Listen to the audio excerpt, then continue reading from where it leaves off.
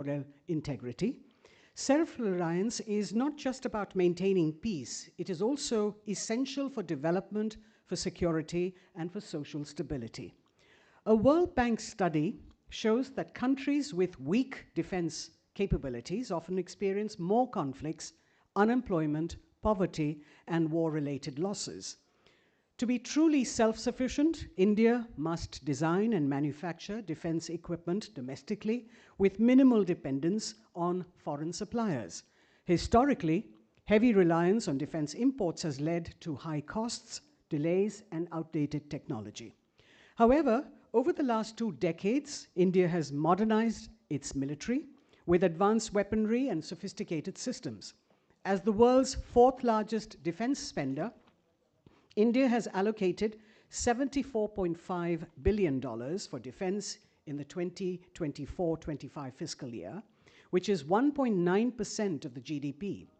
With military spending more than doubling in the past decade, India is demonstrating its commitment to strengthening defense capabilities and achieving a self-reliant India. Chanakya Dialogues is designed to bring together on one platform research and development experts, manufacturers, and end users of weapons. If anything, the ongoing Russia-Ukraine conflict has underscored the importance of resilient supply chains. Self-reliance in defense is not just about manufacturing weapons, it is also about building a robust ecosystem that can sustain the nation in times of conflict. So India must produce weapons not only for its own forces, but also for export and strengthening its global position. The pursuit of Atmanirbhar Bharat is driven by this need to reduce dependency on foreign suppliers and ensure national security. While diplomacy and goodwill have their place, safeguard against war is a powerful military capable of deterring threats. True strength comes from self-sufficiency, having the ability to equip and defend ourselves without relying on others. Ladies and gentlemen, welcome to this insightful day-long conference where we delve into India's defense, strategic challenges, and global geopolitical shifts. The discussions will bring together esteemed speakers, defense experts, and policymakers to address key issues shaping India's defense landscape. So we will have discussions on major global developments, including key sessions on India's strategic challenges, modernization and self-reliance, future warfare and geopolitical dynamics, with sessions on Israel and the world, the geopolitics of oil and G20, its impact on the global south, China's growing influence in the region, as well as India's security in the northeast. So with an array of expert-driven discussions, the Chanakya Dialogues aims to foster deeper understanding and strategic thought on India's defense preparedness and its global standing. I'd like to now invite the editor-in-chief of Chanakya Forum, Major Gaurav Arya.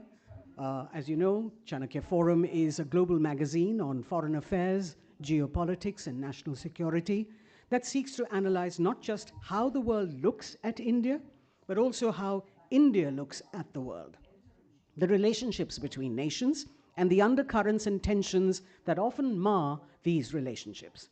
Major Arya is an Indian Army veteran, and I'd like to invite him now to make the opening remarks and welcome all our participants to this esteemed dialogue.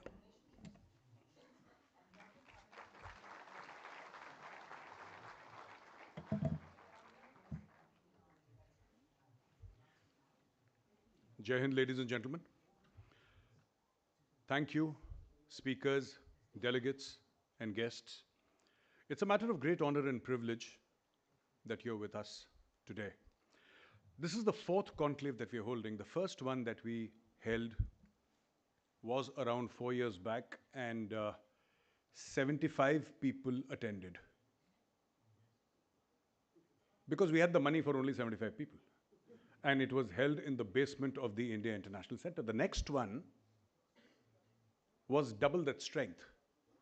It was on the ground floor of the India International Center with 150 people attending. And the third one was at PhD CCI, which had a capacity of 300 persons. Today, dear friends, it is with great satisfaction that I tell you that this auditorium holds 600 people. And this is all because of you, your blessings, your love, your guidance, that we've been able to come this far. We have a galaxy of speakers today to cover a wide range of topics. It is important to have such conclaves because this ecosystem is still developing. It is still in its nascent stage. The research and development people, the manufacturers, and also the end users of platforms and systems, all under one roof. This is the intent of this conclave. Bharat 2047, Atmanirbhar in war. If there is one lesson that we have learned from conflicts around the world, especially the Ukraine-Russia conflict, is that one who controls and can manage supply chains has a distinct advantage in war. So here today we have the thinkers, the planners, the warriors, all under one roof. I would also like to thank our patrons, our chief patron, Lieutenant General Sayyidata Hasnain, our patrons, Vice Admiral Anup Singh, Lieutenant General Vinod Bhatia, Lieutenant General Raj Shukla, and Air Marshal Diptendu Chaudhary. Thank you, sirs, for your blessing and your guidance. I welcome you all once again, and with your blessings, we hope to see this conclave grow from strength to strength. Welcome once again, and Jai Hind.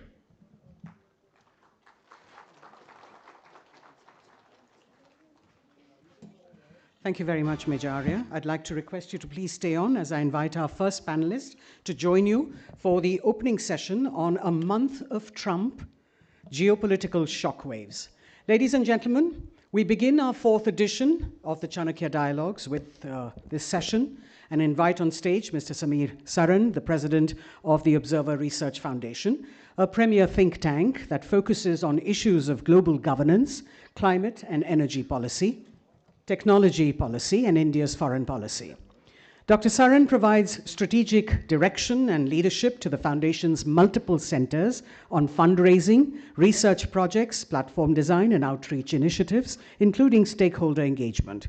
He also curates the Raisina Dialogues, an annual flagship platform on geopolitics and geoeconomics. On the 20th of January, 2025, Donald Trump was sworn in his second term as US president, sending shockwaves across the United States and the world. His administration has swiftly reversed Biden-era policies, triggering uncertainty among allies and adversaries alike. With Europe increasingly wary of Trump's leadership, US support for Ukraine has disappeared. New controversial geopolitical moves are unfolding, from plans to transform Gaza into a luxury resort to renewed interest in acquiring Greenland. Dr. Samir Saran and Major Gaurav Arya will examine and analyze the global ramifications of Trump's second term, exploring its impact on international alliances, security, and the shifting balance of power. It's over to you. Thank you, Rini, and Samir, a very warm welcome to you. So, friends, there is a lot of talk going on, The first day he came, 80 policies, I'm talking about President Donald Trump, 80 policies of the Biden era were upturned with a stroke of the pen. But this is not what I'm going to talk to Samir here today. My first question is, why Greenland? I mean, this came not as a bolt from the blue, because President Trump had been talking about Greenland for a very long time, and he had been mentioning it. But to say that I'm going to put Marines there or I'm going to use military force, why Greenland is something that we'd all like to understand. Over to you. Gaurav, first of all, congratulations. It was a poignant journey that you narrated to us this morning in your opening address, from 75 to 600, and may you have 6,000 next time. Because I think national security must be made more popular amongst a much wider constituency.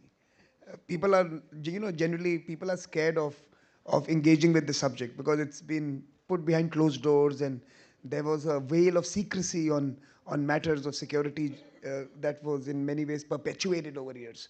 So dialogues like these makes it more accessible. Uh, and like today, foreign policy sees many more participants in discussions. Everyone has an opinion on Donald Trump, right? And I'm going to give you one today.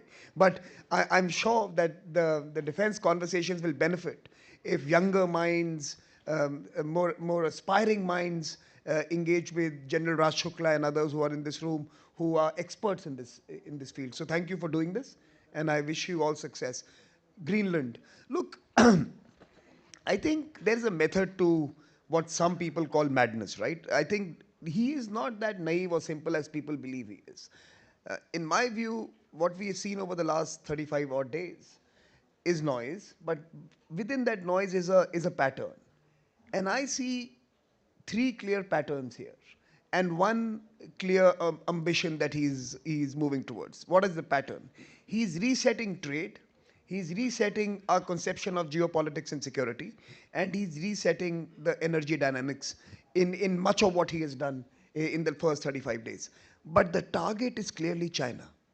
And although he has not used the C word and he has not explicitly mentioned it, if you start putting the pieces together, he is determined to retain American supremacy in the world order, to ensure American political and economic and material power continues, and he is very clear in his assessment that China is the biggest threat to America. Now, why Greenland? Number of reasons. Of course, one could be that he just wants to bother Denmark and he wants to harass them, but I don't think that is the real purpose. I think he has basically come to that conclusion that the Scandinavians, the Nordics, who were generally marshalling what is going to become one of the most contested arenas of the next 5 to 7 years, are incapable of resisting or responding to what is beginning to happen in the Arctic more broadly, but certainly in Northern Europe more specifically. America is not going to allow the Chinese Northern Sea route to be uncontested and to shape the future of global trade and global security without having a significant say in what they are able to do. The Nordics are unable to resist China, and of course there are like everything Trump does, there are costs that he's going to recover from those investments. So there is going to be a political investment to manage that region, but there is also hopefully a return on investment, which, by the way, is, in my view, distant and unviable. You'll have to drill beneath lots of permafrost and ice to get to any of the resources that Greenland possesses. But certainly, I think the military and political presence to rebuff any redrawing of the map in that region, redrawing of the geopolitical map in that region. And for me, China is the goal. He is to manage, he is determined to contain China, and he's placing his pieces to manage the Chinese expansion. Thank you very much. One thing that, Samir, which I think all of us would want to know, there was a time when there were blank checks available to the Ukrainians. Zelensky would ask for money. What do you want? You want an M1A1 Abrams? Done. You want a Javelin? Go for it. Strikers? Tell me how many do you want? Whatever you wish, whichever kind of money that you want, it's all there for you. Now, suddenly one day Trump comes and he says that I'm going to have a peace summit. I'm going to send my top guy, and there will be no representation of the Ukrainians. This is exactly what Zelensky used to do some time back. Have these peace summits throughout the world, the last large one being in Switzerland, if you remember, and there were no Russians for whatever reason. The Russian presence was not there. Now, what is the reason for this flip, this sudden flip? And it is not a U-turn, it's like a V-turn. It's just like it goes and it comes back. How did it happen so suddenly, and what is the logic behind it? Gaurav, many in this part of the world, many in this room, and I can see Indrani and Harsh here as well, would have always argued that the real contest was between an American-led West versus Russia. It was never really about. It was never really about just that tactical battle that was unfolding. There was a Russian grievance that NATO was expanding. NATO expansion was something that was predicated on American presence. Now we have had disagreements on how immediate this particular dynamic was in that conflict, but nonetheless this was the undergirding of what transpired in Ukraine a few years ago, when the Russians believed that some action was necessary to prevent their neighborhood from becoming the playing ground for powers inimical to them. And by the way, if you were to travel to, say, the African continent or parts of the global south, they have always identified and understood this conflict to be one between the US-led West and Russia. They were very clear about this, right? And they were also very clear that peace or any further progress towards conciliation is only going to be a conversation between the Russians and the Americans. There was no doubt in anyone's mind that the Europeans could negotiate with the Russians or the Ukrainians had to negotiate with the Russians. The negotiations were always going to be on a new détente or entente between the Russians and the Americans, and that is what is happening. Trump knew this. By the way, even Biden knew this. But I don't think Biden was necessarily in control of his White House, as now we are getting to learn. The fact was that conversations had started within the first year of the conflict between the Americans. There are folks from the intelligence agencies of both sides that were meeting in Brussels. I stumbled across one such meeting during one of my trips when I suddenly saw these folks talking to each other in one hotel that we were visiting.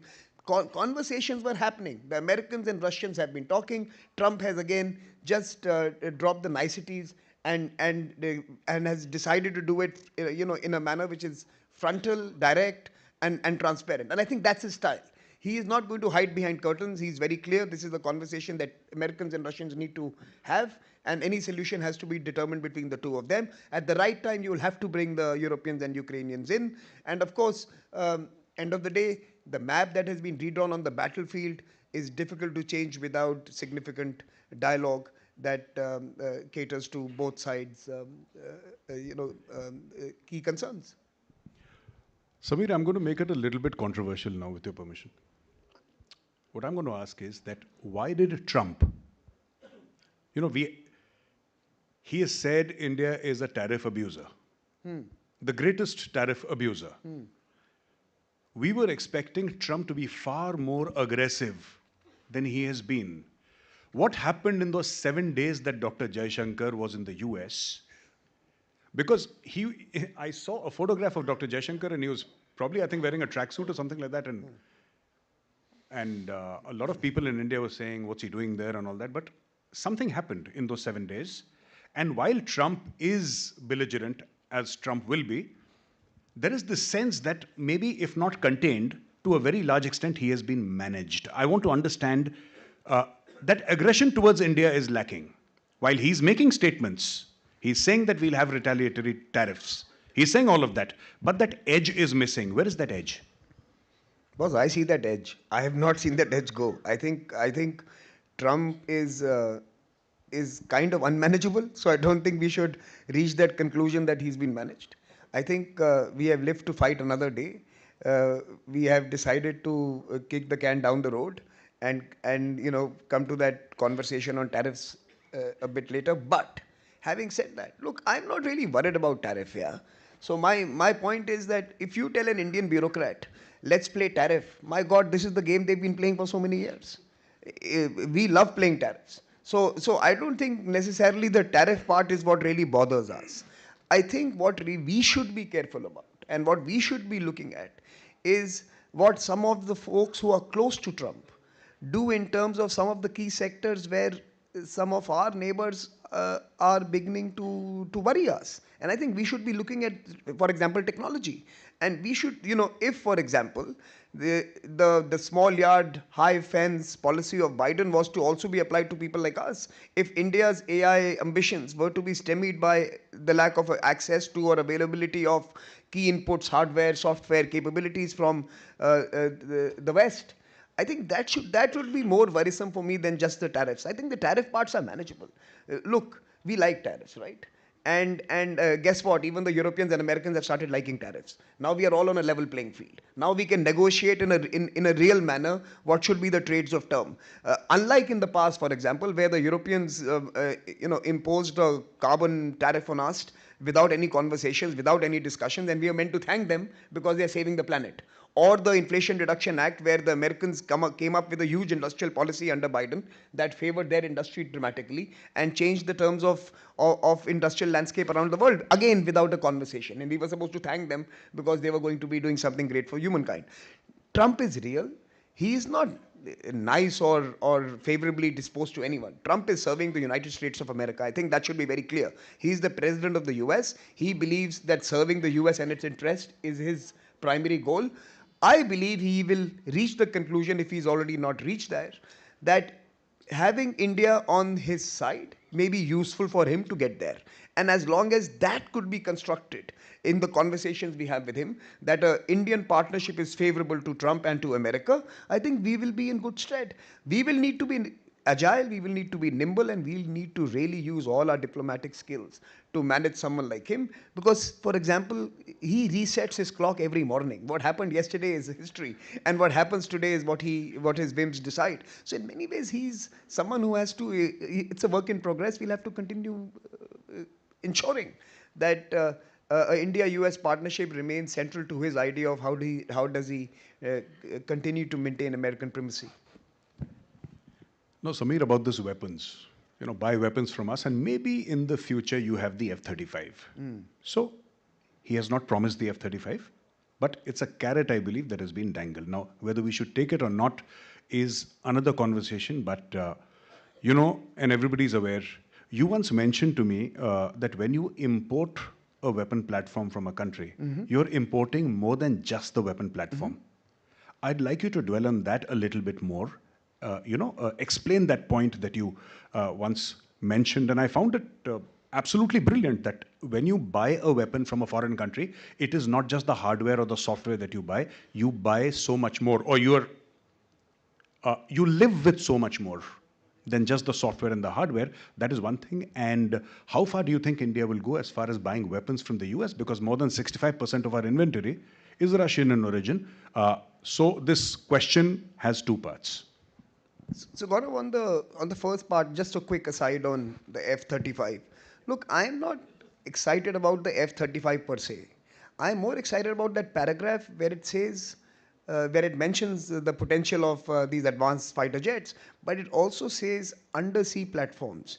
And I'm really more excited about the undersea platforms. I think if we need to be building on certain spheres of capabilities, I think it is the undersea sphere where we will need to start rebuffing Chinese encroachments on the Indian Ocean, pretty much very similar to what they've been doing in the Himalayas. In fact, I was talking to one of our partners at the dialogue, who was mentioning that the minute the General Atomic drones were made available for initially as a service and not as a transfer of ownership, post the skirmish in the Himalayan border some years back, they lit up the Indian Ocean as well. And we were for the first time able to spot certain activities that we were earlier completely blind to. So I think the undersea capabilities that it mentions in that paragraph, undersea platforms, submarine capabilities, maybe nuclear submarines at some point, maybe an AUKUS 2.0 which has an India in it. So I think I'm more excited about that particular aspect than just the fighter jets. I think it is the crown jewels of American armory. If they are willing to let go of some of them and being, and to allow those technologies to become available to us, I think there is potential there. Otherwise, a transactional, expensive procurement of American weaponry is only serving one side. Unless we get those very specific weapon systems that are required in our neighborhood, I think it would be purely transactional, which, by the way, is not a bad thing. We do need some of those as well. But we have to be careful that along with those, big ticket procurements, we get some of these sophisticated, cutting edge technology, especially the submarines. Now, on your question, look, we have, this is not my point of view. This is someone who, very wise, who's worked in battlefield, who's operated Russian systems, Soviet systems. it was their view that, when we procured certain defense equipment from certain countries, we actually acquired the whole operating principles with them. So in many ways, the army operates in a certain way, the air force operates in a certain way, the navy functions in a manner which is consistent with the weapons they buy. The doctrines, the postures, the battlefield strategies evolve around the hardware and the software that you have acquired. So Indian Army in many ways, or the Indian Armed Forces in many ways, have been their operations, their thinking, their doctrines, their postures have been implicated by the equipment they have bought. Now, for example, the minute we have changed our transport fleet from Soviet era transporters to American transport vehicles, you can already see the nimbleness and the flexibility we have to move large number of folks across the world under different circumstances. We are a very different nation when it comes to moving people or moving humans around the world. And that is what I was really trying to imply, that we will change, our mindsets, our doctrines, our postures, and our operations will change dramatically as we invest into new hardware and new software. So when you go in a certain direction in terms of technology choices, you also change the way you imagine your role and imagine your capabilities. And that's the point I was making. Thank you, Samir. And I'll come to the last question. And the last question is that, it is Bharat 2047, Atmanirbhar in war. Now, Atmanirbharta is something that we all seek, but there is a very real feedback from the armed forces that this is a long gestation item. It's not going to happen today, and we must fly with it. There is no question of saying that second guessing Atmanirbharta, we must all go with it. But there are gaps right now. For example, with the Air Force, the squadron strength, which many an Air Force chief have brought forward, and what the Army requires and what the Navy requires. So if we are just going to say Atmanirbharta in the long run, right, how do we manage the short-term gaps that we have? And those are very critical gaps as we speak today. Look, Atmanirbharta of the armed forces is a whole of nation endeavor, right? It is the army cannot be Atmanirbhar without having a defense industry, without having the budgets and the GDP to sustain those, without having a much larger participation. Gaurav, we spoke about it. If we were to assume sitting here that our estimations are conservative, not overly optimistic, but even at conservative estimates, if we were to assume that in a decade we are $10 trillion, so let's say 2035, when we are sitting here, we have crossed the $10 trillion threshold. Now, at 2% of GDP as your defense budget, we are talking about $200 billion. Now, let's assume that due to the way we are restructuring our forces, say 50% of that budget, I'm just taking a number, it's just a tabletop exercise, 50% of the budget is for capital expenditure. So that means we have to spend $100 billion on capital equipment, right? Assuming 50% of that 50% is for existing platforms and 50% is for new platforms. So we are spending 50 billion on running our existing fleets and hardware, and 50% is acquisitions. So here is the question. Do we have industrial capability to produce $50 billion of defense equipment every year? So what you're saying is that we may have the money, but we may have the money, have the but capacity? We don't have the industrial capacity to cater to 50 billion worth of procurement of defense equipment. So whereas the answer is that you will have to continue over the next 10 years to find partnerships outside the country, because you may have the money to pay the bill in 10 years' time. You would not have set up a robust enough industrial complex to cater to your increasing appetite and need and requirement for all of these important platforms that you require to protect your country. So over the next 10 years, it will have to be a import and domestic manufacturing interplay, more imports, less manufacturing. Post 10 years, hopefully, you will start seeing a greater reliance on domestic manufacturing. And if you do it right today, what you buy may not be transactional, what you buy may actually help you build that industrial complex. And I think our focus has to be that if we procure platforms from outside, are we adding to the capabilities of the supply chains that we are building at home? And are we therefore going to create in the future Indian platforms? I think the South Korean model is a great model to do. Today they are exporting, right? Earlier they were all purely imports. And now they have gradually built up because they first created supply chains for the big platforms they bought, and now they're building the platforms themselves. So I think we need to build a whole defense industrial complex here. It has to be private sector led. You will have to open up this sector to the much larger business community that exists outside the defense business community, which is largely public sector. And unless you bring the private and use the force of Indian entrepreneurship for our future, you're not going to be able to, you're going to be writing checks for someone else's growth. And I think that's the point I was trying to make, that in 10 years' time, you're going to be spending $50 billion on new platforms every year. Do you have the ability to build those new platforms for $50 billion worth? And I think that's the defense paradigm that I want to end on. Thank you very much, Samir. And all the questions that I wanted answers to, I have them. Thank you very much. Thank you. Thank you. Thank you very much, gentlemen. I'd like to request our patron, Lieutenant General Vinod Bhatia, to please come up and present Dr. Saran with a small token of appreciation.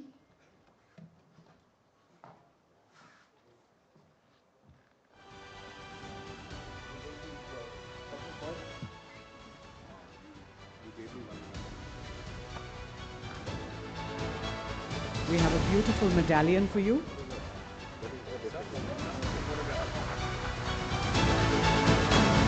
A round of applause, ladies and gentlemen, as they pose for the cameras.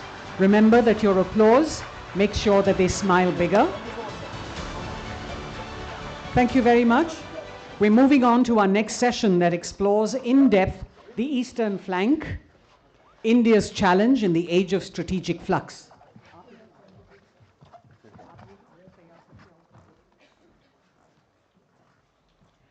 China, we'll quickly make the changes on the dais and add our chairs. Thank you very much, Samir. China was once a struggling third world nation where hunger and poverty dominated the headlines. Then came rapid industrialization and economic expansion, transforming it into a global economic powerhouse. With this growth came the ambition to modernize and strengthen the People's Liberation Army. And as China's economy soared, so did its military aspirations, shifting the global balance of power.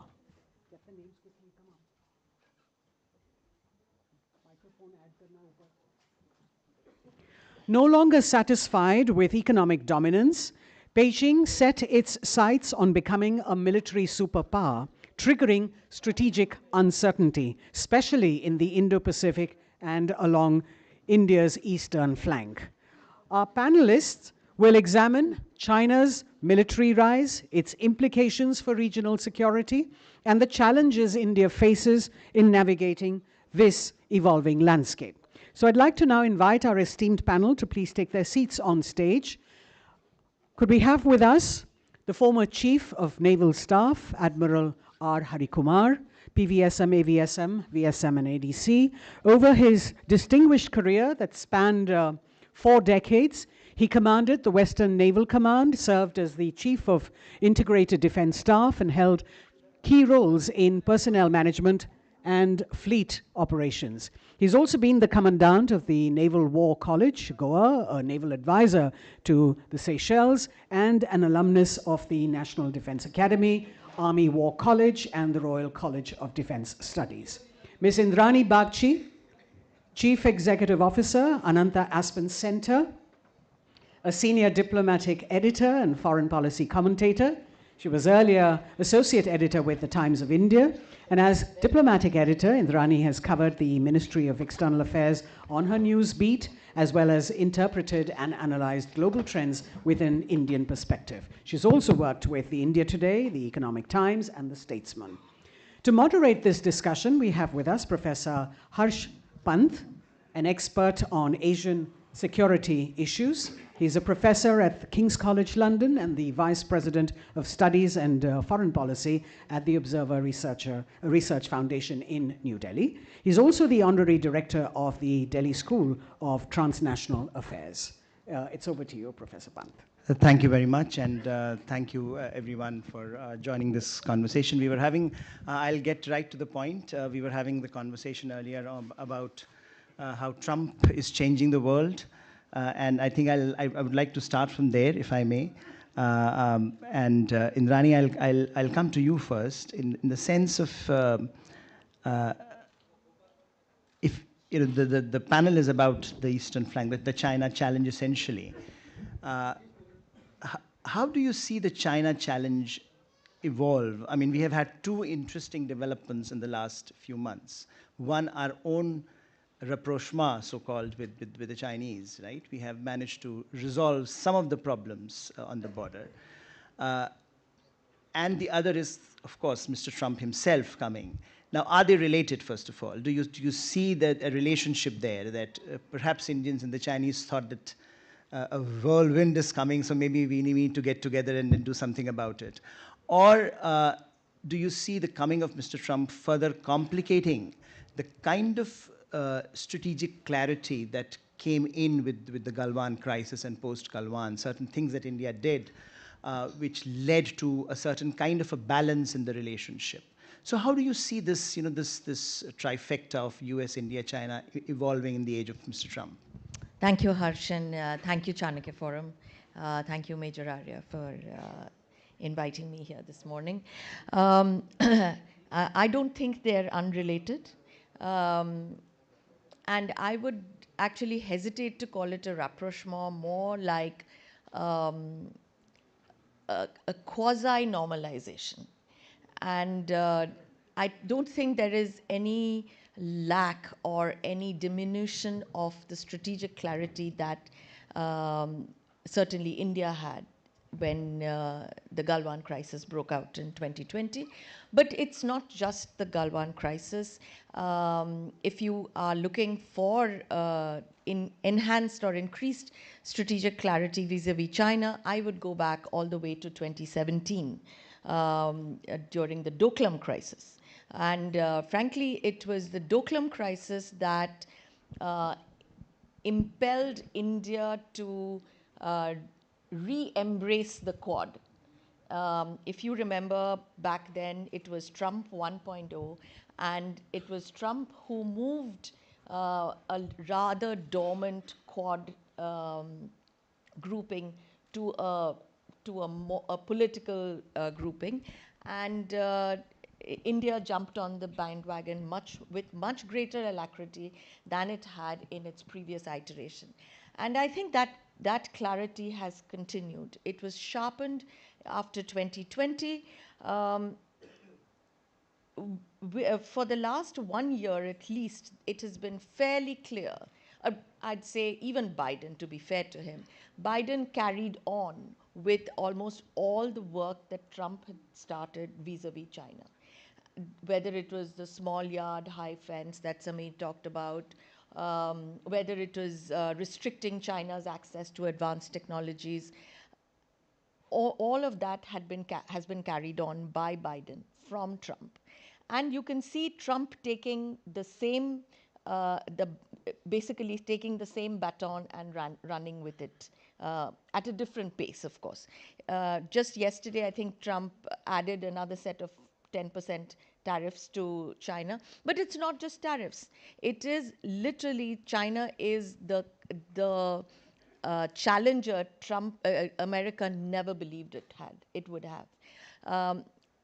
But to go back to the India-China issue, I think a part of the normalization that happened pre-Trump, rather pre-US elections, was to also take off the table an issue that could be leveraged against India.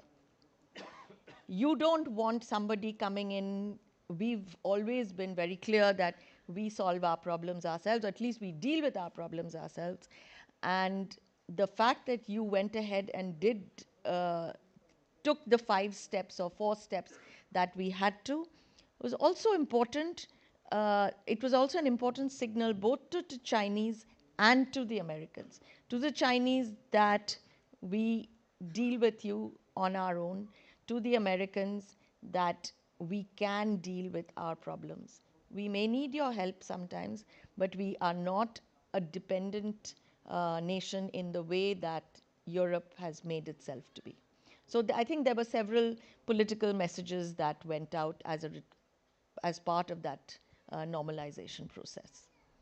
Thank you. Admiral Kumar, I would take on from where she left. In a sense, looking at what perhaps the maritime landscape looks like at this point, and if you look at the rise of the Indo-Pacific discourse, if you look at, I mean, she talked about Quad, and it was dormant, and then suddenly it was revived, and it has been in a sort of a more active phase since then.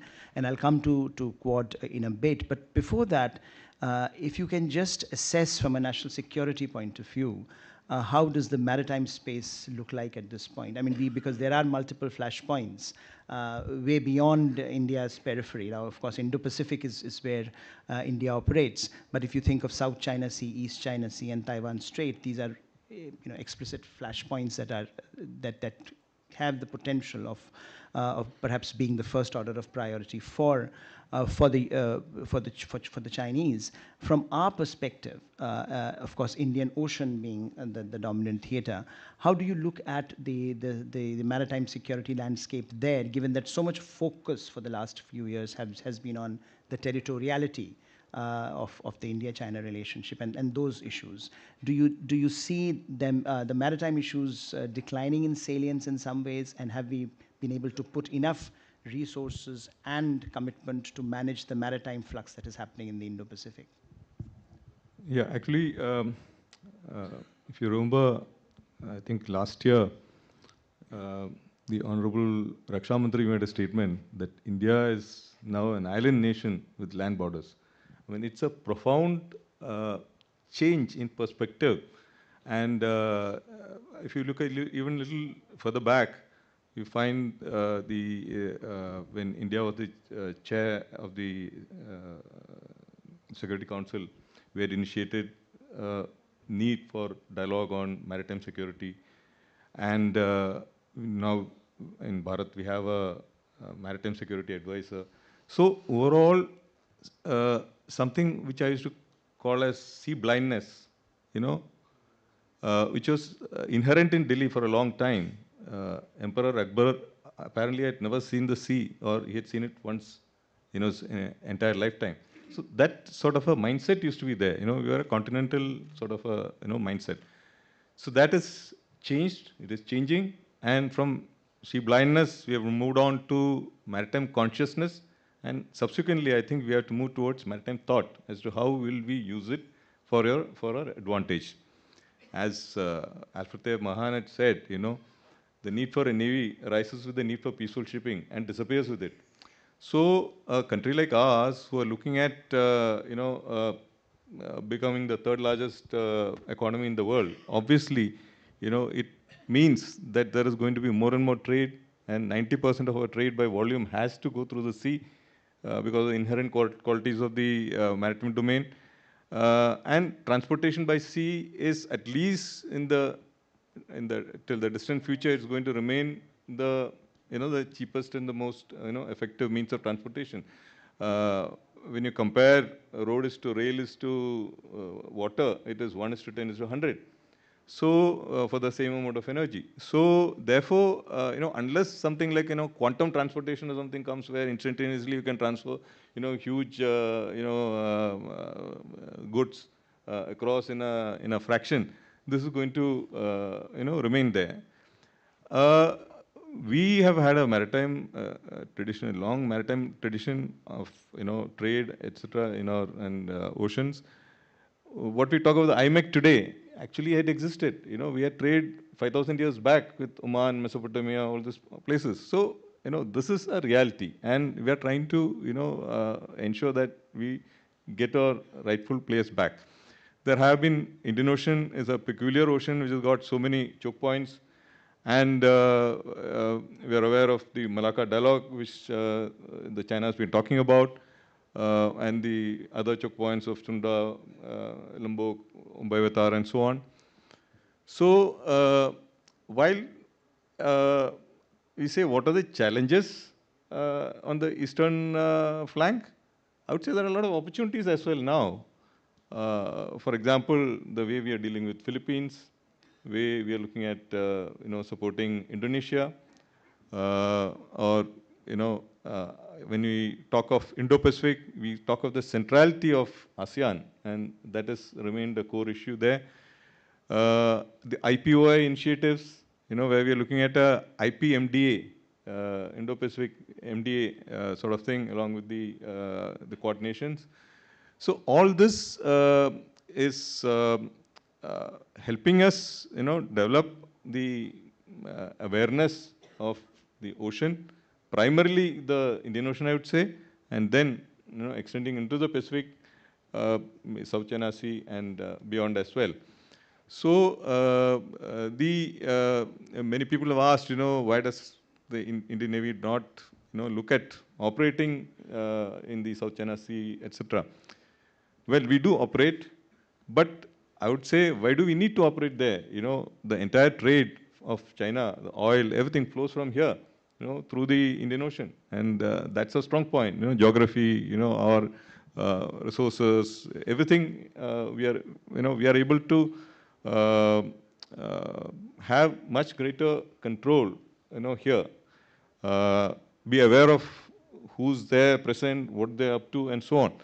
So, as a military, for the Navy, I agree that there are a lot of shipbuilding activities happening in China.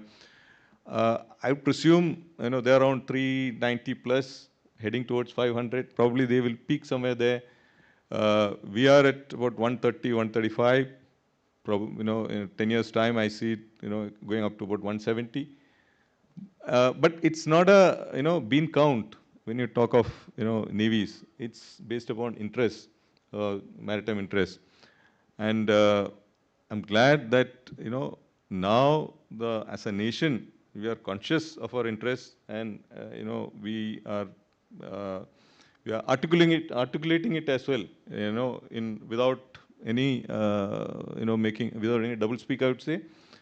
And what Lord Palmerston had said, we have no eternal allies, we have no perpetual enemies, but our interests are both eternal and perpetual, and it's our duty, and those interests, it's our duty to follow.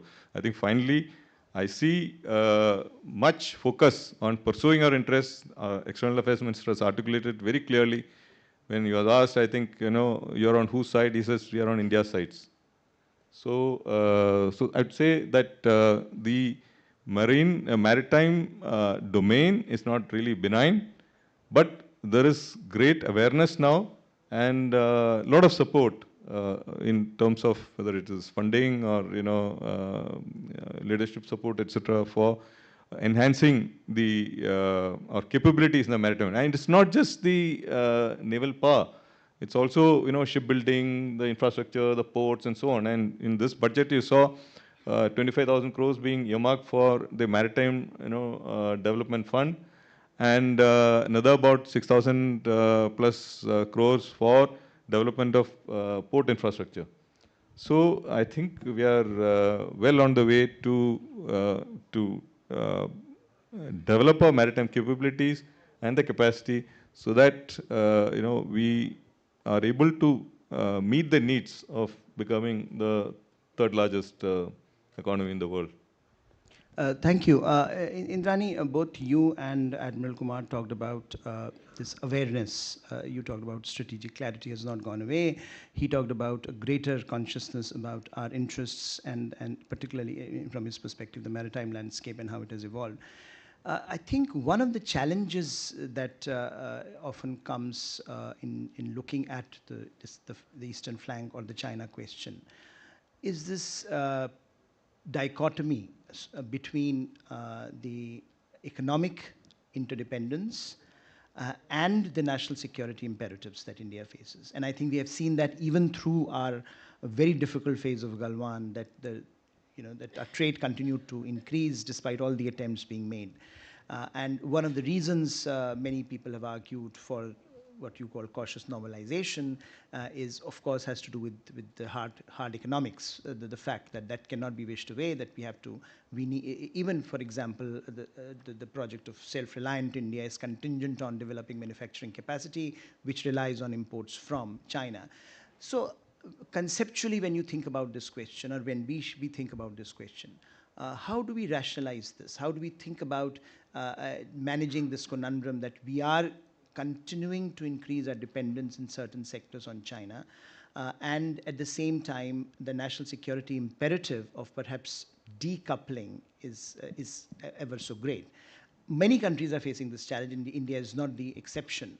But because of the peculiar problem that we face both on our borders and on our both territorial borders and maritime borders, how do you think about it, or how should the public policy conversation on this proceed? Because this continues to, I think, be the biggest question around China and managing China, dealing with China. You often come down to the brass tacks that it is about economics. Right.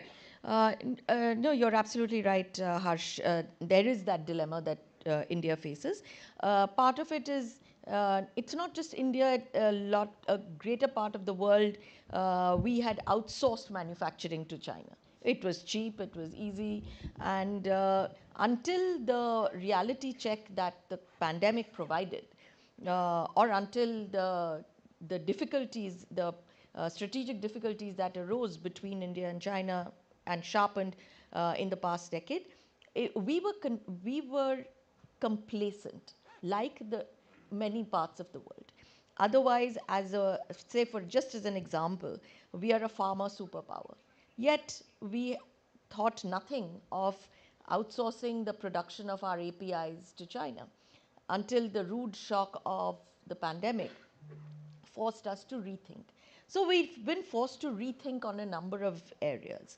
And this is not new, just by the way. Back in 2008, 2009, Indian power plants were importing large-scale, or rather wholesale, components or entire power plants from China. The national security question was flagged even then, that we were becoming too dependent on China, because obviously when China sells stuff to you, they don't, I mean, Samit spoke about the entire ecosystem on a defense platform. They don't sell the entire ecosystem. They sell it to you, and then you are dependent on them for an entirely different system, because you don't get the spares, you don't get to do any of that stuff. But we have been taking it lightly. I cannot say that we had an epiphanic moment in either the pandemic or Galwan. We've been having series of epiphanic moments. We've not sort of closed the loop on that. So we are starting from a much lower base. However, the question of the dilemma between the economic dependence and the strategic difficulties is to speed up what we call the supply chain resilience. And that supply chain resilience is a question that we have been tackling for the last 5 years, certainly, because it literally was a term invented during the pandemic. To build that resilience will imply that India has to rethink how it does both its manufacturing and how it does its sourcing or creating supply chains.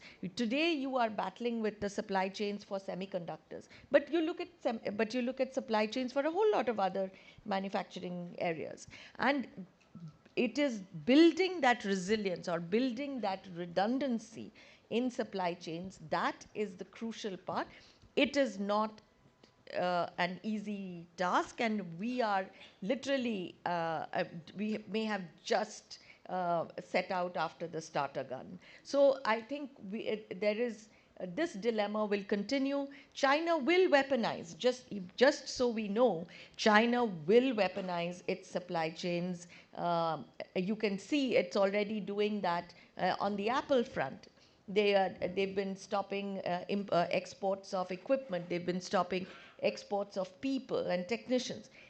China will weaponize, and we know that. We cannot that morning wake up and say, oh my God, these Chinese are terrible people. We know what they've been doing, and they will continue to do it. So you have to take preemptive measures, and preemptive thinking, preemptive strategizing is absolutely imperative in India, whether it is in the national security domain or whether it's in the economics and manufacturing domain. Can I just add on this? I'd like to say that, there is definite awareness and consciousness, and actions are in hand on this, in this regard. So when you talk of Atmanirbhar, nation, it may not be possible for us to make everything in our country, but so long as you are able to make the key components, the things which really matter, and that is where I think we are focusing. The low-end stuff, it doesn't matter where it comes from, because in times of need, like if it is steel which is coming from China, we are able to make our own steel today. So warship grade steel or military grade steel, etc., that is required. So that technology is there with us. So if it's cheaper, we are importing it, so be it. So my point is that when it comes to semiconductors, the chips or the software, etc., that has to be Atmanirbhar. So that is where I think the focus is on, and the low-end stuff really doesn't matter so much. Can I have a 1 second intervention? Which is, and Admiral, you spoke about steel. One of the things that happen, and this is the dilemma we live with.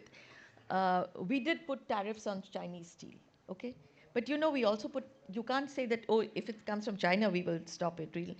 But you put tariffs on imported steel, we also put tariffs on Japanese steel, which basically means half your car's important components don't get made, or the prices go up. So there is a problem there. You cannot, if you take a sort of one size fits all approach, and you have to, in the name of fairness, then... Do we have to? I mean, that's a question. I mean, where is fairness in this?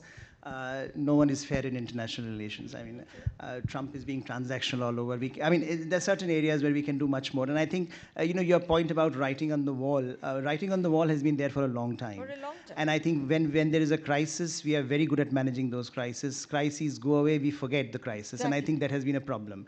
Right. Even with the China question, it has been a problem. So many times in the past, we have seen that. So the worry is whether the momentum that we have generated, I think that's where I began the conversation, that strategic clarity that crisis forced that on us, that moment has gone, and whether we will also go away with that moment, I think that's essentially the question which we need to think about. But Admiral, one of the things which I find particularly interesting, when we're looking at it from the maritime context, and I'll also look at it from the diplomatic political context, and I'll come to Indrani on that, is this question of the Quad. Now, we have seen Quad's revival in 2017. We have seen it going from strength to strength in a certain way. And there is a very interesting debate about whether it should be a security platform, whether it should be purely non-security. And we have, I think, the consensus at the moment amongst the 4 countries is that let it be low-key. Let's not talk about Quad as a security framework. It was very interesting that Mr. Trump, in his press conference with Prime Minister Modi, talked of Quad as a security platform. Now, the question that I have for you is, how comfortable would India be if Mr. Trump tomorrow decides that I want to securitize Quad, overt securitization of Quad? I know there have been issues around it in this country, but how seriously should we take this as a challenge? Because this can be one element of transactionalism, right? That I want Quad to be something which overtly securitizes the problem, and India would feel that it is uncomfortable with it, or India might feel it would be uncomfortable with it. So that's one part. The other issue in terms of transactionalism might come, say tomorrow there is a crisis in Taiwan Strait. I mean, you mentioned the fact that why should we operate in South China Sea elsewhere? Our focus area is Indian Ocean.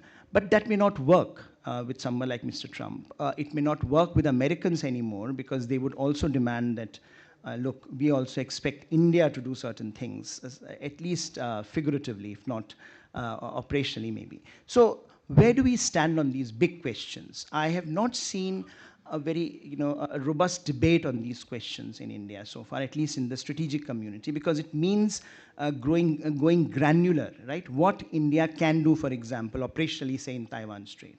It is one thing to say, let's not think about it. But I think we are way past that point where we should not be thinking about these contingencies. So what exactly can, I mean, in terms of your assessment, if it comes to the crunch, what would our options be other than just saying that no, we are not going to be part of it? Oh, see, when you talk of the Quad, I mean, our national leadership, especially, I've seen the external affairs minister very clearly articulate that it is not a security mechanism. It doesn't have any treaty alliances. It doesn't have any organizational setup, etc. It's just a coming together of nations, democratic nations, and now the Honorable Prime Minister has said it's a coming together of maritime democracies, to take forward certain agendas. And what are those agendas? Peace and stability, COVID-19, global health, management, and HADR, and maritime domain awareness, and so on. So there is, I would say, while there is some element, I mean, when you talk of peace, stability, MDA, etc., I mean, it overtly, in a sense, it talks of some components which are connected to security. But it doesn't, like as the External Affairs Minister said, it is for something. It is not against somebody. So that has been the view of the political leadership, and I don't think there will be any change in that perspective.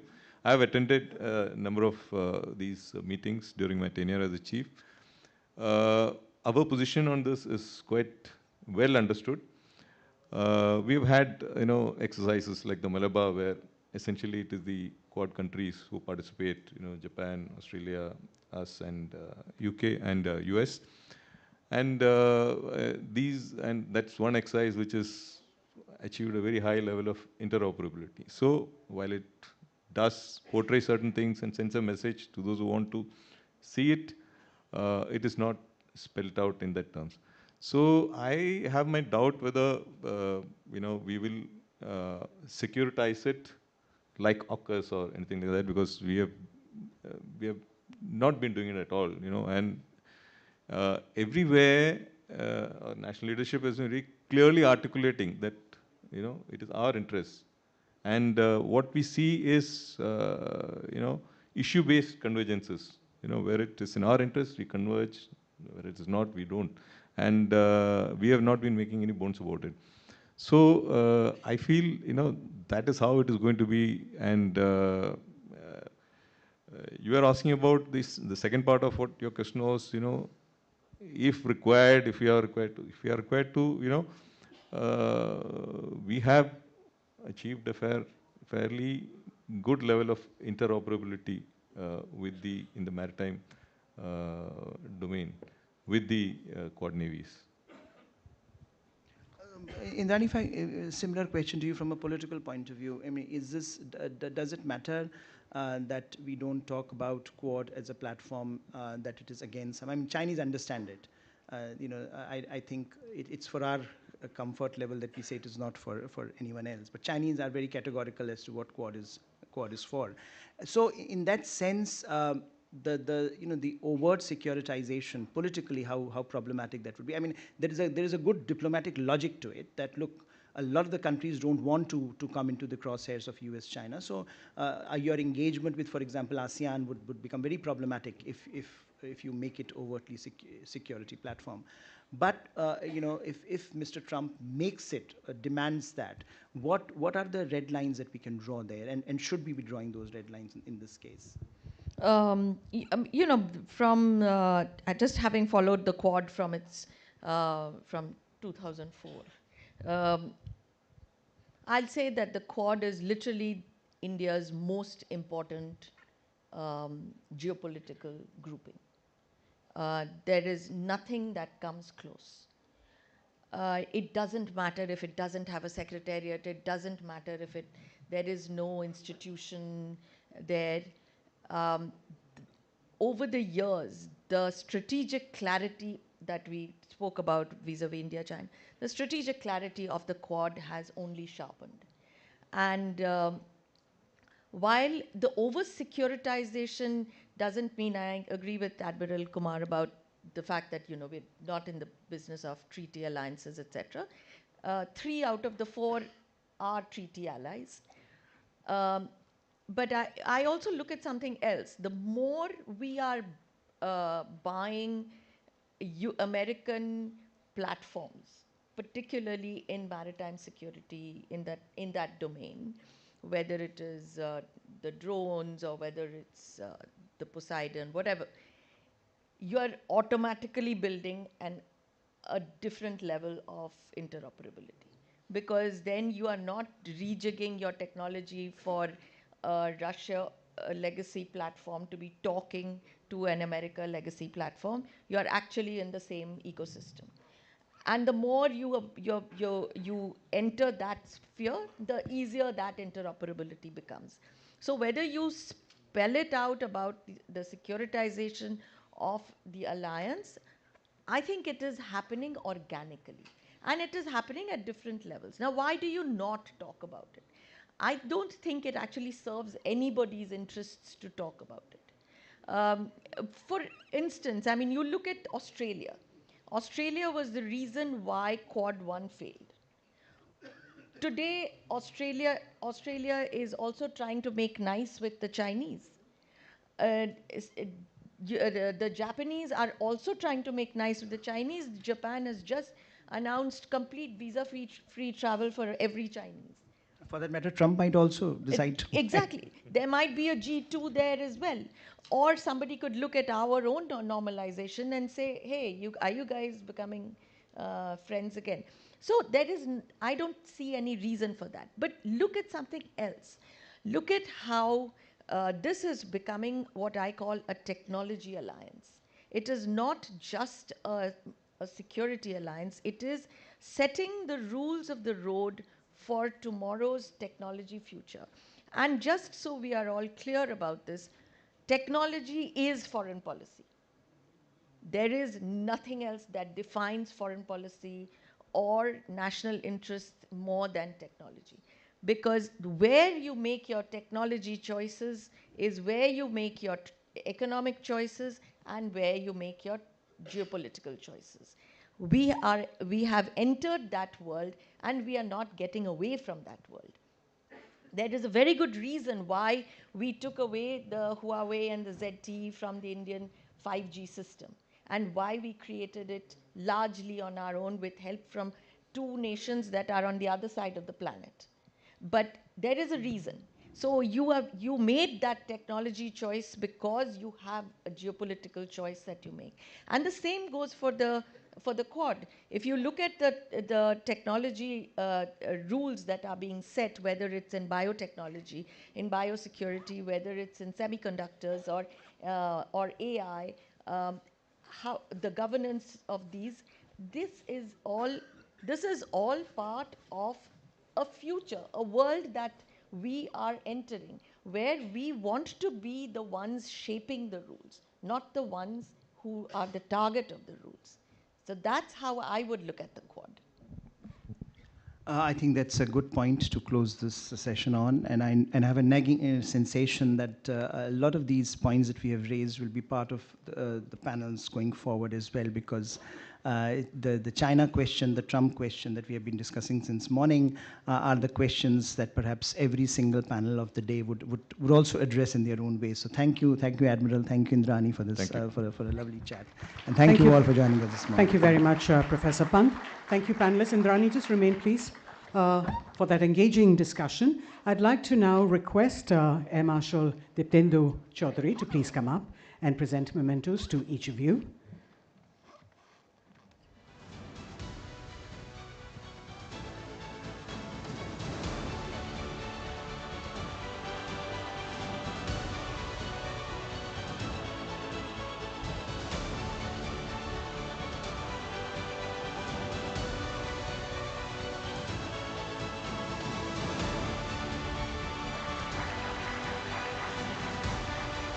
To Indrani, to Admiral Hari Kumar, and to Professor Pant. If I could request you all to please gather for a quick photograph.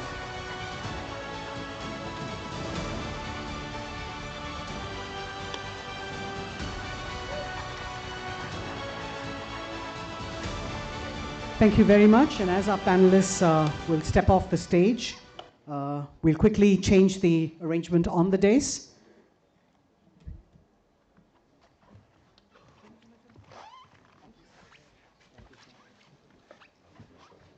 Please be seated.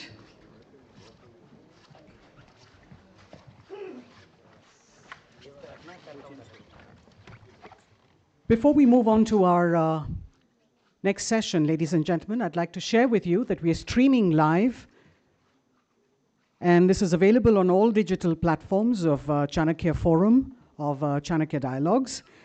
The site is www.thechanakya-dialogues.com for those of you who'd like to share this link with your friends at home. We're now ready to share with you a short film on the Indian Air Force. By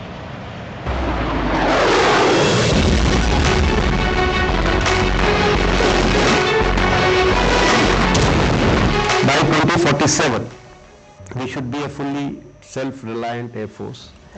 And like you read our motto, Sashakt, Saksham and Atmanirbhar. So if you look at it, what we need for short term, I think we need to go from front to back. That means Sashakt, Saksham, Atmanirbhar. But if you look at it strategically, it becomes Atmanirbhar, Saksham, Sashakt. So it's a fine balance that we have to strike, that we need to become Atmanirbhar, we need to be self-reliant, but we need to remain potent also while we are becoming self-reliant.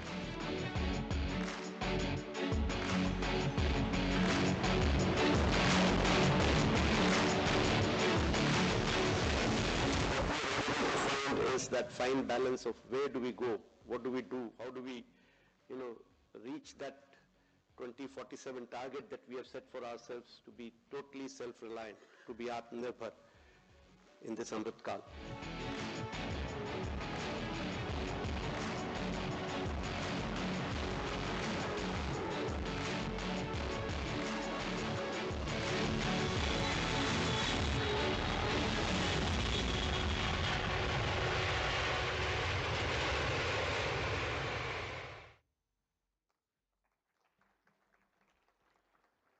Ladies and gentlemen, it is with immense pleasure that I invite on stage the 28th Chief of Air Staff, Air Chief Marshal A.P. Singh, PVSM, AVSM, an alumnus of the National Defense Academy, a highly accomplished pilot with over 5,000 hours of flying experience across various fixed-wing and rotary aircraft, a qualified flying instructor and experimental test pilot. He has commanded a frontline MiG-27 squadron and led key operational and strategic roles, including as Air Officer Commanding of a major air base.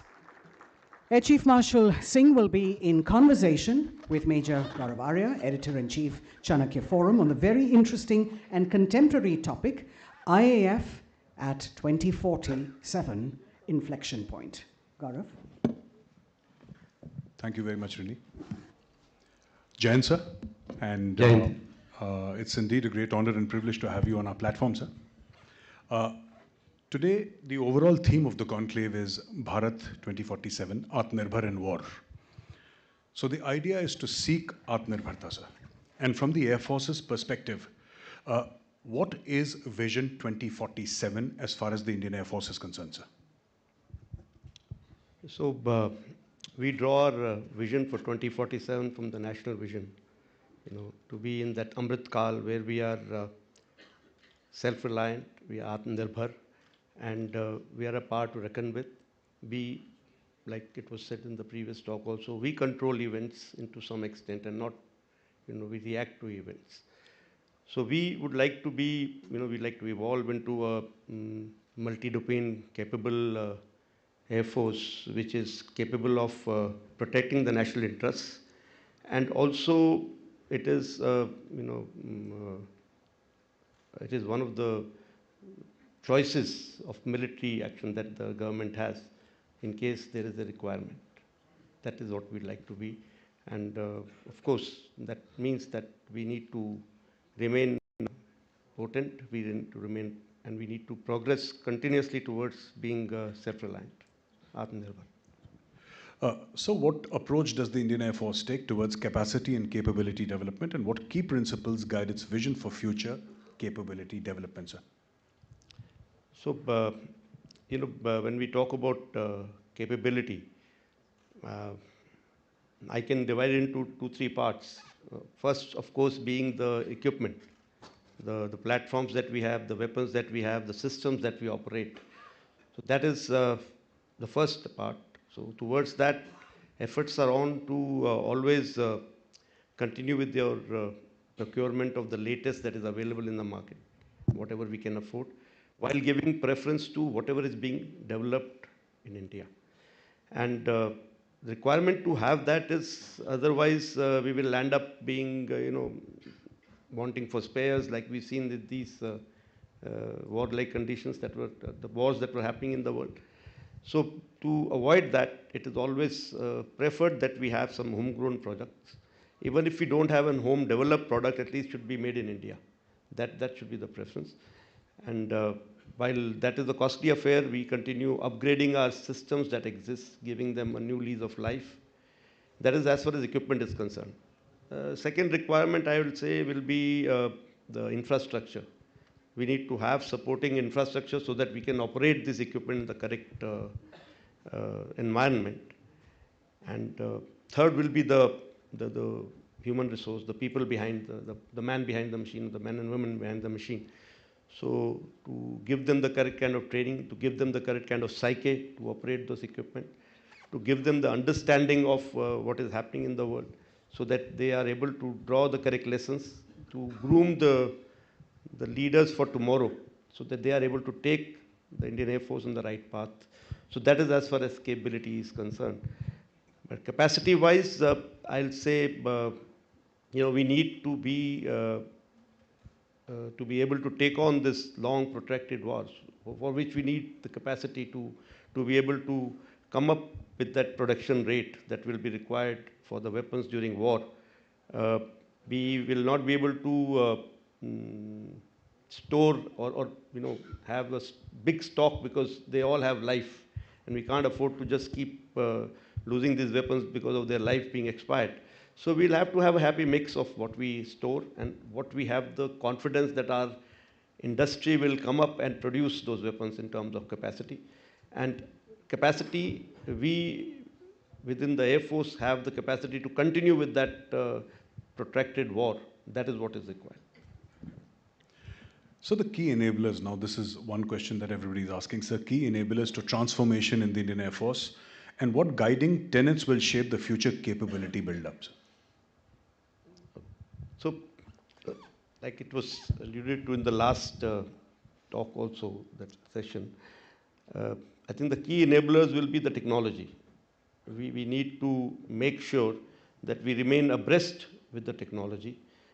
We need to make sure that we utilize it in the most optimum manner. And once we are able to catch up with the technology, I think thereafter it will be a smooth ride. So at the moment we are lagging in technology. So we need to maybe get into a mission mode to make sure that we are able to get our act together and produce or develop systems at a faster pace so that we catch up with the world. So that will be the requirement to move forward in this direction. I've actually lost track of what you asked last part of it. Sir, guiding tenets that will shape its future capability build-up, sir. Yeah, so like I said, we need to be thinking about our future. We can't be fighting a war of yesterday. We have to fight a war for future. So we need to be doing a little bit of introspection as far as how we've handled our previous engagements, and also thinking of what is lying in the future and be prepared to address that. So we need to be doing a little bit of forecasting. What is the requirements, and that should be followed towards what we'll need in the future.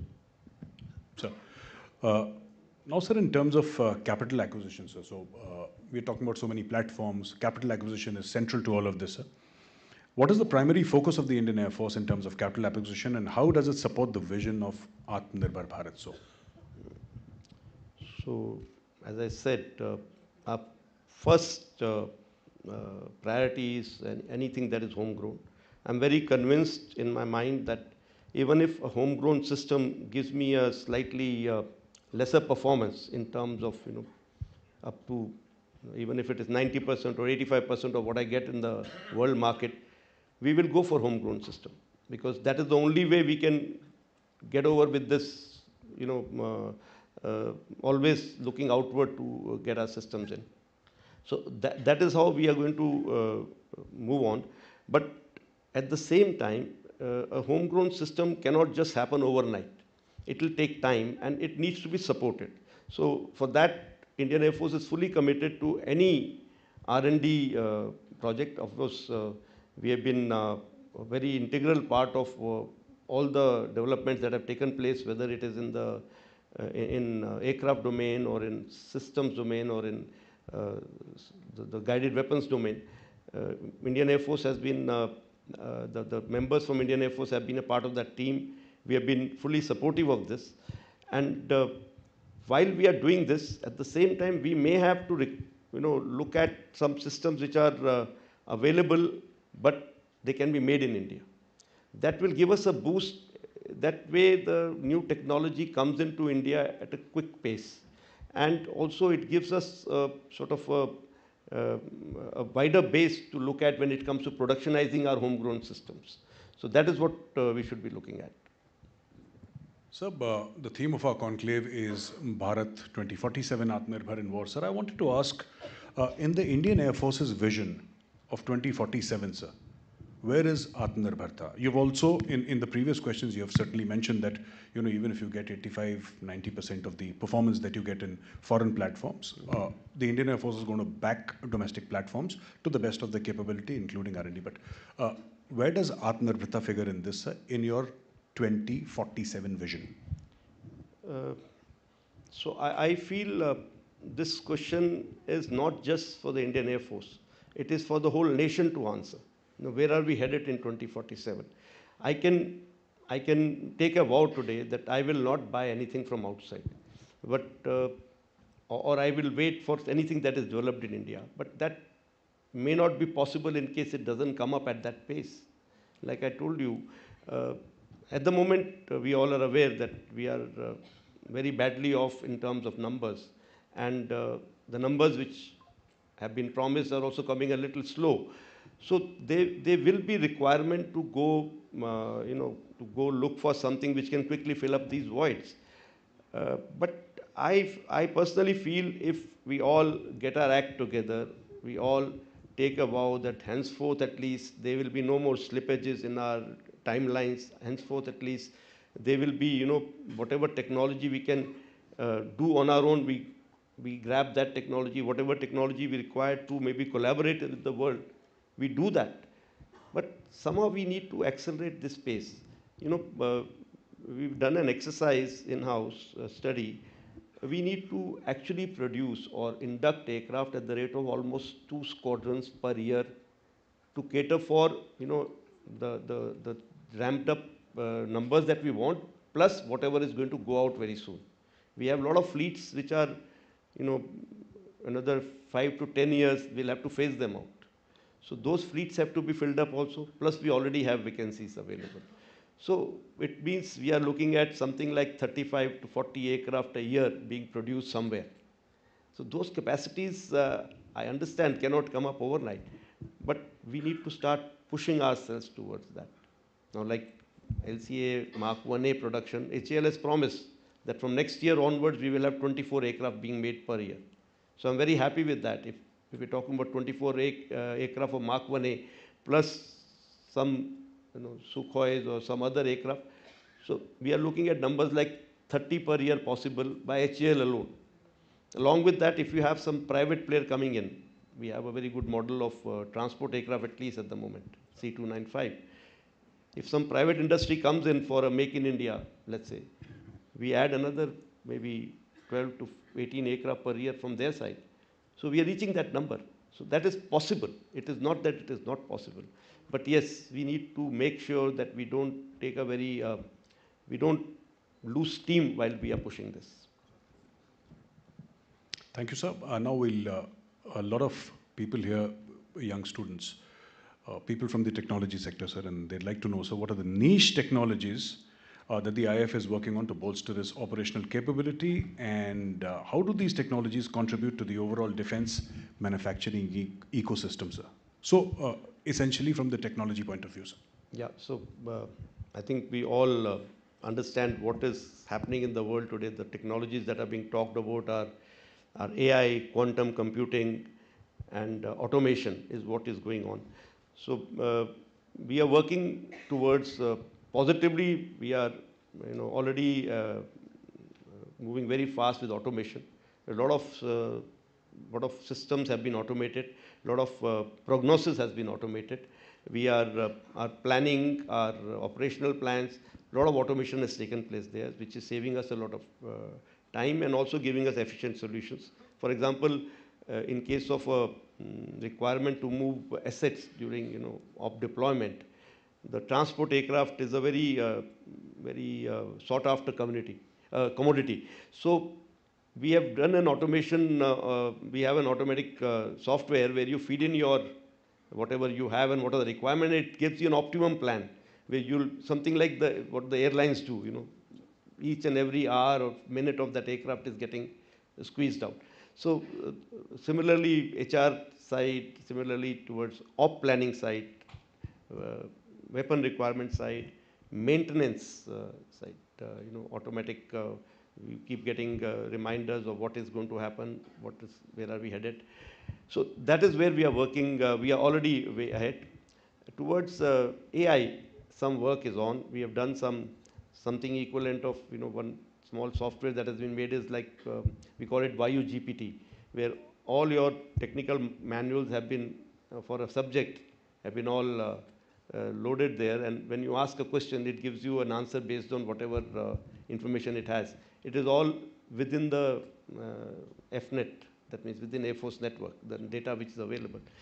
And on the same lines, AI is going to be used for our decision making. I will not say decision making, I'll say decision support, especially for when you have a scope full of different situations, different aircraft and ours and theirs, and a fighter controller has to take some decision as to what is the most optimum target for a particular weapon system.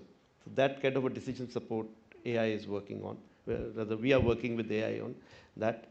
And of course, quantum computing is already there in various systems that we are making, because that is how we are going to increase the speed in which we can take a decision. So these are the niche technologies.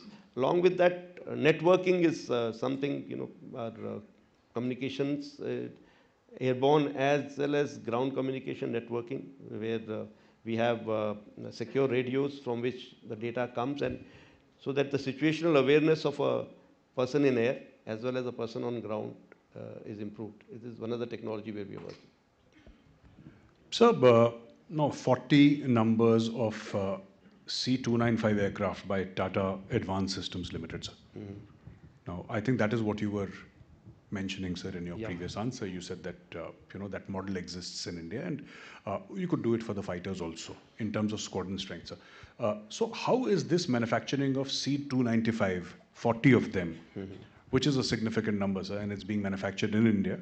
How is it going to contribute to the development of the aerospace ecosystem in India, sir? And what are the implications for the country's defense manufacturing sector? Do you think this is going to become bigger and bigger that way, sir?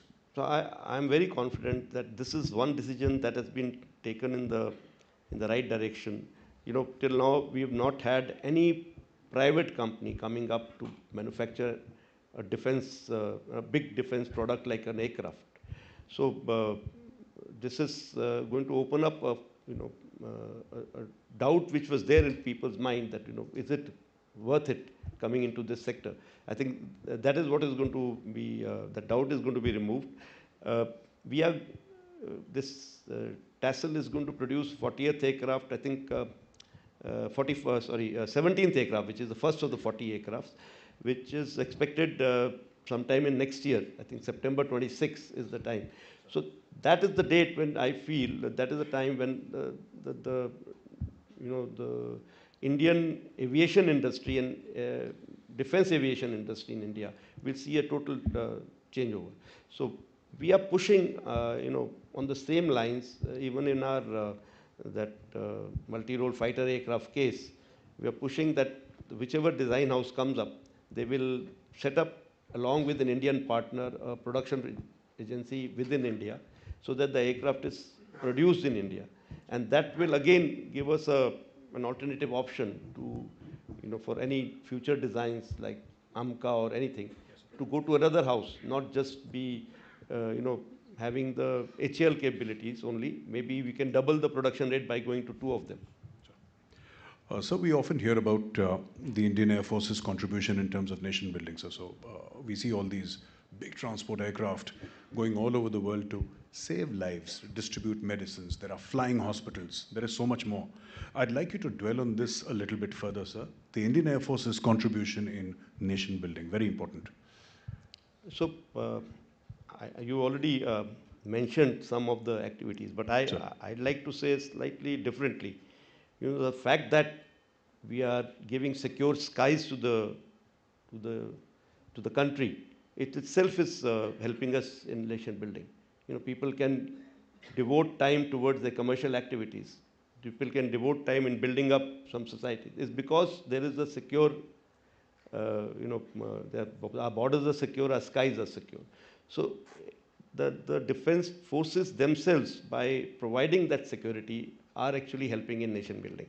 But yes, when those, we have potential available, which is, when there's no war on, we have the potential available to contribute towards the civil society in terms of what you said.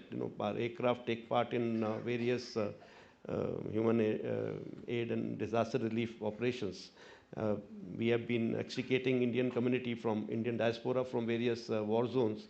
And COVID-19, you said, whether it was supply of oxygen or oxygen generating equipment, a lot of work was done by our transport aircraft. Even now, when there is a sudden requirement for the country to put some for paramilitary or police force from one side to the other side, our aircraft are called for general elections, for the election commission. We've done some, I think, close to 1,600 sorties by helicopters during that period. So all this is helping in nation building, while the same equipment is available for us for war fighting, while the same role and task, to some extent, some part of that is being practiced by the aircrew. So it is like, our training is also going on, and meanwhile, the sortie is not just for as a practice sortie for war, but also an actual work is being done. So that is how we are contributing. And of course, whenever we are taking in now Agniveer, that I'm sure when these people, once they go out back in the society, they will take back after 4 years of being in Fauji environment, having learned how to conduct themselves, having learned some basics. I'm sure they're going to be an asset to the society when they go back. So that is another way we are going to help in nation building. Now, sir, to something that will interest everybody in the audience and we've been talking about for a very long time, so that is GaganYaans. So, first of all, sir, the significance of the GaganYaan program for India, sir, and how is the Indian Air Force involved in this initiative? We know the very basics, how the Indian Air Force is involved, but I would like you to dwell on this a little bit more, sir. So, like I said in the very first, we would like to be an aerospace power by 2047.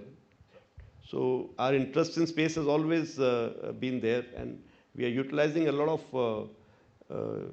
our enablers are in space, like GPS, communication, all that. And we have already taken a step forward towards educating our people towards making them space oriented, you can say. So that part is being done. As far as GaganYaan program is concerned, so I think it's a Pride of India program, and right from beginning, Indian Air Force has been involved. The 4 Gagannauts are our own test pilots who have been sent there for, and our medical team, our training team was involved in their initial selection, initial training, and even towards all the missions that are planned for them. That means the precursor to the first manned mission. The Vice Chief is a part of that committee which looks at all the safeties, and a lot of contribution has been made by Indian Air Force inputs, because there are certain things which are different from a manned, from an unmanned mission to a manned mission. The kind of safeties that one has to look at, the kind of requirements that come up. So those have been now frozen, and those have been finalized with contribution from Indian Air Force. So we've been an integral part of that program right from the beginning, and even now there is a very structured way of attending those meetings and coming to decision making, where Indian Air Force is a part of. Thank you, sir. And with that, I come to the last question, sir, that I have for you. Future force structure in the IAF. So we're looking at the future, sir. We're looking at 2047 here. So what is the future force structure? Is it going to remain? Is it going to be different? How do you see that, sir? So if we are talking about 2047, we just 22, 23 years away, and the rate at which we procure things, my personal opinion is it's not going to be very much different in terms of things that we will have. The technology will change. Obviously, we'll have what I foresee, we'll have at least all aircraft above 4.5 gen. That means the simplest of the aircraft that we'll have will be of Rafale or an upgraded Su-30 class, and all other aircraft will be better than that. And also there will be interoperability in terms of ground forces, land forces, and maritime forces in terms of communication networks, in terms of our the op networks that we use. And we should be able to talk to each other, transfer data, transfer targets on the fly. That is what my vision is. By that time, we will reach that stage. As far as systems are concerned, there will be a lot of automation. The requirement of the data overload, which we are seeing now, we are getting into, we should be able to handle much better with automation. We'll be able to sift through the data and come out with faster decision making. And like I told you, we need to grow. I won't tell you what numbers we think are the right numbers, because that is something which we will not talk in public. But yes, we will be a bigger force in terms of fighters, much bigger force in terms of enablers, which is hurting us as of now. And technology-wise, we will be hopefully at par with what we have around the world. That is what is my idea of 2047 Indian Air Force. Thank you very much, sir. And extremely grateful. Huge round of applause, please, ladies and gentlemen. Sir. Thank you. Thank you very much, Air Chief Marshal, for that candid discussion and also the assurance that we are prepared and competent in the defense of the country. I'd like to now request our patron, Admiral Anup Singh, to please come up and present a small token of our appreciation to you, sir.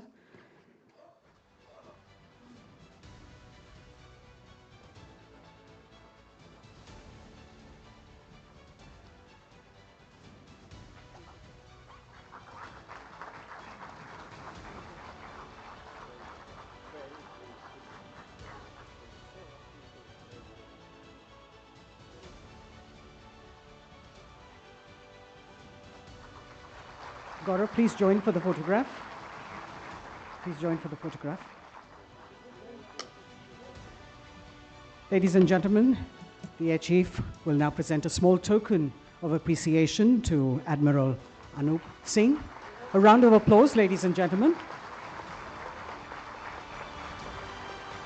Thank you very much, sir, for joining us at the Chanakya Dialogues. Ladies and gentlemen, we will now move on to the next session and make the arrangements on the dais. Please remain seated.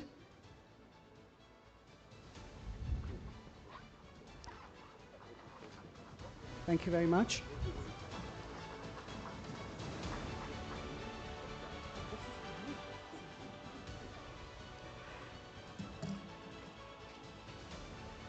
Our next session looks at creating an ecosystem for defense manufacturing in the country. The Russia-Ukraine war has underscored a crucial reality. Nations that control their supply chains hold the advantage in war, and dependence on foreign defense supplies can leave countries vulnerable, making self-reliance a strategic necessity.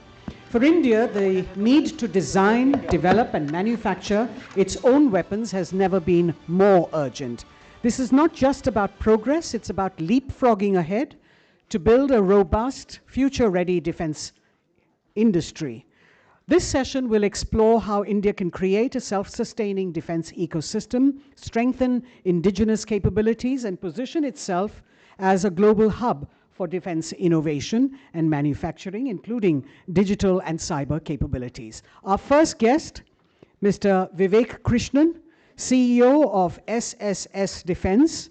With a distinguished career in finance and investment, Mr. Krishnan has held leadership roles at Sage Capital, GE Capital India, and GE Real Estate Asia's Growth Markets platform. He has managed private equity and credit portfolios worth $800 million and advised on transactions exceeding $1 billion. Beyond the boardroom, he is an avid blogger, long-distance runner, and triathlete. And under his leadership, SSS Defense is making strides in the small arms industry. Joining him, Mr. Krishnan, if I could request you to please come up. Joining him is Mr. Vijendra Yadav, founder and CEO of ECOP Systems.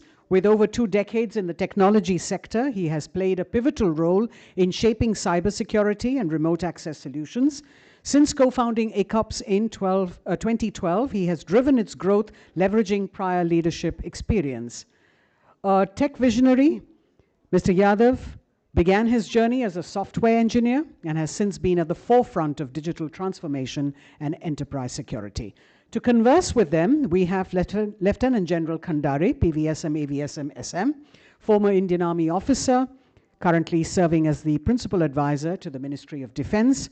Earlier, he was military advisor, National Security Council Secretariat, and DG Defense Intelligence Agency. It's over to you, Lieutenant General Khandare.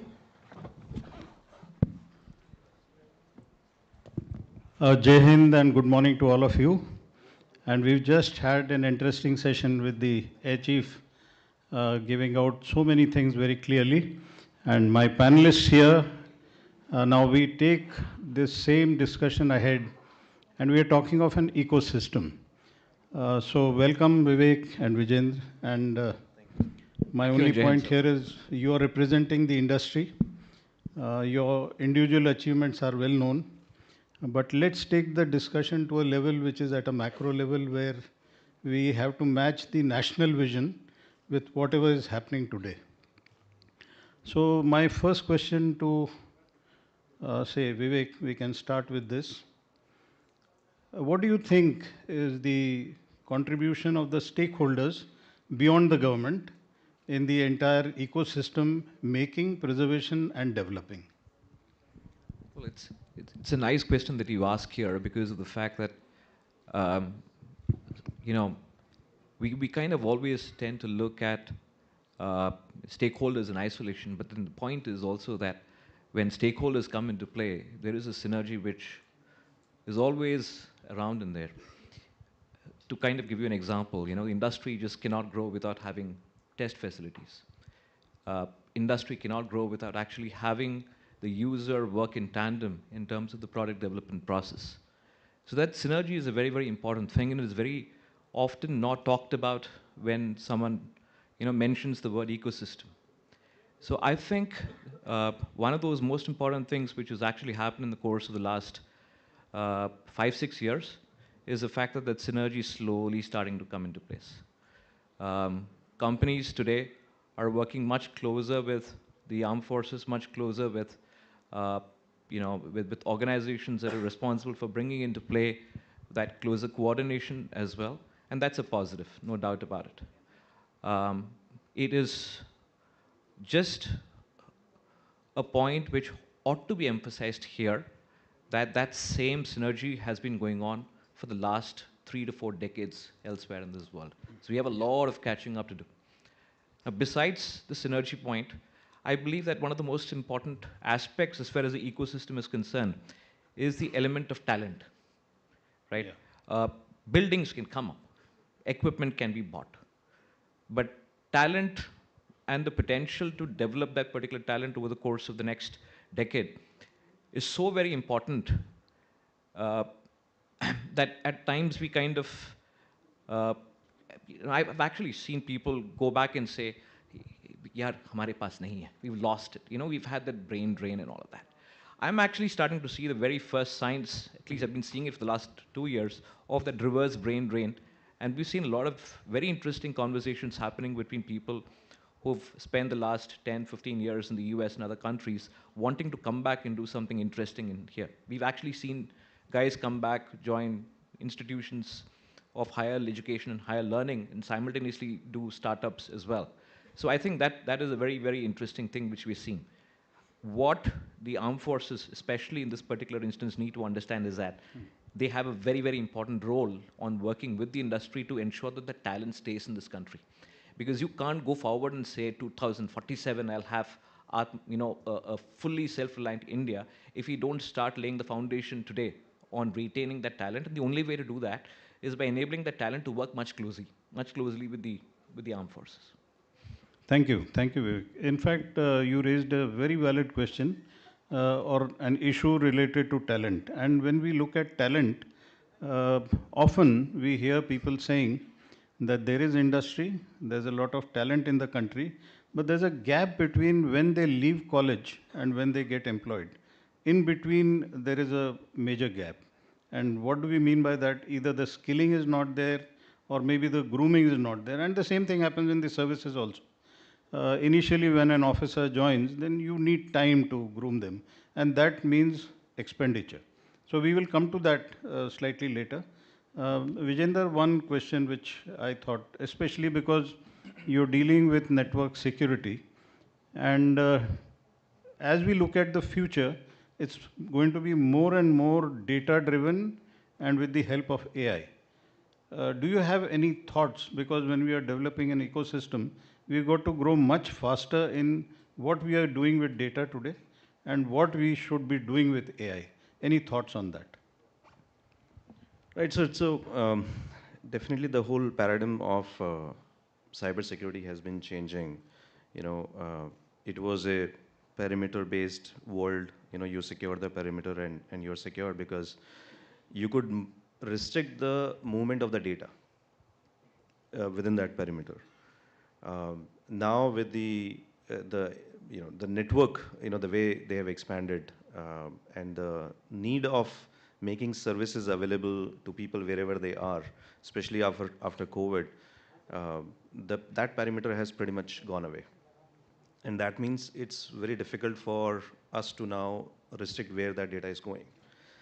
And AI is all about data. AI can get meaningful insights from that data. It can be in any form. So that means that nobody has to organize the data now, right? AI itself can find, the right critical insights, from data in whatever form it is. And because the data is available everywhere, now you have this immense problem that anybody can, just go to plain internet, find out who is, what they're doing. All our activities are available on internet. And it's very easy to kind of get those insights and start, attacking, people, right from, of course, the defense establishment, critical infra organization, and for sure the consumers, right? And that's where the whole way we look at security has to change, not from a physical security perspective, but more from, a perimeter-less security. That okay, how we'll make sure that how much data is going where, right? And even if that data is going, how that is anonymized or that cannot be weaponized, against the ecosystem or the establishment. Yeah. Thank you. So again, coming back to where we left, Vivek, you left at a point where you said about the talent part. And I prompted you that how do we bridge this gap between the school, college, people with CGPA of 9 plus or 90% marks, but still not job ready.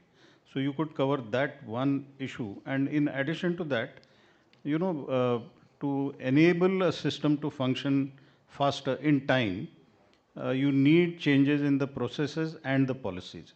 No process or policy is cast in stone. So any thoughts that you would like to mention? These two issues you could cover. I'll take the first question. So your point about that bridging of the gap. So everyone is basically colored by their own experiences, right? So I'll give you our perspective, and it may not be the right one. There might be other people who have different viewpoints on this.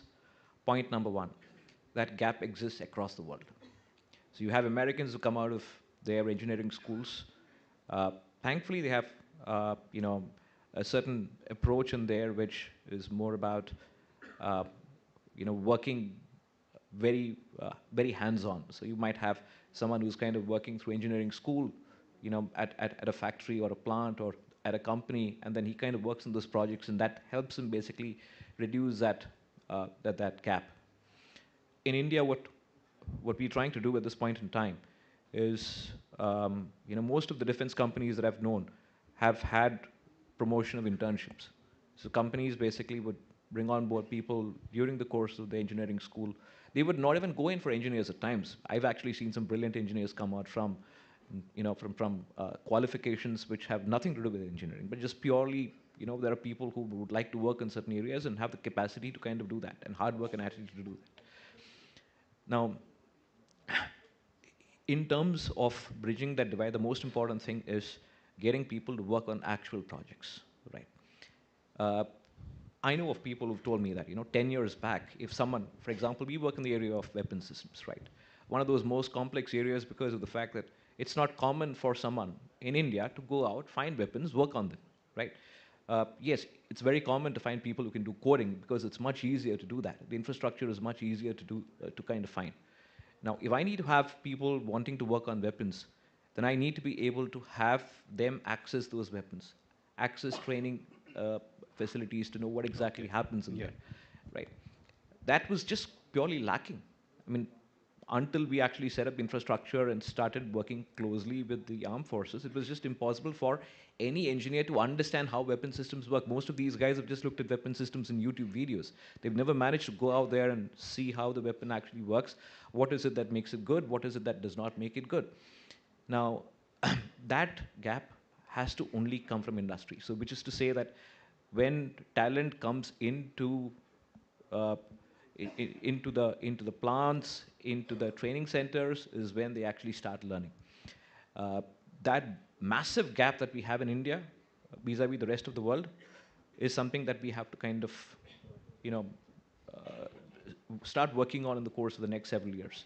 That's the first part of the question. May I have the second question just so that...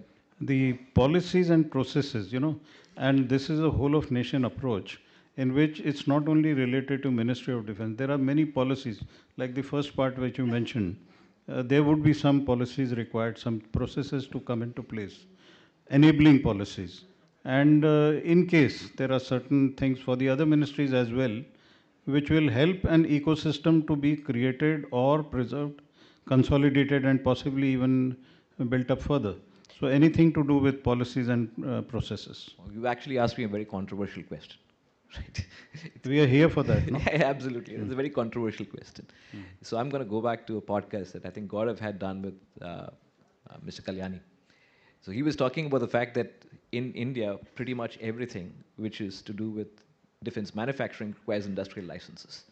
And at some point in time, it used to take close to about 5 years, until there was one bureaucrat who walked in and said, fine, let me figure out how to get this sorted out. And from 5 years, it just turned out to be 2 to 3 weeks.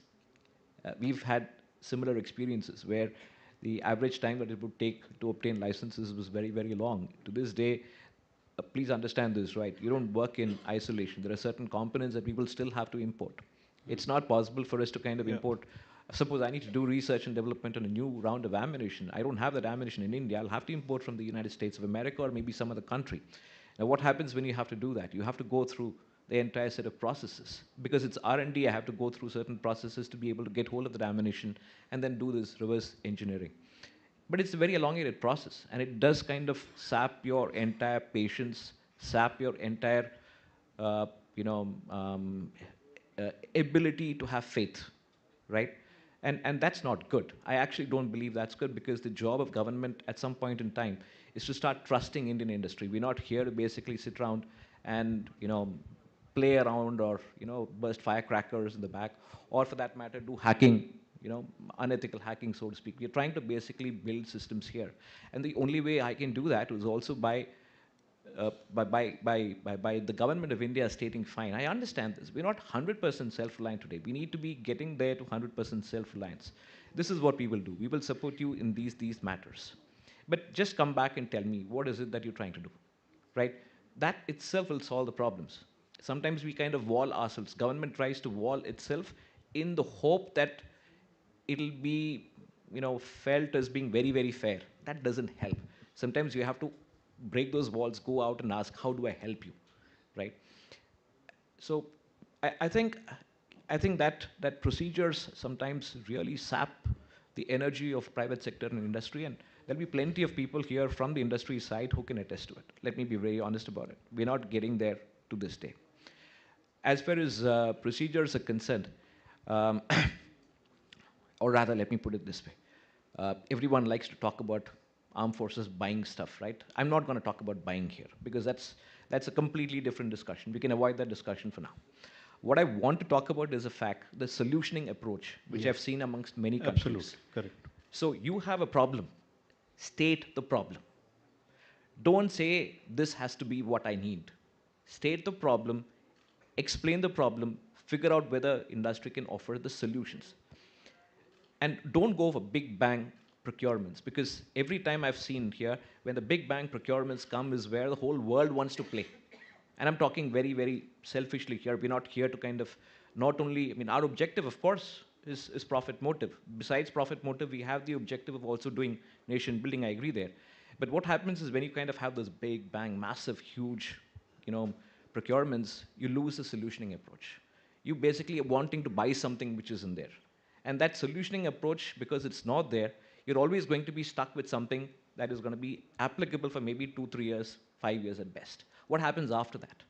To give you an example, suppose I need to have a weapon which has got to have a range of X, Y, Z, should have AI integrated with this, should have the ability to kind of, correspond with the need of the hour, maybe an anti-drone kind of an operation. Put that out as an approach here. Bring in the industry and say, this is the time you have, 6 months. We don't take it on to 1 year, 2 years. If you're able to deliver something out in 6 months' time, what happens immediately is that I will start funding that project. It may not be like 1,000 units of something being bought, but it's 100 units of something being bought. The good part about doing that is that industry, once it is able to deliver to that 100, right, may not even require large orders to come from the government of India, because there are phenomenally large export markets available to all of us. Correct. Okay, Vijender, I just want to ask you, specifically you are into the cyber domain.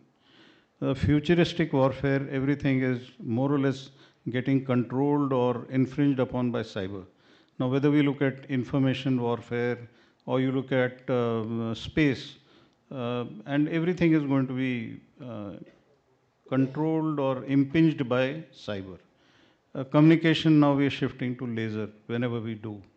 So how do you see the future unfolding and how can Indian ecosystem come up better there? Right, I heard from Major Arya that cyber warfare is like very actively being tracked as one domain of warfare, and this is a domain which affects not just the borders but pretty much the whole country, right? I mean, you don't have to pick up a gun to kill anybody now. You can go and start playing around, take remote control of a nuclear powered system and tune the parameters without anybody knowing, and you can have a chaos in a city like Mumbai, right? So when it comes to cyber warfare, like I said, that because the data is so much available, right, and with the internet available pretty much anywhere, the data that is going out, that is being weaponized today. And the first thing that I see is that how do you ensure that what data is going out of the organization? Also, through which communication channel the data is going out? Because right now, I mean, anything that is flowing over the wire, over the air, over satellites is being captured, monitored, and people are taking insights out of it. So much so that today's encryption method that is there, which is based on the latest protocols, is susceptible for absolute decryption in next few years once the quantum computers will be commercially available. And some governments might already have working prototypes which are not yet disclosed, and they are capturing that data today, which will enable them to decrypt the data that we are transferring today, right? And in simple terms, what I'm saying is anything that let's say if I am transferring money to somebody, if a government department is sending a critical file, if a contract is being negotiated between two defense organizations, or any critical defense insights are being shared, all that is encrypted using standard protocols, which will be open absolutely in next few years. And we know that the data of previous years is also useful to kind of build intelligence on what India was doing like 5 years back, what they were thinking, because the plans are pretty much made for next 10 to 20 years, right? So there are advancements that are needed now, and that's where the software industry need that support, right, of that creation of that ecosystem. Now, 10 years back, of course, the Make in India initiative was launched, where in all the software procurement, preference was given, to the Made in India companies. I think that was a great initiative. It has helped a lot to companies like, us and other companies built in India working in the cybersecurity domain. Because before, like if you say you're an Indian company, you won't even get a meeting, right? So now we definitely get, the opportunity to showcase our solutions. But I was just looking that, okay, what is the cybersecurity spend of defense right now, right? So out of $75 billion, the budget for cybersecurity spend by the defense MOD is just 90 million, which is 0.001%, right? And the 2047 outlook that we were looking at, and Dr. Sharan mentioned that around $200 billion will be the defense budget. Imagine if just 0.001% is cybersecurity spend, that's like just $500 million worth of spend. We are a small company today, and we are already a $100 million organization. Now, for a company like us to focus on building more and more technologies here, we need that there should be capability for us to grow as well, right? So if the budget itself is going to be so small on cybersecurity, it is not going to attract too many companies to start building here. Okay. If you see, close to like 90% of the cybersecurity companies that we see today, they are very much focused on the US and European market. Yeah, very true. The moment you have a product market fit, their obvious choice is to go and set up a company in the US or in Singapore, move the IP there, because they see that the market is pretty much bigger there, right? And that's how we are kind of, we have the capability to build a lot of cybersecurity solutions here, but we very fast, we lose that IP to the other countries. So as Vivek mentioned, that the brain drain has stopped. It is now reversed, to a great extent. But that is majorly for the services organizations, right? I mean, before COVID, you do an interview of any software engineer, the first question that they will ask is, are you going to send me an on-site, or no? In last 4 years, that question has completely stopped. Like nobody is now looking to go to US, to settle down. But then, how many product companies are there, and what is the market size for product companies? So I think the capability is there. We are intelligent people. We have the capability. We do a lot of hard work. What we need is enough market size and the solutioning approach and the opportunity from government and defense department, so that we can focus on completely on building technologies here and keeping that IP also here. Vijender, one quick follow-up question here itself. While you are all looking at users basically, a large segment of that is the services or the public sector, for example, which is into manufacturing. But there's an equally bigger component in the private sector also. And their cybersecurity is possibly more important than what we are doing today. And we've had incidents of some private industry which is into defense getting held up for ransomware.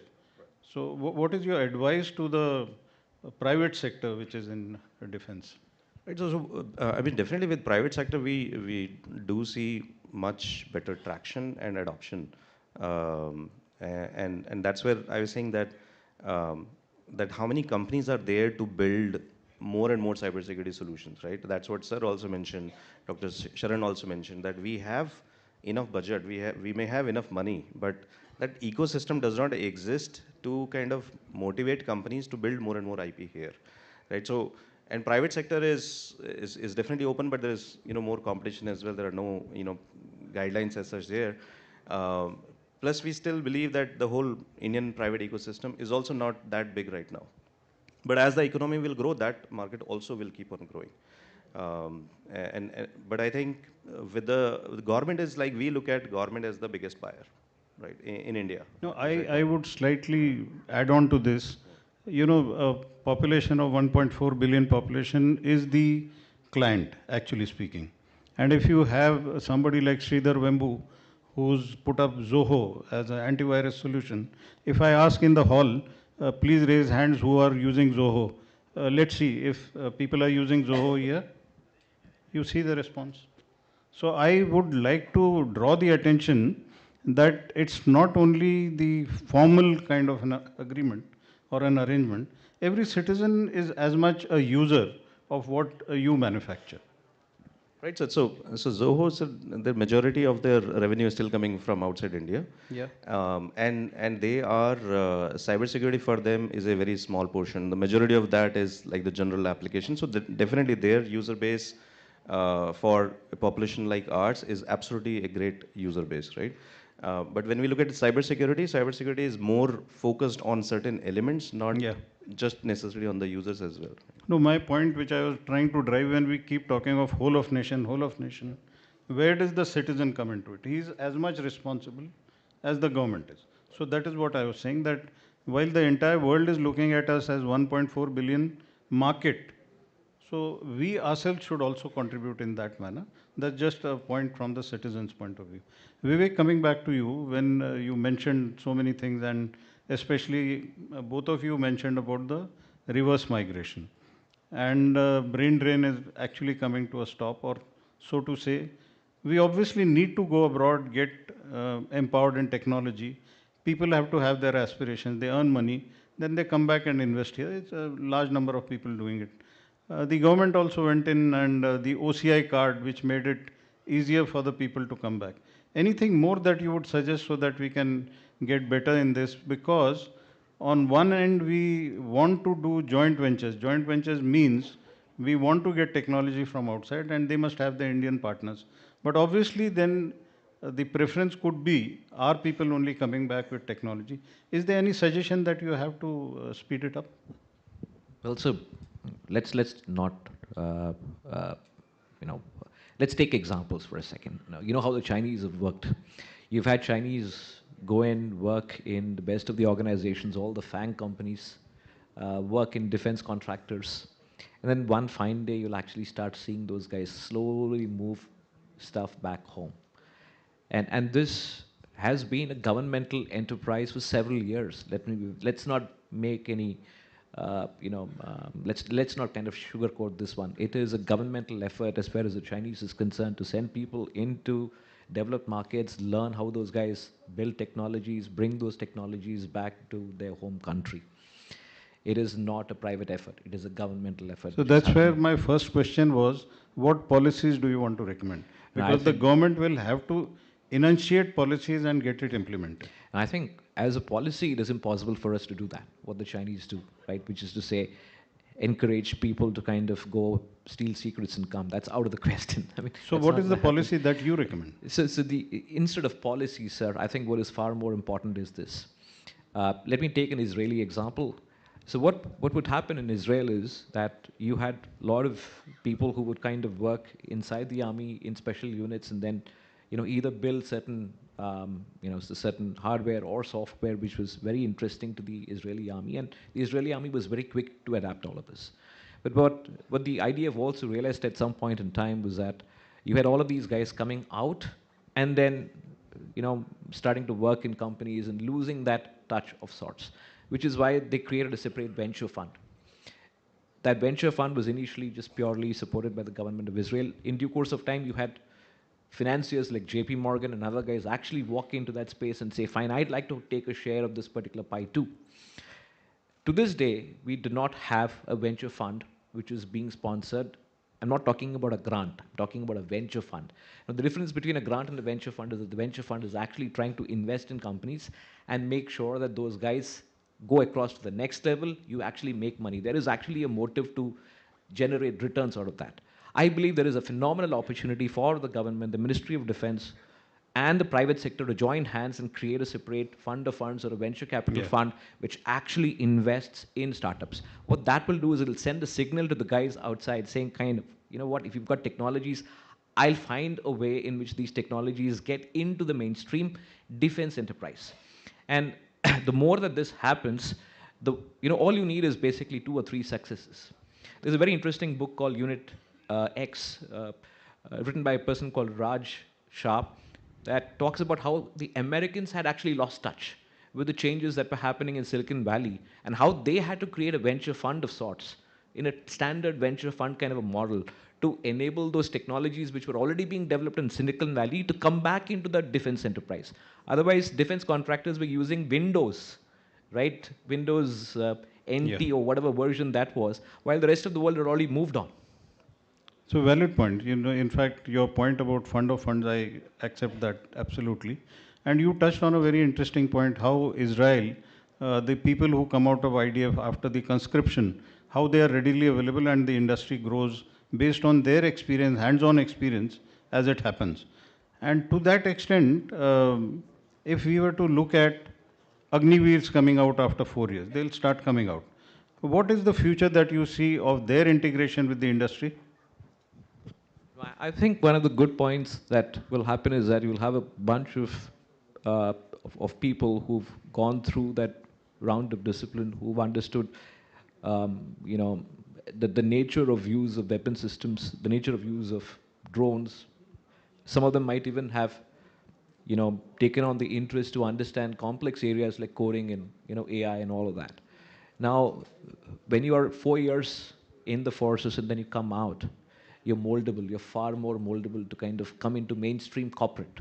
And I think that's a positive thing, because what corporate India and industry India is looking for are people who've had legitimate experience in the armed forces, who are quick to move thereafter once they come into corporate, because the pace of movement between the government and corporate is substantially different. We tend to kind of take decisions on a daily basis, live with the consequences of those decisions and move on if they don't work. So I think that's a positive thing. In fact, our experience has been that even with people who've spent enough time in the armed forces and come into mainstream corporate, it might take a little longer, but then they're very quick. And we've actually had the best benefit of bringing on people from the armed forces into industry. pretty much my entire testing team, our entire testing team is all armed forces. And some of those people have actually migrated to doing design along with the actual designers. Okay, thank you. One last question, Vijender, before we come to the final round, where you are an alumnus of the AIT Pune. You had your education there. And do you have any suggestions there to ensure that we improve on the future generations coming out and getting incorporated into the defense industry? So from Army, AIT itself, or any educational institution, any AIT in particular, right. You've been through that. You know, maybe it is slightly different from the other educational. Right. So, yeah, AIT is a unique college run by AWS, and I'm a pass out of 2003 batch. When I joined the college, you know, I went there with the goal that I will get the chance to interview for Army and I will be able to join Army. Apparently, I realized that, you know, if I join Army, there will be a certain way of service that I will be able to do, and I'm very proud of my father and the institution that has supported me. But then my interest was in, you know, technology, and most of the engineers who are coming today to AIT, they have the opportunity to serve the forces through the use of technology, right? So, that's so I would say, there are definitely people who have absolute interest in joining Army. There are all type of students come there today. But I feel very proud that while working with Defense Forces now as a technology provider, I am able to serve, you know, the forces. And I think we would want to encourage more and more engineers to start building these critical technologies, start participating, you know, there, so that we can, you know, contribute that ways. And I'm, of course, you know, the Agniveer kind of initiatives are already helping to bring in people who can serve at the borders, and we would want to act like, you know, Agniveers, you know, who are working on the cyber warfare front. That's a real good thought. Final thoughts, Vivek, 30 seconds to you. We talked about the ecosystem, just wanted to put out one last point. You know, ecosystem, as you said, represents the whole series of companies, but everything is so deeply linked today. When the Russian war started, the actual fact is this: we started suddenly getting requirements not for ammunition, etc. We started getting requirements for CNC machines. Now, understand this: armed forces, suppliers of machines. That is a level of linkages we are actually seeing to this day. And we still do not understand. I certainly believe that we're still trying to kind of come to grips with the fact that those linkages are so deep that a country like Russia, which was priding itself on the fact that they had all kinds of equipment, had to go running around the world to find CNC machines. Yes, absolutely. So that networks, please understand this, will become very, very critical when we have the next war. Yeah, final thoughts, Vijender, 30 seconds. Right, so you know, looking at, you know, the budget number, I think my request would be to start looking at, you know, increasing that spend. And I'm not speaking, you know, just for me, but, you know, defense organizations have to start looking at things critically. And there are already a lot of initiatives there. But look, I mean, sitting in my office, I think that people know what are the threats, right? And then we hear about incidents that happens at certain organizations, and you know, then I recall that, okay, we spoke about this kind of threat like 2-3 years back, you know, but there was not enough urgency to solve this. A lot of time we close our eyes and we think that, okay, you know what, who is going to take so much of efforts, right? But, you know, all these events that are there in the news, I think they are the issues only that we know of. There are a lot of issues which have already happened, which we are not aware of, right? And we deal with some of those incidences when it happens with our customers, and, you know, then of course, you know, they move in a reactive approach. I think with cyber, look, with the physical security, we can see, okay, how many planes we have, how many tanks we have. We can inspect them, and we know that, okay, you know, if a mechanical part is working fine, it's fine. There's no threat. With software, and with software taking control of all of our information systems and network, we just don't know what is there inside the software itself. Correct. So there is just too much of, you know, either it's like, okay, hame kuch nahi hoga, right? Okay, we have got something as a checkbox. I think the threat is too deep, right? what happened in Israel, the pagers, blasting, right? I think that is one eye-opener. What happened in our software industry with SolarWinds, which is a software used to manage the network, was infected with a Trojan, and that kind of suddenly woke up one day. I think those are the deep issues with software. And I think while I hear that, okay, we want to manufacture everything here, I see that the reason to do that is because we have to trust our own people, because our own people are accountable for the security of our own nation. Thank you. Thank you, both of you, for an interesting discussion. And to the audience, just want to apprise you, we are in interesting times, changes are happening, and we've just started. And the only thing we have to do is to speed up and to ensure that whatever we are going to manufacture, it has to be affordable as per our budget also. Thank you so much. It's been a very interesting discussion. Thank you, General Vinod Bhatia, Mr. Krishnan, and Mr. Yadav. May I request Lieutenant General Vinod Bhatia to please come up?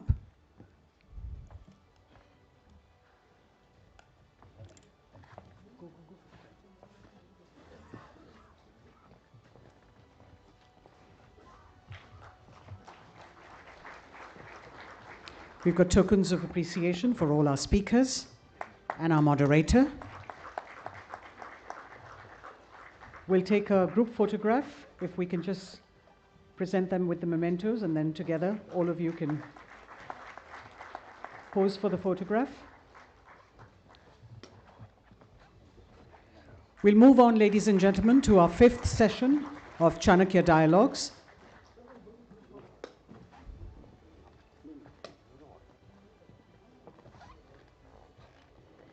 And before we delve into deep discussion on the push for transformation of the armed forces, we'll make the changes on the dais, and we have a short film that we will like to screen for you. Just wait for a second before so that they can move out the chairs.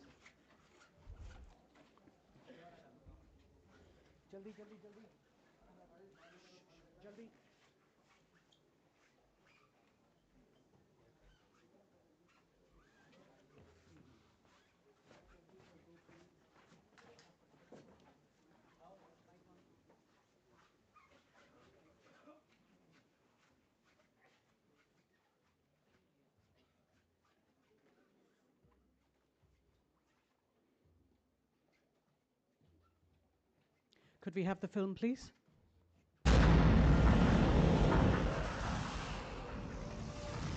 Ready. Relevant. Resurgent. बदलते भारत के साथ कदम मिलाते. We are ready. संयुक्त सैन्य operation तैनात हर पल. संयुक्त प्रशिक्षण और अभ्यास.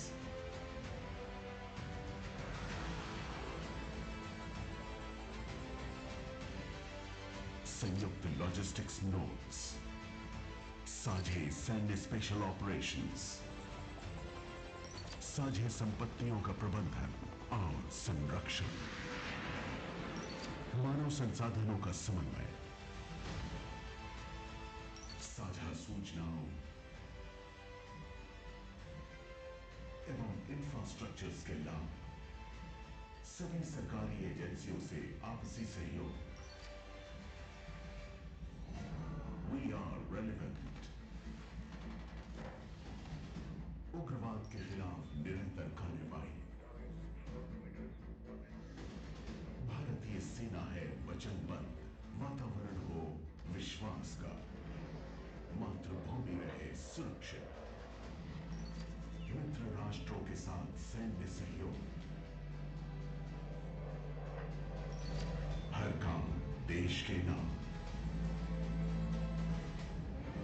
We are resurgent. भविष्य के लिए तैयार.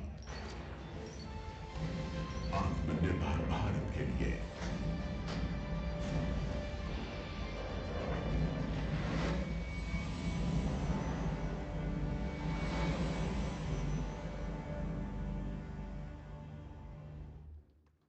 India stands on the cusp of a historic transformation in its defense structure, with 2025 declared as the year of defense reforms by the Raksha Mantri. And we're delighted to have with us General Anil Chauhan, Chief of Defense Staff, PVSM, UYSM, AVSM, SM. General Chauhan is a distinguished military leader with decades of experience across diverse operational terrains, an alumnus of the National Defense Academy and a graduate of the Defense Services Staff College. He has honed his expertise through the Higher Command and National Defense College courses. With an extensive background in strategic operations, he has played a pivotal role in shaping India's defense landscape. His career reflects a deep commitment to national security and leadership in complex operational environments. General Chauhan will be speaking to Major Gaurav Arya, and I request both of them to please come up. Major Gaurav Arya, Editor-in-Chief, Chanakya Forum, and they will be sharing a compelling perspective on the future of India's armed forces.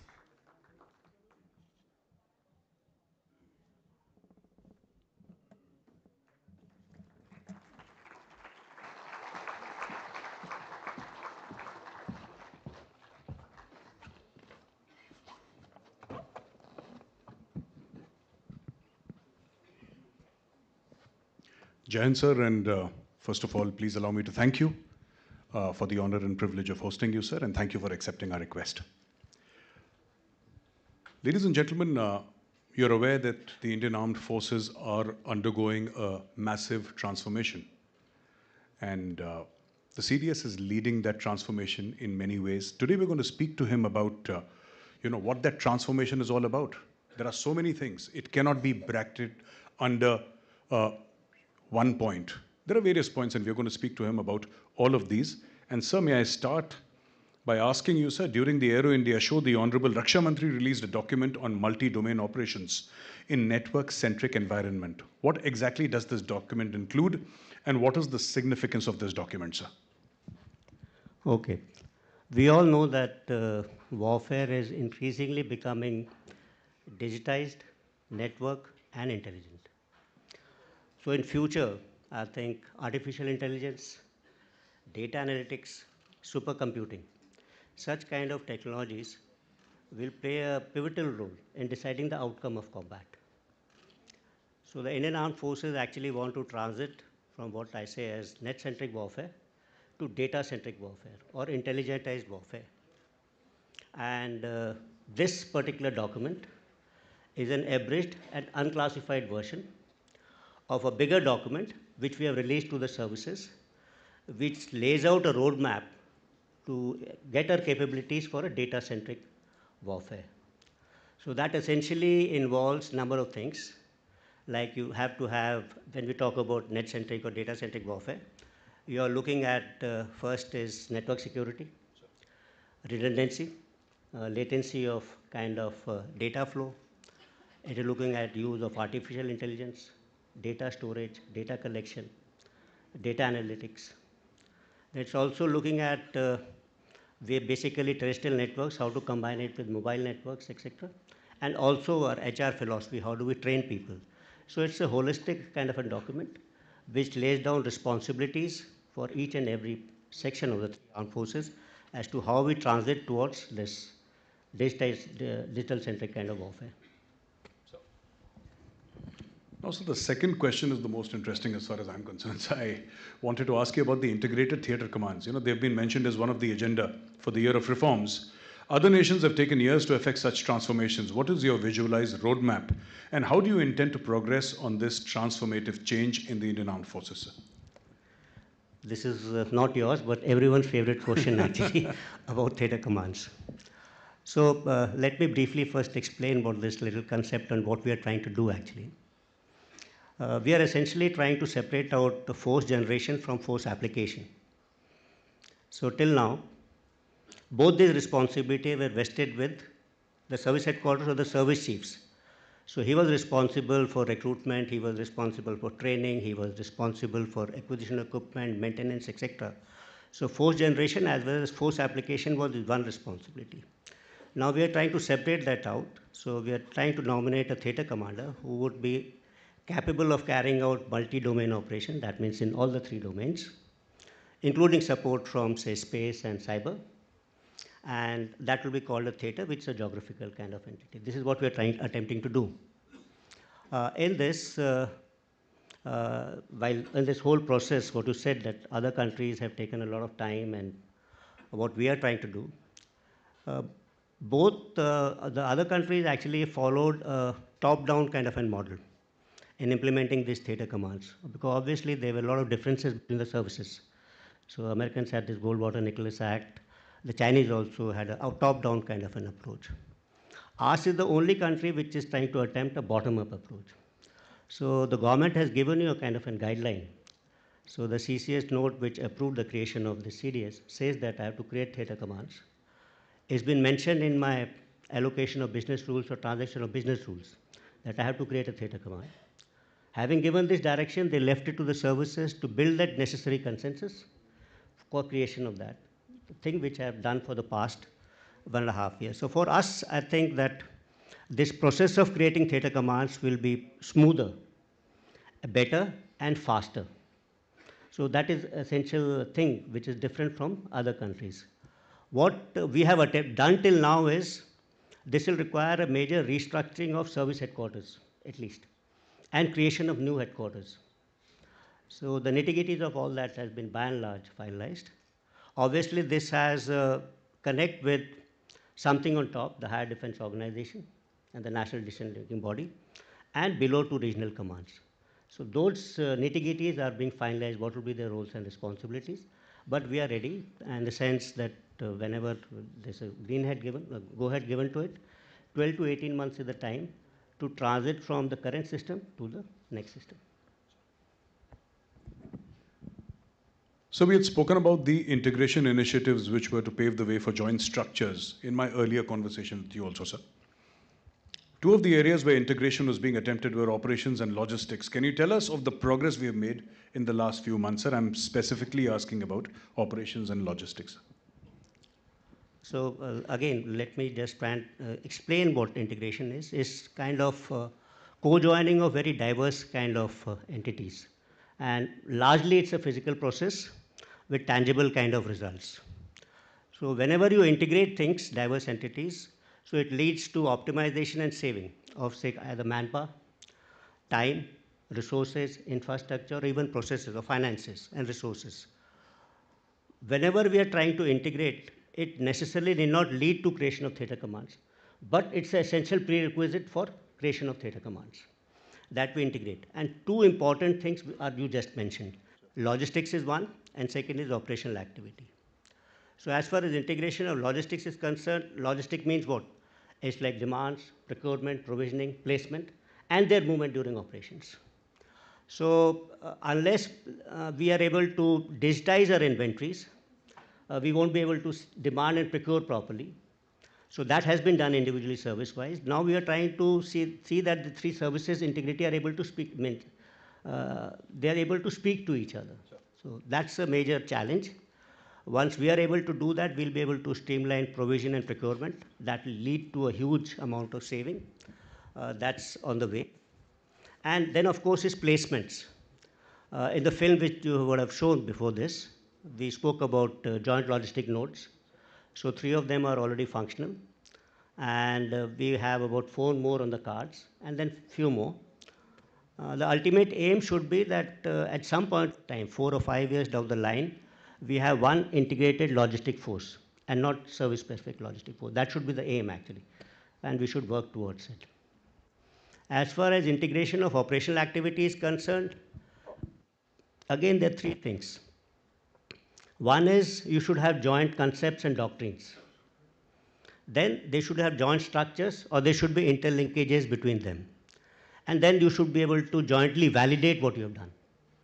So we are coming out in this year with a number of joint doctrines. That will come out about 8-10 of them.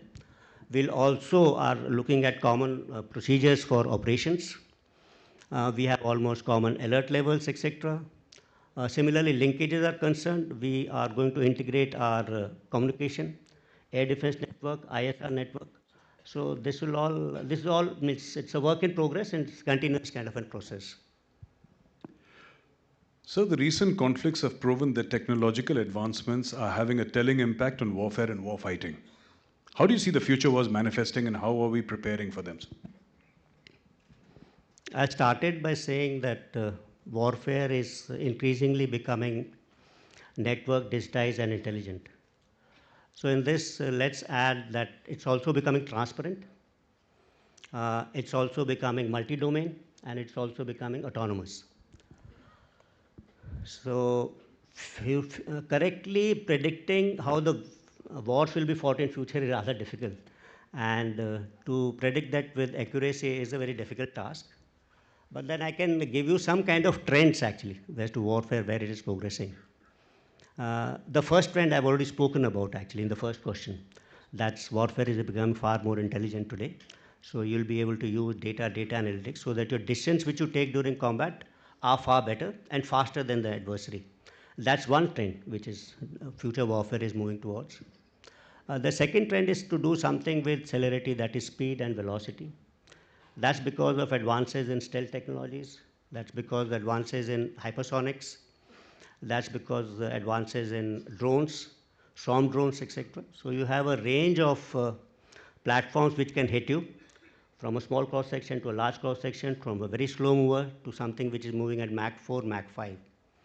And all these platforms can be routed intelligently, so they're almost undetectable, inaudible, and hence targeting them is rather difficult. So this is one second trend which is moving. And third trend is towards robotics and automation. So, and autonomous systems. That's another technological trend. So that will produce combat probably in future between humans and machines, and in future machines and machines. There are some other technologies like quantum or space technology, cyber technologies. They are adding on to this particular three trends which I have identified. And for all of this, I think there's a need for us to lay a kind of roadmap. So first one we've laid, we'll be working towards the other two trends also. We should. So we're now going to talk about space. It's proving to be critical when it comes to modern warfare, sir. There's been a lot of discussion on space. And what kind of role do the Indian Armed Forces visualize space to play in our future conflicts, and what measures are we taking towards enhancement of our space capabilities? So space is huge, means infinite, they say. And when we look at space, it has actually geographically kind of shrunk the Earth. But then I think it's also increased the battle space. In the sense, a new domain to warfare has been added in space. We all know that assets based in space, that satellites, help you in three major things. That's your ISR activity, that is one. Second is communication, and third is position and timing. So all three are actually fundamental to that OODA cycle. That is observe, orient, the act and decision and then to act. So this is essential. So if you are able to control such activities from space, I think that particular side will have an edge.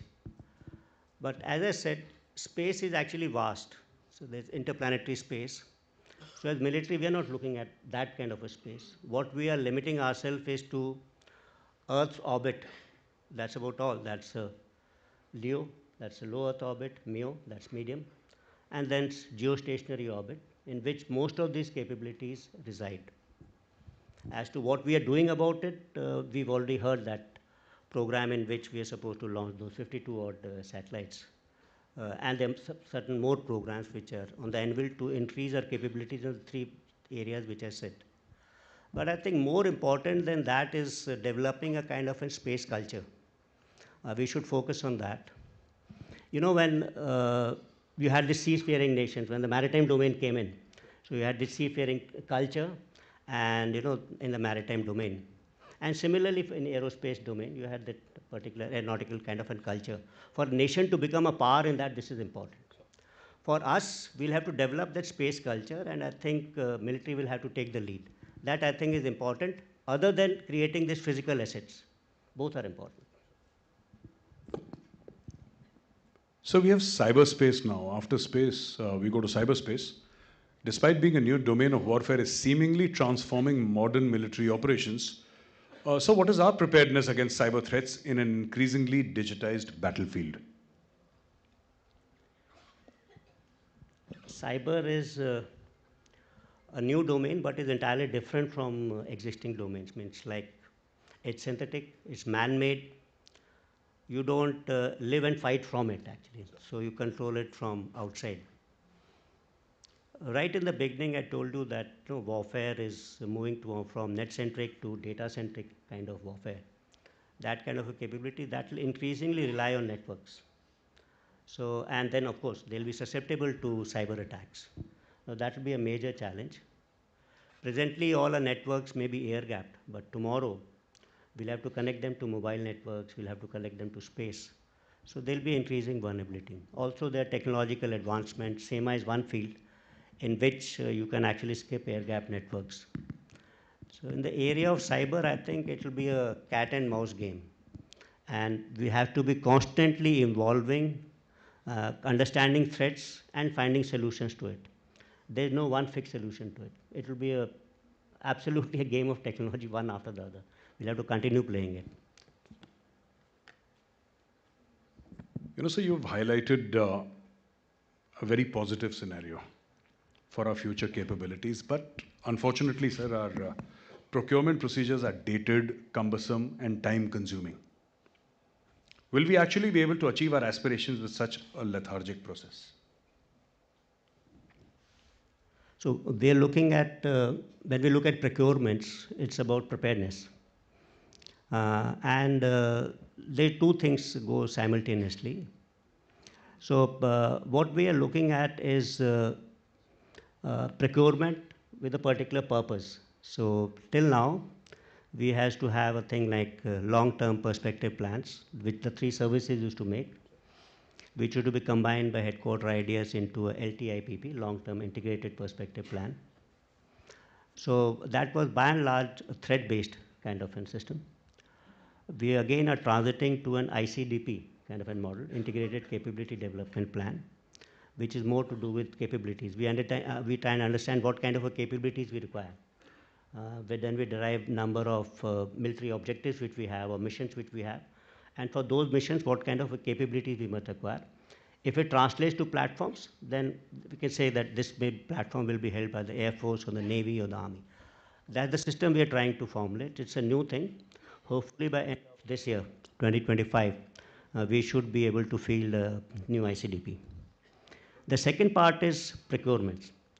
That is, of course, a procedure based on DAP 2020. And that, of course, should be under revision, for which we are trying to provide for the services some good inputs, which should be in tune with what I just said about the kind of warfare which is changing. We can't have procurements running 8 or 10 years behind. So this, say I could give an example like, till today, procurements are all about acquisition of platforms, existing platforms. There is no investment in technology. So, and all what I said was about technologies actually, which will translate into, some will translate into systems or weapon systems in future or platforms. So that could be one. There's a lot of people, earlier everything was being done by DPSUs or ordnance factories. Today there's a huge private sector which is there. And people are actually developing platforms, so we could think of suo motu proposals from them. So such kind of procurement procedures will have to find a place so that we are able to procure things in a faster time frame. So with that, I come to the last question of this fireside chat. So 2025 has been declared as the year of reforms by the Honorable Raksha Mantri, sir. What is the roadmap that you have stipulated for the armed forces for 2025? So when the Honorable Raksha Mantri laid out the called 2025 as the year of reforms, for the armed forces he laid down quite clearly that we should be able to take care of all kind of threats in a multi-domain kind of environment. So the particular statement is there. For us, number of things we have already spoken about, but if we were to kind of put these things into 4 or 5 big headings. One could be your organizational or structural changes, towards which, as I said, theater commands and this creation of new things would be one. It would also involve conceptual or doctrinal kind of changes, which briefly I mentioned that we are working towards a number of doctrines related to new domains and new type of warfare and multi-domain operations. So this all, hopefully, in a very, very fast kind of a time frame, I hope to get these things done in this year itself. We are also trying to come out with a number of policy statements on how we are looking at, the armed forces are looking at technologies, whether it is artificial intelligence, quantum computing, lethal and autonomous weapons. So this is the part on the conceptual and doctrinal side. We could also look at procedural. So procedural could be something to do with ICDP, which I just said, or changes in the DAP system, that is Defense Acquisition Procedure. And there could be even, say, cultural changes. I've been speaking about joint culture in the services, which is slightly different from a Army or Navy or Air Force specific culture, so that we are able to work in a joint kind of environment. Or sometimes we also talk about anti-colonial kind of approach. So these are few things in which we are working. For this year, we'll have a definite roadmap on what we want to achieve. But this should be also seen in the larger context of what the heading of this thing is, Bharat at 2047. So we're also looking at armed forces at 2047. So this is about a vision statement for 2047. So hopefully we should be able to get that thing out also by middle of this year. Thank you very much, sir. Ladies and gentlemen, a huge round of applause.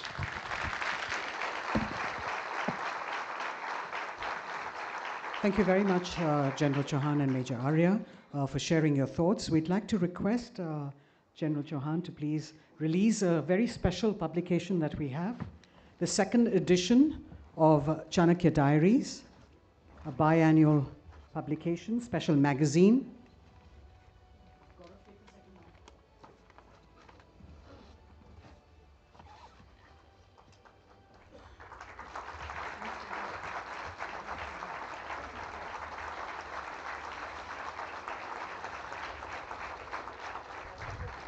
We've got a limited number of copies available for those of you who'd like to take one back home. May I request our Chief Patron, Lieutenant General Syed Atta Hasnain, to please come up and present General Chauhan with a small memento as we capture the moment for posterity.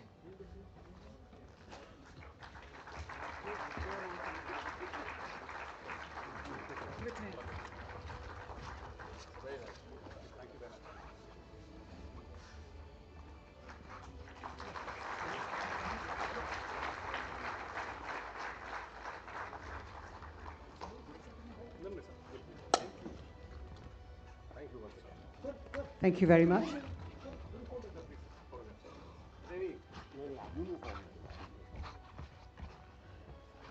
Thank you very much, gentlemen. Thank you, General Chauhan. Our next session, ladies and gentlemen, is on understanding the hidden tools of geopolitics. You will agree that geopolitical influence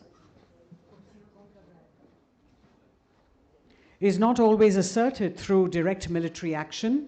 Many nations employ a variety of strategies. Some extend economic aid, others invest in infrastructure projects, while some resort to military pressure to shape regional dynamics. However, one of the most covert yet powerful tools in modern warfare is the use of proxies and levers. From non-state actors and cyber warfare to economic coercion and information warfare, adversaries today seek to destabilize nations without engaging in open conflict. Understanding these asymmetric threats is critical for India's defense preparedness in an increasingly complex security environment. Our special speaker will explore how proxies and levers are used as instruments of power, their impact on national security, and how India can strengthen its defenses against these hidden battles of geopolitics. May I invite Lieutenant General Syed Atta Hasnain, PVSM, UYSM, AVSM, SM, VSM and BAR, the former GOC 15 Corps and 21 Corps, Chancellor, Central University of Kashmir and member NDMA, to please come up on stage. Through most of his 4-decade-long and illustrious career, General Hasnain has served in turbulent environments and hotspots. Ladies and gentlemen, he speaks today on proxies and levers. Thank you. Thank you, ma'am. Thank you so much. Good morning and Jai Hind. Wonderful to be speaking after the CDS. And at my request, the CDS has agreed to stay back and listen to what I have to say. This whole morning, you have been listening to one end of the spectrum of warfare, security. The aspects of conventional warfare, which act essentially towards deterrence and warfighting. However, while our minds are focused right up there, space, air power, naval operations, etc., ground operations, there are things which happen on the ground which most of us are not aware of. And they actually make the big news. This is the world of proxies which I speak about. Let me just say, why is this subject being parachuted here? Proxies and levers. Firstly, this is specifically at the request of Major Gaurav Arya that I wrote this article for the current Chanakya diaries, and on his request, I am speaking on this. It's an unusual subject in the world of what we are looking at, Atmanirbhar Bharat, 2047, Viksit Bharat, etc. Let's not be hijacked in the middle by events which we haven't thought about, which are happening all the time and which we haven't thought about. So why this subject is being parachuted here? Simply because direct conventional wars are expensive, destructive, and indecisive. You've seen what's happened in Ukraine. You've seen what's happened in Gaza.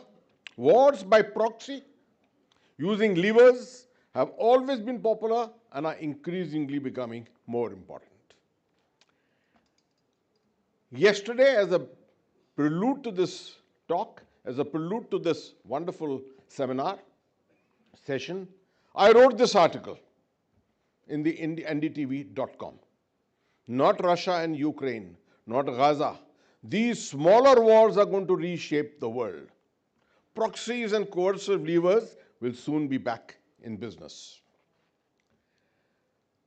So take your minds. Now you have to change your thinking.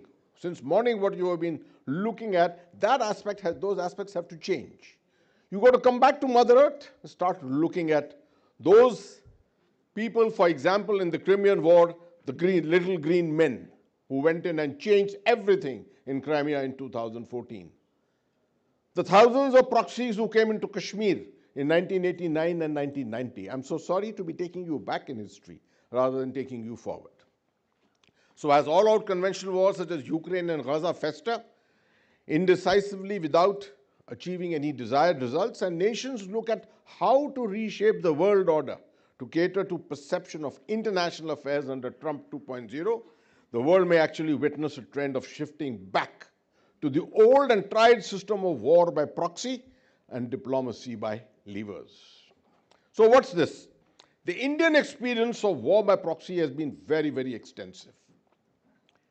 Pakistan's 36-year-long war, sponsored proxy war in Jammu and Kashmir and the rest of India is a prime example of the longevity and stamina of proxies. We also have the benefit of one of the biggest strategic levers which were played out in the diplomatic environment as far as India is concerned. The 20-year Indo-Soviet treaty, if you go back, take your minds back to 1971, the very famous Indo-Soviet treaty, which was, the attempt was made to counter it through the bringing in of the USS Enterprise. But the levers, the lever of the Indo-Soviet treaty worked largely and worked in our favor. So proxies are more to do with indirect and deniable war, and levers is an aid or assistance which powerful states use to exert influence and manipulate situations to their advantage. You saw how the Soviet Union manipulated the situation to their advantage in 1971. The US has done it with Iran through sanctions, through many other levers of diplomacy. So the broad understanding, proxies usually apply to war or near war situations.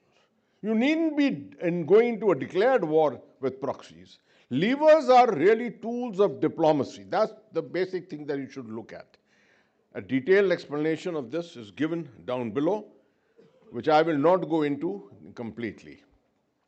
What I will explain is levers in conflict, and I again come back to the famous example of the USS Enterprise in 1971. And the levers in conflict, you can see on the left, various issues: diplomatic engagement, coercion, which can be used as a lever in diplomacy, economic sanctions, cultural diplomacy, military alliances, soft power itself over a period of time, negotiation and mediation, and international treaties. Now, proxy wars are diverse. There's a diversity in the whole concept. If you look on the left, you will find 4 different contingencies of proxy wars. The first, for example, a state sponsoring a state. You've seen US and NATO sponsoring Ukraine versus Russia, or the United States favoring Israel or supporting Israel as a proxy, not necessarily fitting into the whole definition of proxy war. States sponsoring a group of states. You go back to the 60s, Russia favoring or supporting all the Arab states, the UAR, so to say. Then the third one, states sponsoring state actors in a cross-border action. Example, 2014, the Russian invasion of Crimea, and subsequently the presence of the little green men who continue to function remain there for the better part of the next 9 to 10 years.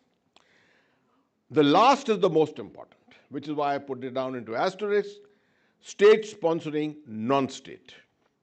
Non-state actors, cross-border environment, this is the bottom line. And this is what normally nations resort to. You've got the case of Pakistan, jihadis in Jammu and Kashmir. Iran, we've been seeing in the last 1 year, Hezbollah, Hamas, Houthis, all 3 Iranian proxies. You've seen Turkey with its proxies in Syria, the Syrian National Army itself, and similarly you can name many of them. So in today's context, classically, proxies relate to non-state actors. When we talk about proxies, we usually relate to non-state actors, acting on behalf of a particular state with a perceived just cause. It's a perceived just cause, with high deniability, full ideological and psychological and material support. This type of warfare allows powerful nations to project influence, test new military strategies, and weaken the adversaries without a direct confrontation. The last of the descriptions of proxy war. This is also the characteristic weapon of a weaker nation. You see the asymmetry between India and Pakistan. Can Pakistan go to war with India? In 1988, 87, 88, when Zia-ul-Haq had the option of resorting to action against India, would he have looked at conventional war?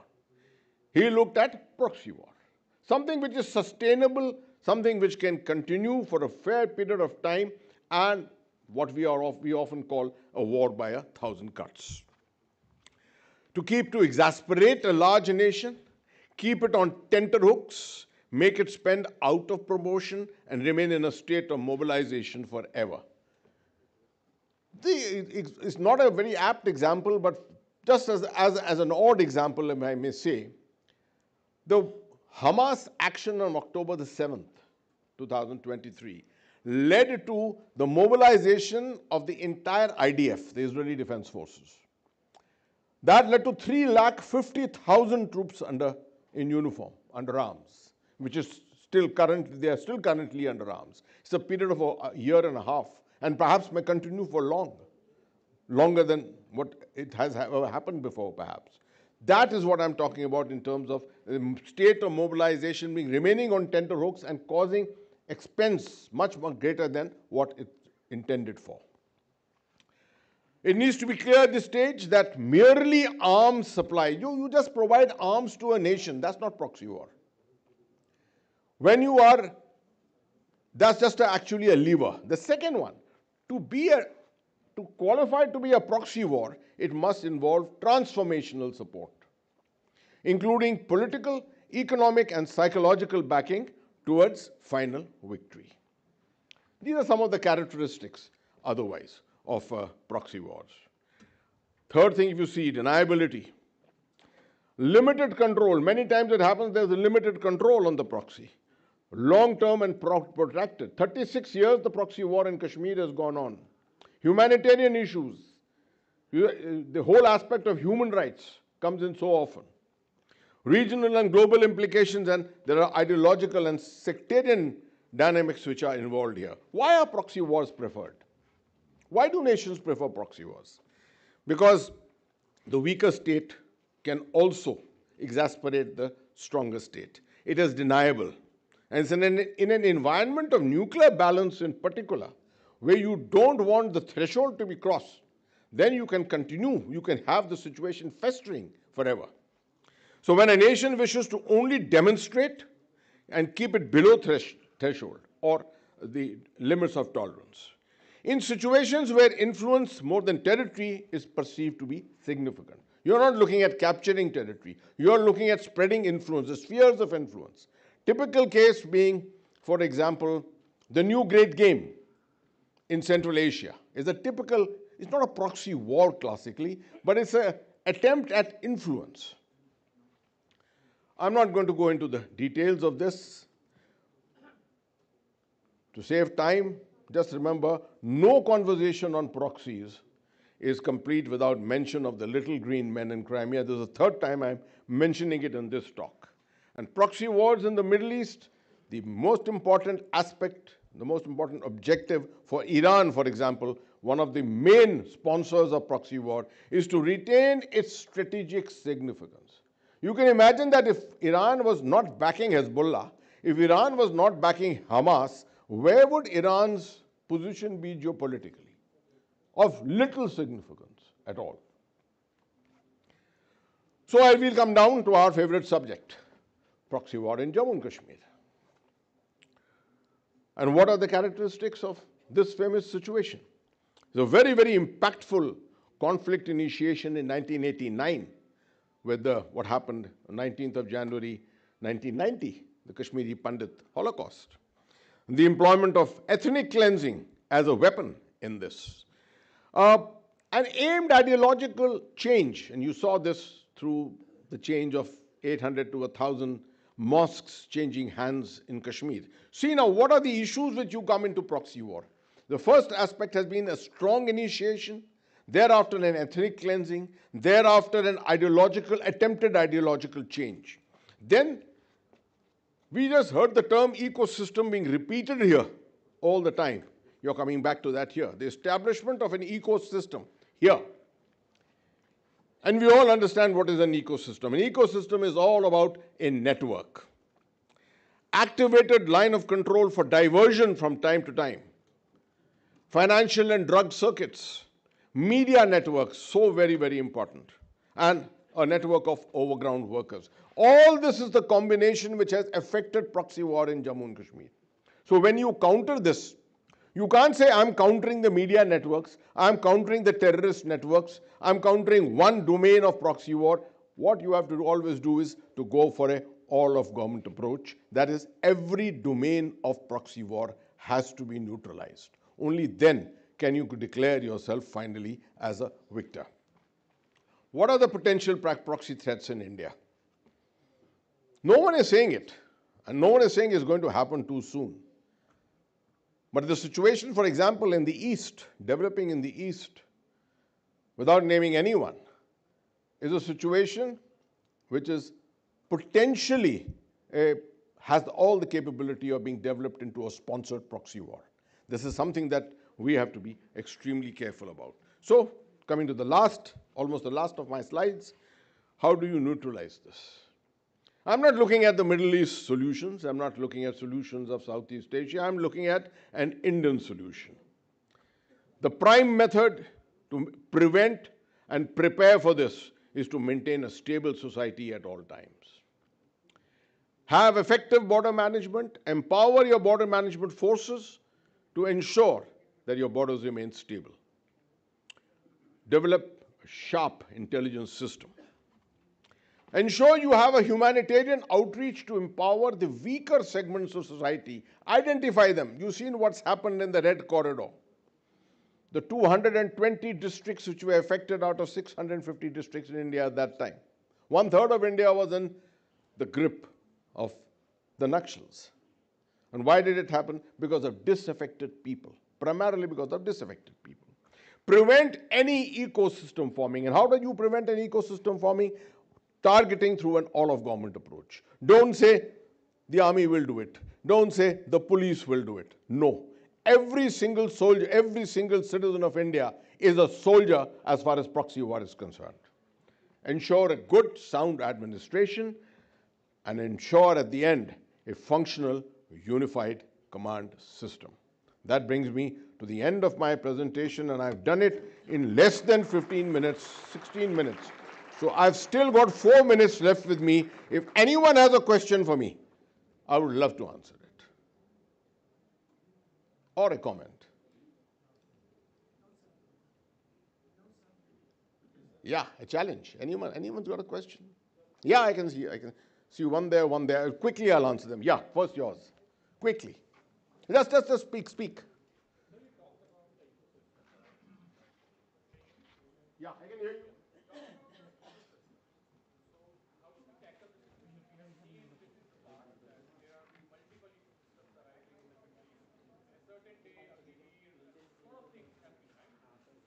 I got your question. Your question, please.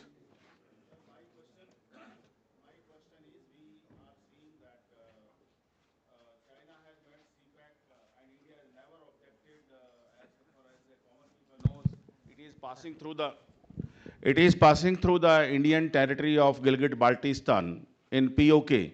And now we are giving access to China through the Wakhan border, which actually connect us to Afghanistan.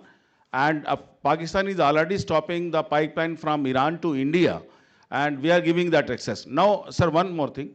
That China is reaching close to us by making a rail network in Nepal.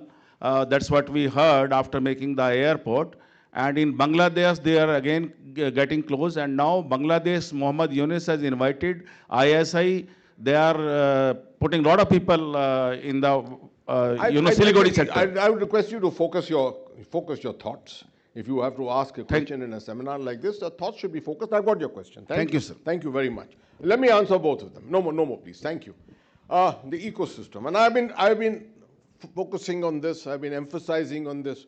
Without a system such as an ecosystem, you can't have proxies functioning. They won't survive a single day, right?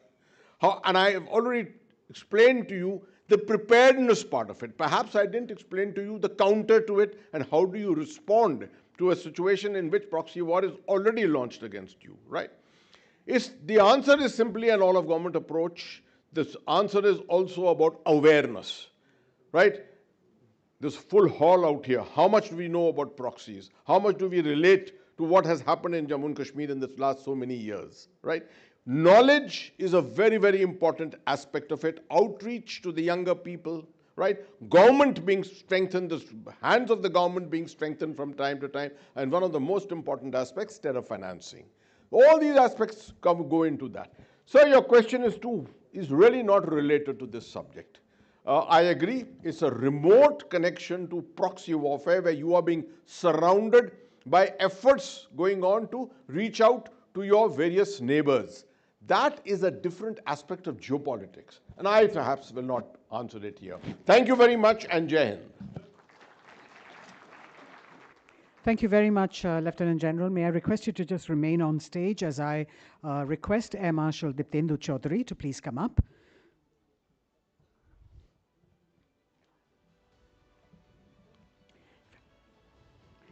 General Hasnain, ladies and gentlemen, a round of applause for that comprehensive and lucid discourse.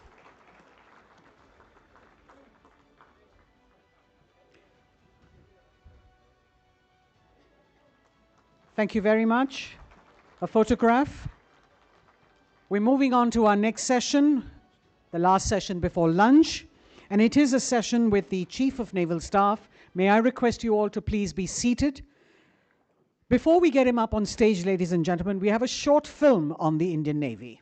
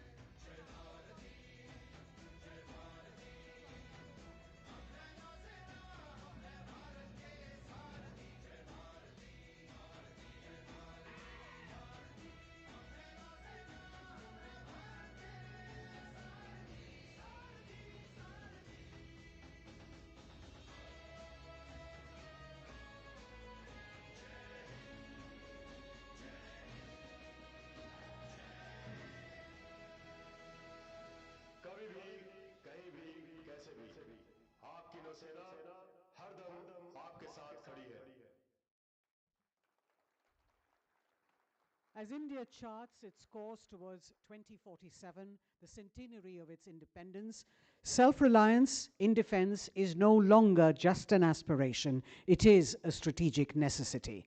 In this session, we have the Chief of Naval Staff who will discuss the Indian Navy's roadmap to 2047. Please welcome, ladies and gentlemen, Admiral Dinesh Tripathi, PVSM, AVSM, NM, an alumnus of Sainik School, Rewa, and National Defense Academy. He's had over 4 decades of distinguished service. In conversation with him, we've got senior journalist, Mr. Sandeep Unithan, editor News 9+, the world's first news OTT app. Sandeep was earlier with the India Today group as an executive editor writing on security-related issues. So it's over to you, Sandeep, for this session. Very impressive film, sir. Should we give the audience some time to recover, or should we start straight away?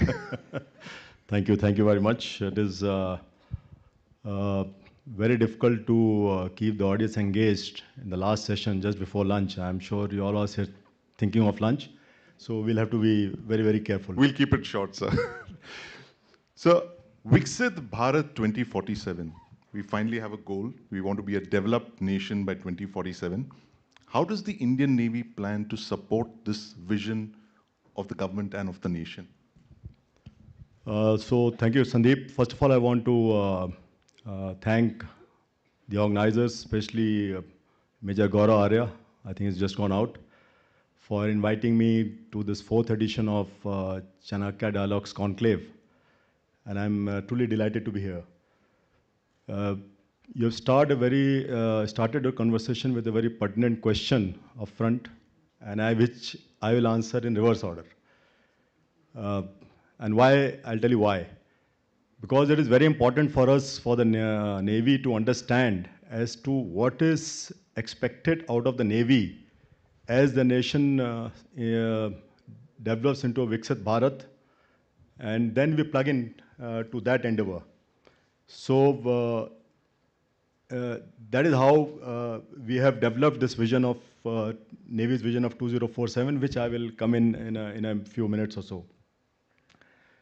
Now, all of us, at least some of us, my seniors, mentors who are sitting here, who have taught me all these years, and I truly believe now that India is a maritime nation. It was, it is, and it will always be a maritime nation. It is supported by its civilization history of over 6,000 years, and there is no getting away from it. From the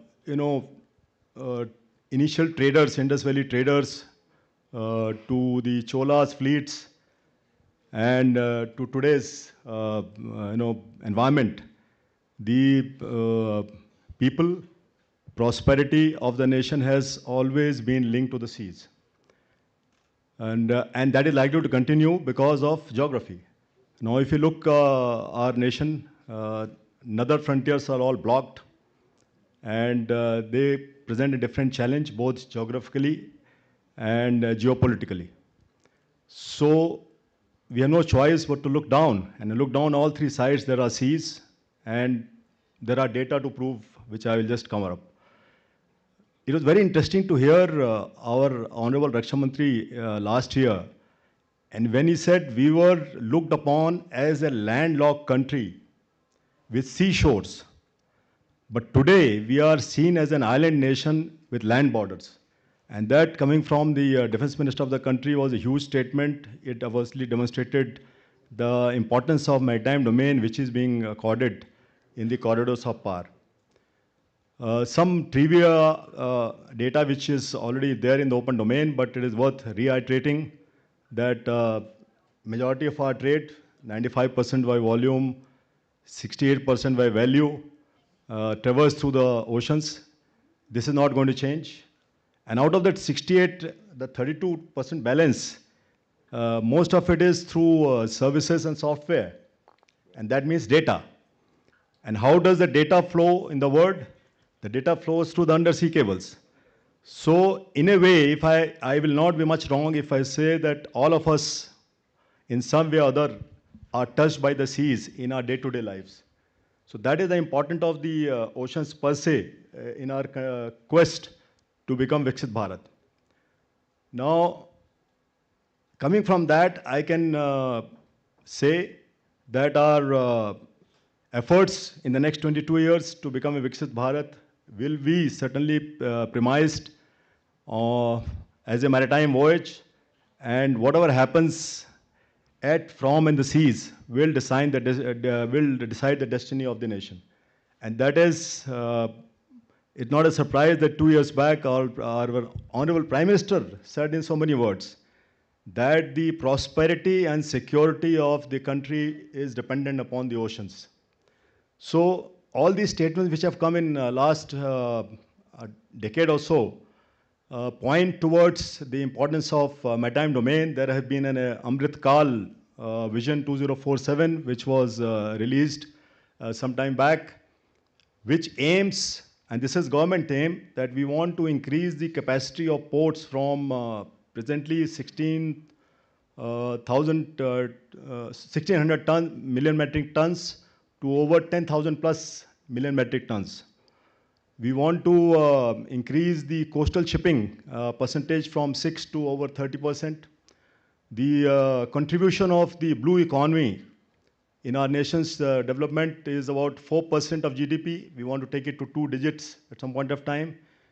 We aspire to ensure that we become the top 5 shipbuilding nations in the world and the top leader in the ship recycling. So all these are very good aims, tall aims. And what all that this means is that the maritime domain is going to expand in the years ahead. And if all that has to become a success, which is aimed, then we will require peace and tranquility at sea. And who provides that? As the prime manifestation of nation's maritime power, it is the mandate and responsibility of the Indian Navy to ensure that the maritime security remains a common concern for us at all times. It remains in our focus. And so that any adversary who wants to disturb, whether it is state actors, non-state actors, and anybody who is trying to infringe on our sovereignty, their designs are nipped in the bud at the first instance. So we are aware of our increasing responsibility in the coming years, and we know that we have got a direct responsibility in safeguarding the maritime interests of the nation wherever they are, and that's why you must have heard in the movie, anytime, anywhere, anyhow. Anytime, anywhere, anyhow. An absolutely fascinating overview that you've given us, sir, on how critical the Navy is to nation building and, of course, the economy itself. The fact that we are going to be the world's third largest economy and we cannot be a developed nation without having safe and secure seas. But I want to take up one point that you mentioned there about the goal of the government to become one of the top 5 commercial shipbuilding nations in the world. That's an area that we are deficient in now.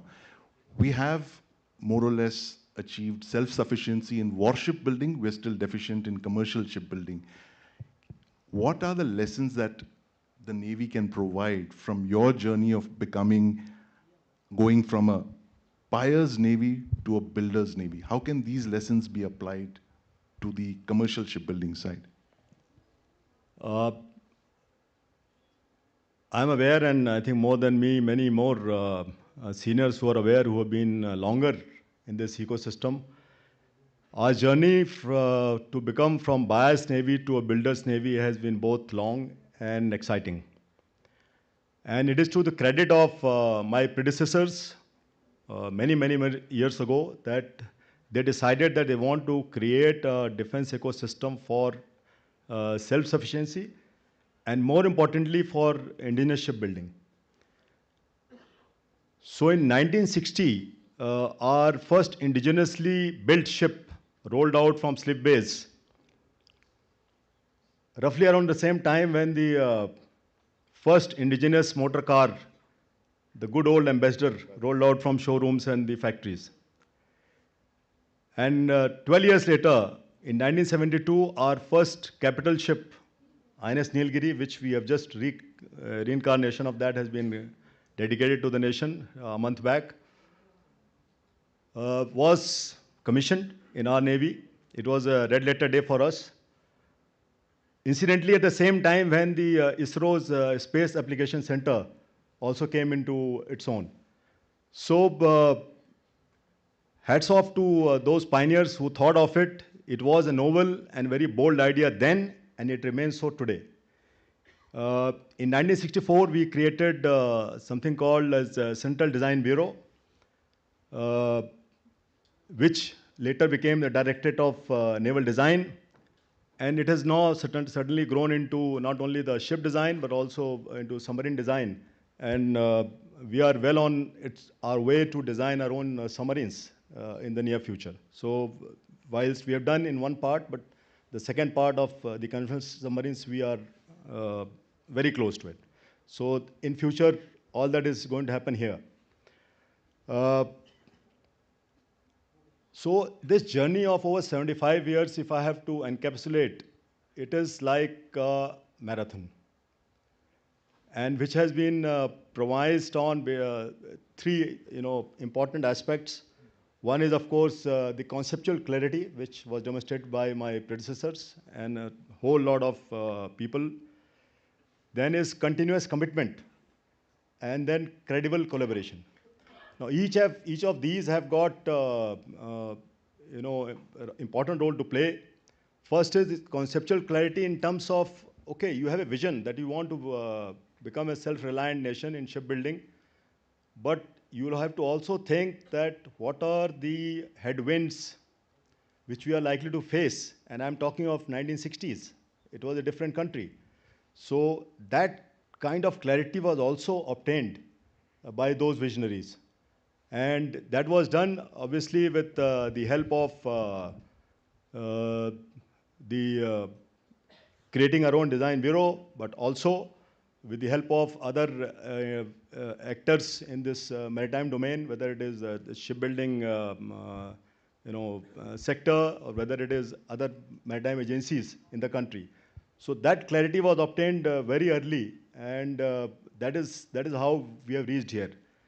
The second aspect is, like a marathon runner, he never runs alone. He requires support of his training team, he requires support of his staff, and that's how he finishes his run. So in the same manner, we couldn't have done it alone.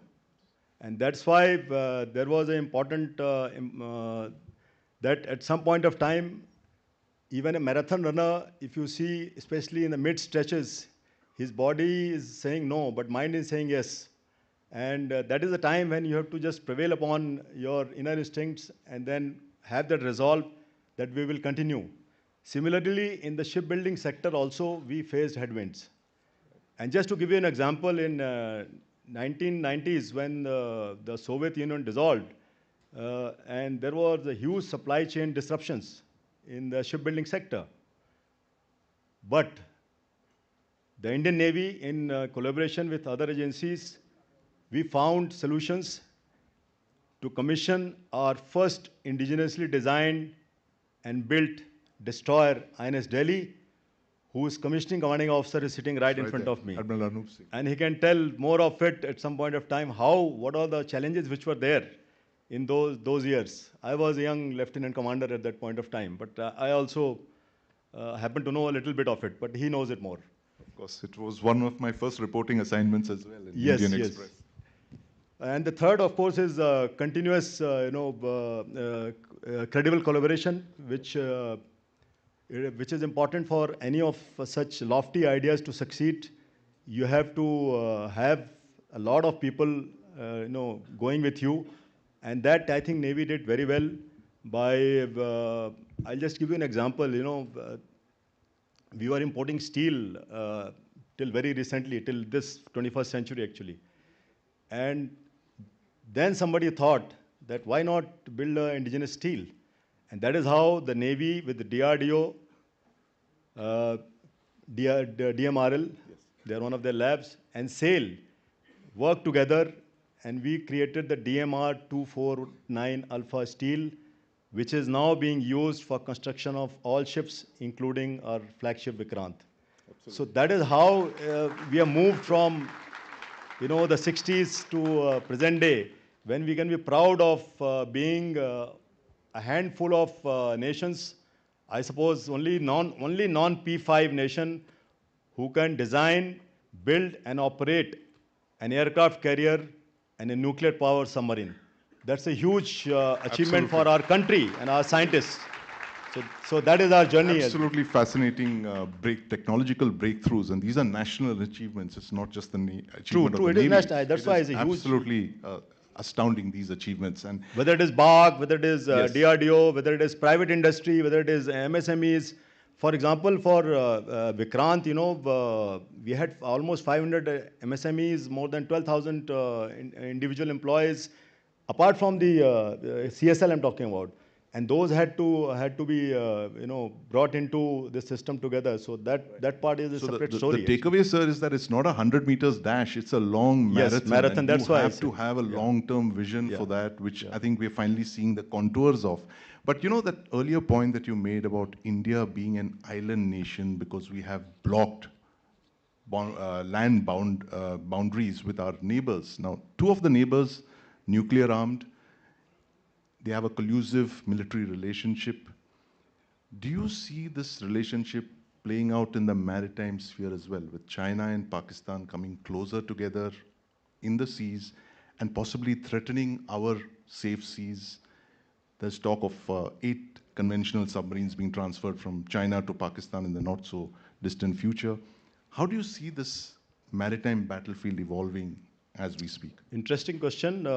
Before I come to the answer, I just want to tell you that 50% of global oil and gas and over 100,000 ships transit through the Indian Ocean region annually. So what does it mean? It means there is an increased presence of extra-regional forces. There is an enhanced contestation. We are all aware what is happening around us. This audience doesn't require me to go into it because we are short of time, but you understand what I'm talking. So there is already a kind of, continuum from cooperation, collaboration to contestation, and could lead to conflict. We can't rule that out at some point of time. So it's some people call it the busy piece. We call it a continuum. So there is already in the Indian Ocean region, a lot of things are happening. But the good part is that we as a Indian Navy, we are fully aware, I would say, of what is happening, who is doing what, where, and why. So that is the good part of it. Because we have got the kind of maritime domain awareness, where we are using technology, both manned, unmanned, space-based, and also our international linkages with various agencies, through which we come to know at least the white shipping part, and that is more than half the battle won, because we know that who goes where. As far as China is concerned, China has been increasing its presence in the Indian Ocean region, not only in the oceans, but even on land for some decades now. And PLA Navy, which is now the largest navy in terms of numbers, has been putting 6 to 8 very capable combatants at any point of time in IOR, despite the piracy having been obliterated. No, it's no more there. Their initial, ruse of coming to the Indian Ocean region was that we are fighting the anti-piracy battle. But all that is history. But we cannot, apart from that, of course, they have been putting a large number of research vessels. Again, we know what they're doing. Satellite tracking vessels, deep sea fishing vessels, and which all of us are aware that they are doing something which they should not be doing, unregulated, irregular fishing. But all that we cannot stop. We can only stop they don't do anything in our areas of interest, and that we have been doing very effectively, that we have not allowed them to come anywhere where we don't want them to come. But what is in our hands is that we create structures within our Navy to look at mitigating these threats which are there. And in that sense, of course, our force structure planning is very forward-looking. So we look at the threats and then devise what kind of weapon sensors, equipment systems are required. We also have, the doctrines and tactics which are continuously being reworked, revised, refined, and as we speak, our biennial Pan-Navy theater level exercise, we call it TROPICS, is underway, where the Navy, we have got participation from the Army, Air Force, Coast Guard, and other agencies is already underway. As far as the maritime collusivity is concerned, Chinese have been supplying equipment and systems to Pakistan for over two decades now. At least I remember that. Since 2009, they have supplied, first they supplied 3 frigates, F-22s, then Type 054, 4 of them they supplied a satellite tracking ship, amongst others. They have also supplied for the Army and Air Force, also Pakistani Army and Air Force. So this 8 submarines which you alluded, it is just a continuation of that process. And we are certainly aware of the threat which the submarines can pose to our maritime security and our trade. And we are devising means and measures. Fortunately or unfortunately, the technology is changing so fast that what was relevant yesterday may not be relevant day after tomorrow. So that is not only applicable to the Indian Navy, it is applicable to all the navies, here the non-state actors somehow sometimes have got more flexibility to use the technology in the manner in which they want, because they have no processes and procedures. Whereas nation states do have some processes and procedures, and therefore sometimes the induction of niche technologies can take some time. We have taken some measures in the Navy. Those can be debated separately. But yes, maritime collusion is a possibility, and we are doing all that what is required to ensure that no harm comes to us. And you're watching your adversaries at all times. Absolutely. We have got an IFC, IOR, so we have got IMAC, and we have got linkages with the various organizations. We carry out multilateral exercises, bilateral exercises, trilateral exercises with our partner nations. So in that sense, yes, we are on top of situation, if you can say that. So we just saw that very impressive short film before we started speaking at Buildup Party. Lots of combatants, aircraft carriers, warships, submarines. The Navy is very capital intensive. Your ships are very expensive, hundreds of crores, thousands of crores. And you have a plan to build up on the Navy. You have a 200-ship Navy plan, which is falling short. How do you make the case for your combatants to expand your Navy for all the reasons that you just outlined? When the seas are absolutely tranquil, when it's peaceful, there's no violence, you don't have contested maritime boundaries, and the Navy already gets the least allocation of the defense budget. How do you make the case for expanding the Navy to encompass all of these threats that you mentioned?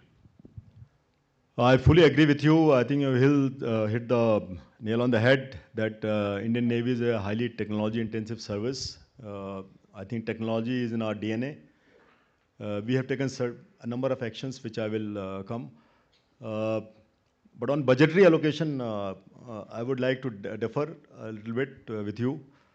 As you are aware, the budgetary allocation to armed forces and many other agencies have got two components. One, of course, is the capital part, which is largely for the modernization of the force, and the revenue part, which is for the day-to-day running in terms of spares, fuel, etc., etc. We have been very fortunate that over the last several years, the allocation under the modernization budget has been very healthy. And this year alone, the Navy has been allocated 63,000 crores in the modernization section alone.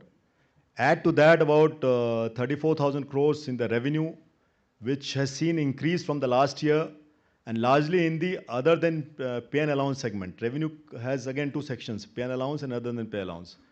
So we are very comfortable with the budgetary allowance, and this is not happenstance. Like I said, there is a realization, greater realization in the higher echelons of decision making that the importance of maritime sector, and therefore Indian Navy being a growing service, along with the focus on other elements of maritime domain, which I enunciated some of them, the Navy has to be built up, and we are fully aware that we have not reached where we ought to reach to do what the nation wants us to do. And in the expanding maritime domain, as it is going to happen as our economy grows. So I'm fully aware of the requirement of budgetary allocations, but the government has been very kind to give us the budgetary support to ensure that the Navy remains fully ready and fighting fit service to safeguard the maritime interest of the nation wherever they are. So on that count, I have no cribs at all. What we have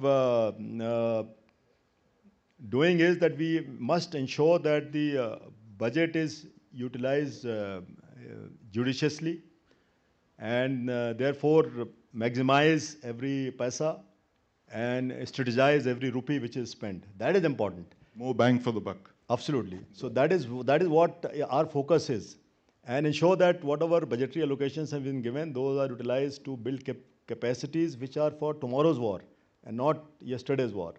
So that is a constant churn which is happening, and the kind of, like I said, again, come back to technology, that the changes which are happening, we are finding solutions to ensure that those threats are negated before they become critical for our maritime security. It is not only for the naval ships, but the overall maritime security.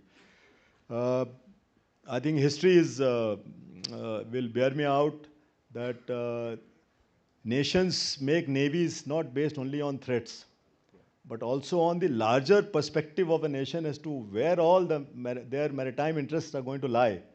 And that is the kind of navy which we want to make, which can look at not only the threats of today and tomorrow, but also the national maritime interests. Absolutely. Fascinating elucidation of thoughts, Admiral Tripathi. You've made the case so beautifully for why the Navy is so critical for the nation as it heads towards being a developed nation in the next 20 years. And I'm afraid we're completely out of time, but thank you very much for joining us. Ladies and gentlemen, let's hear it for Admiral Tripathi. Thank you, Sandeep. Thank you, Sandeep and Admiral Tripathi, for sharing with us insights on the Indian Navy's long-term vision. May I request Vice Admiral Anup Singh to please come up and do us the honors of presenting tokens to our special guests on the dais.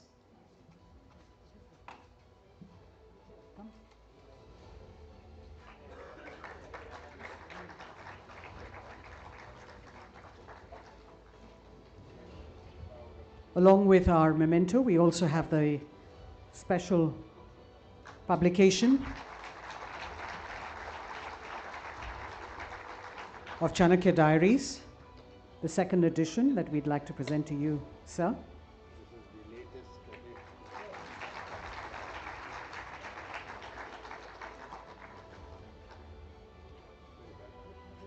To Sandeep as well.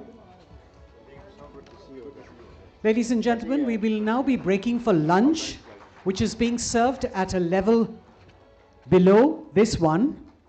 Please be back in half an hour. We have exceeded our time slots, so we're going to make up that time during lunch. Please ensure that you take your belongings with you and you return in half an hour. We will begin our session at 2 o'clock, and we've got a fabulous lineup of speakers as part of the 4th edition of Chanakya Dialogues. We will have Mr. Kant leading that panel as we start post-lunch. Please be back here in half an hour. Thank you.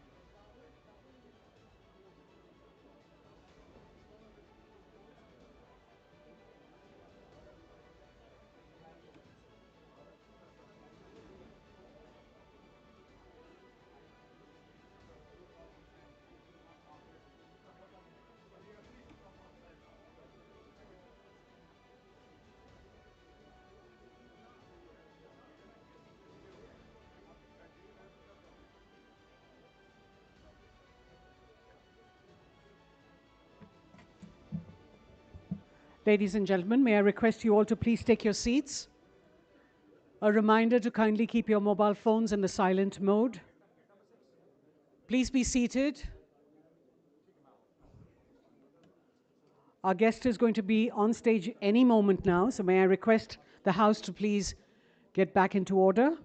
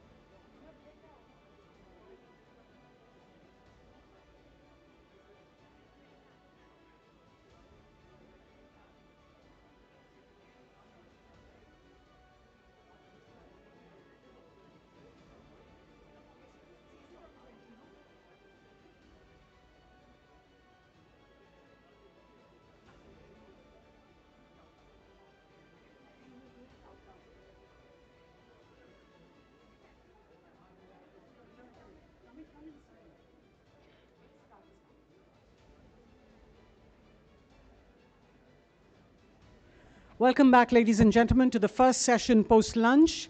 Please settle down. We've got with us Mr. Amitabh Kant, India's Sherpa, to the G20. The G20 summit in India in 2024 was a landmark moment in global diplomacy, marking India's emergence as a key player on the world stage. It was the biggest diplomatic event ever hosted by India, bringing together world leaders to discuss pressing global challenges. Now, more than a year later, the question arises, what have been the tangible dividends for India? How has this diplomatic success translated into economic, strategic, and geopolitical gains? Mr. Amitabh Kant hardly needs an introduction. He's known as a governance reformer, a public policy change agent for India, having driven key reforms and initiatives during his tenure as the CEO of Niti Aayog and as the Secretary of the Department of Industrial Policy and Promotion. He's also been a key driver of flagship national and transformational initiatives such as Startup India, Make in India, Incredible India, Kerala, God's Own Country, and many other aspirational programs. He's a member of the steering board of Shaping the Future of Production Systems of the World Economic Forum, and also a champion of the Edison Alliance of the WEF, among many other international groups and intergovernmental agencies. Speaking to him today, we've got Dr. Sriram Cholia, a distinguished social scientist and a leading voice on international affairs. His expertise spans diplomacy, foreign policy, international political economy, global security, and humanitarian practices. He brings a deep academic foundation to his work, and I'd like to request him to please encourage Mr. Kant to share insights on the long-term impact of the G20 summit. Namaste. Welcome back. Friends, this whole morning session, we had a laser-like focus on hard security issues. Military, national security, of course, is the theme of this event. And still, there is something that has not been covered, and I hope to do it with Mr. Amitabh Kant in this session, which is a focus on non-traditional security areas, and which are of great concern to not just India, but to the entire developing world. As you know, Mr. Kant led the heroic effort to get consensus in the G20 summit that we hosted in 2023. This book of his, I strongly recommend. I hope some of you have already picked up and are reading this. And I'm going to take up a few themes from this. This is the blow-by-blow account, if you like, of the behind-the-scenes work that he and his team undertook to achieve this miracle. It was a miracle, and it's of course also one of the finest hours of India's diplomacy in recent times. So Amitabhji, Global South, you have highlighted in this book, apart from India, we have around 130 countries that are classified as low and middle income countries in the world. And we took the lead and we generated outcomes that benefit all of them. So given that the theme of this event is security, and you have highlighted number of non-traditional, unconventional, or what we can call soft security matters, because the hard security is the military and the defense. You've spoken about food security, energy security, environmental security or climate security, even digital security. There's so many outcomes that we achieved in our presidency, and we continue to support those outcomes now in the ongoing G20 process where you are still our Sherpa. So in that context, how receptive has the world been to our ideas about these alternative forms of security? And this is mostly an audience interested in security. So if you could reflect a little bit on these aspects, the alternative forms of security and what we have done for the Global South. And a larger question, why have we done this? And what are we getting out of this? Because a lot of these are hard-nosed realists sitting in the audience, and they will say, multilateralism, doing good for the world, usse fayda kya, what do we get out of this, as a country? So I request you to reflect on these forms of security, what we have done, and what are we getting out of it as a country? How is it serving our national interests? You've written about this in the book, but let's give them a preview, sir. So first and foremost, thank you very much. My view is that you can't have hard security in this country till India does not become a major economic power. And that would require India to grow on a constant basis of 8 to 9% per annum, year after year, for 3 decades or more. And we should know what the challenge is. The challenge is that India wants to grow from a $4 trillion economy to a $30+ trillion economy by the time it becomes 100 in 2047. This implies that your GDP has to grow 9 times, your per capita income has to grow 8 times, your manufacturing has to grow 16 times. And very few countries in the world have been able to achieve this. It was done by Japan post-World War II, it was done by Korea, in recent times China. All other countries in the world have got caught in the middle income trap.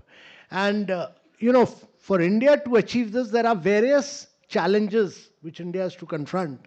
The first global challenges are that it has the challenge of geopolitics. You have a war which is going on for over 1,000 days in the heart of Europe, which has disrupted food, fuel, and fertilizer.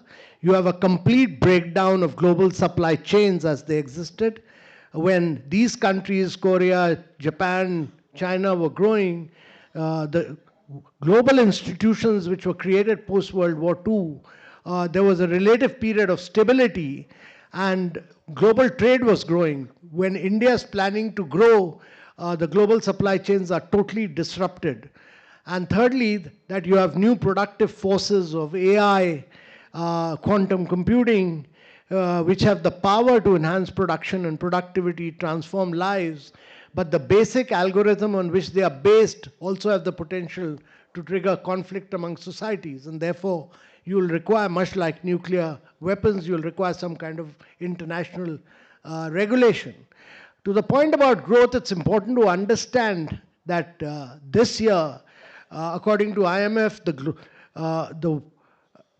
almost 3/4 of the global growth is going to come from middle income and low income countries.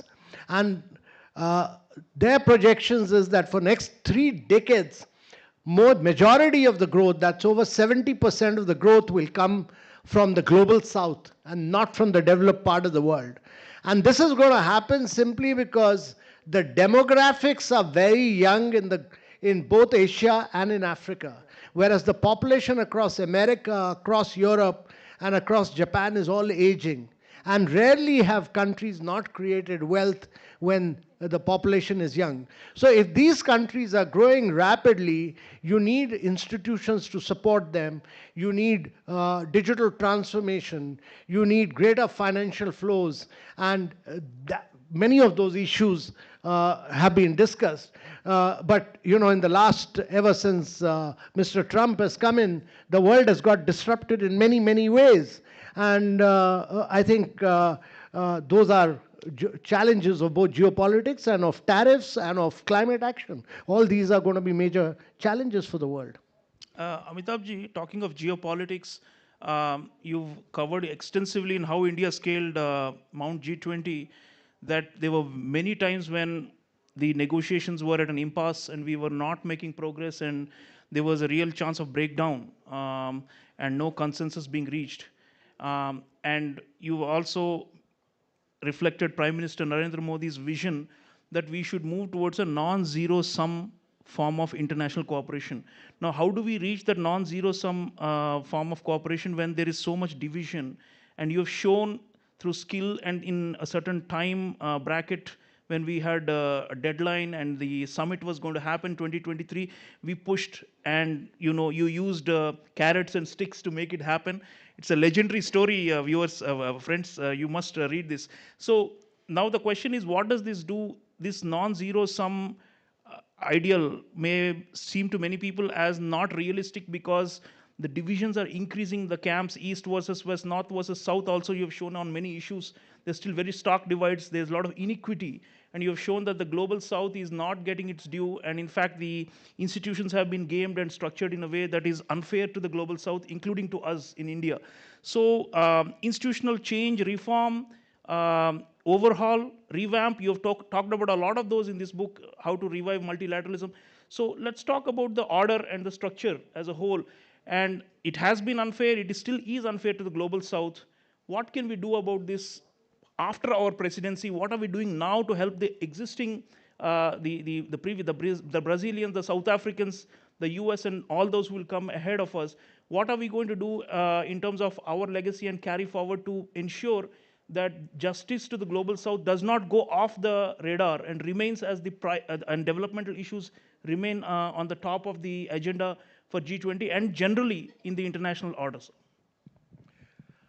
So first and foremost, one of the key achievements of India's G20 was that India made it G21 by getting African Union to become a member. And when you make African Union a member of G21, then the G21 actually now represents almost 86% of the global population. Before that, it was just about 74, 75%. So it becomes a far more inclusive body. And the global GDP that G21 now represents is close to about 80%. So India has played a very, very critical role in making it a far more inclusive body. Secondly, I would say that we could achieve consensus because India negotiated with the strength of G20. You know, the geopolitical para on Russia, Ukraine, the United Nations had failed, the Security Council had failed, every single multilateral institution had failed.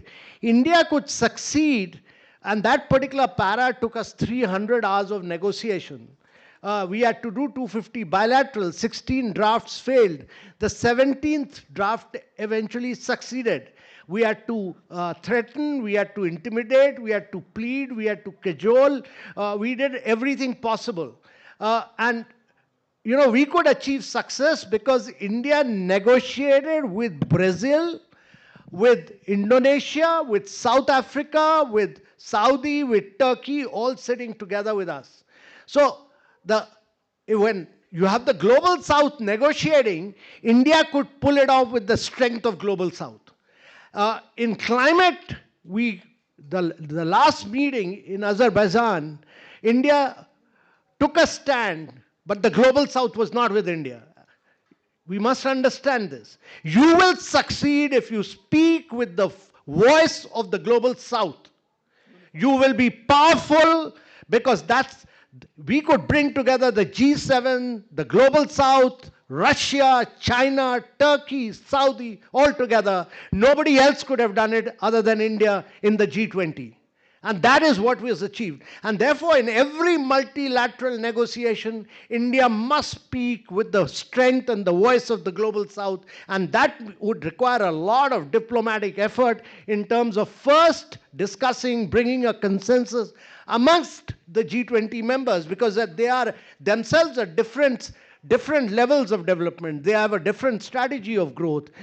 Saudi talks about fossil fuel. We talk about green growth. There are challenges with Argentina. There's a challenge with Mexico. But you need to bring them all together to a common consensus.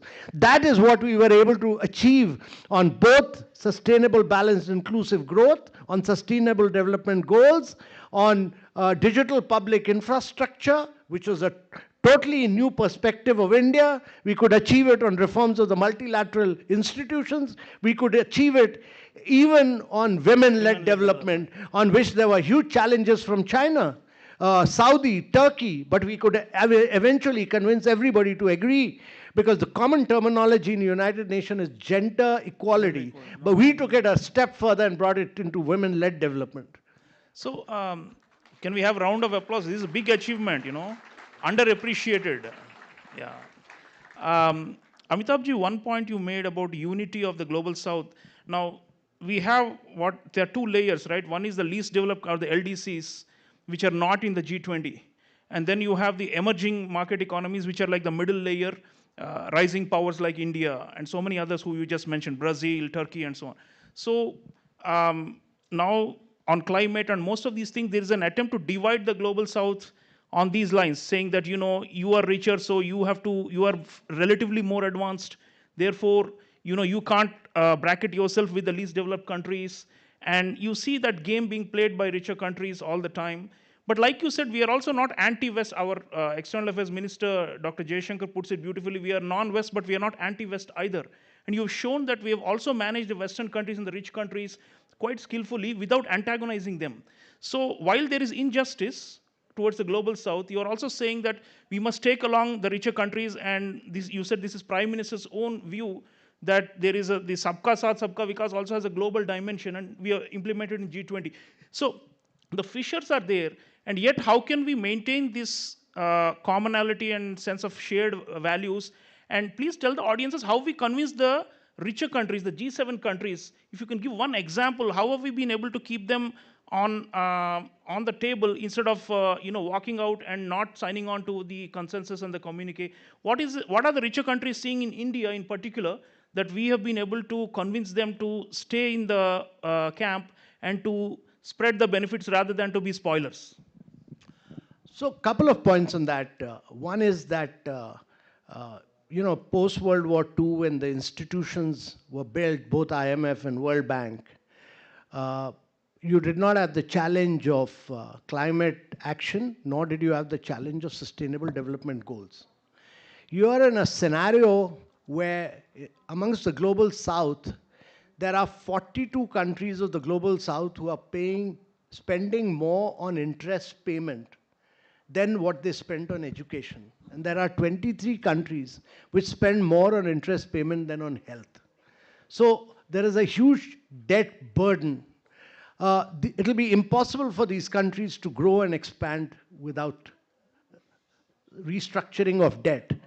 Now, you need a complete realtering of institutions, because post-World War II, the United Nations and Security Council was envisaged at a point of time when the power structure was the power structure which came out of World War II. Today you have a scenario where India has overtaken UK to be the 5th largest economy. We are the only country which is a $4 trillion economy, growing at about, last year we grew at 8.2%. In the next 2.5 to 3 years, we will overtake Japan and Germany to be the 3rd largest economy in the world. Now, once you've become the 3rd largest economy in the world, your stature and standing grows.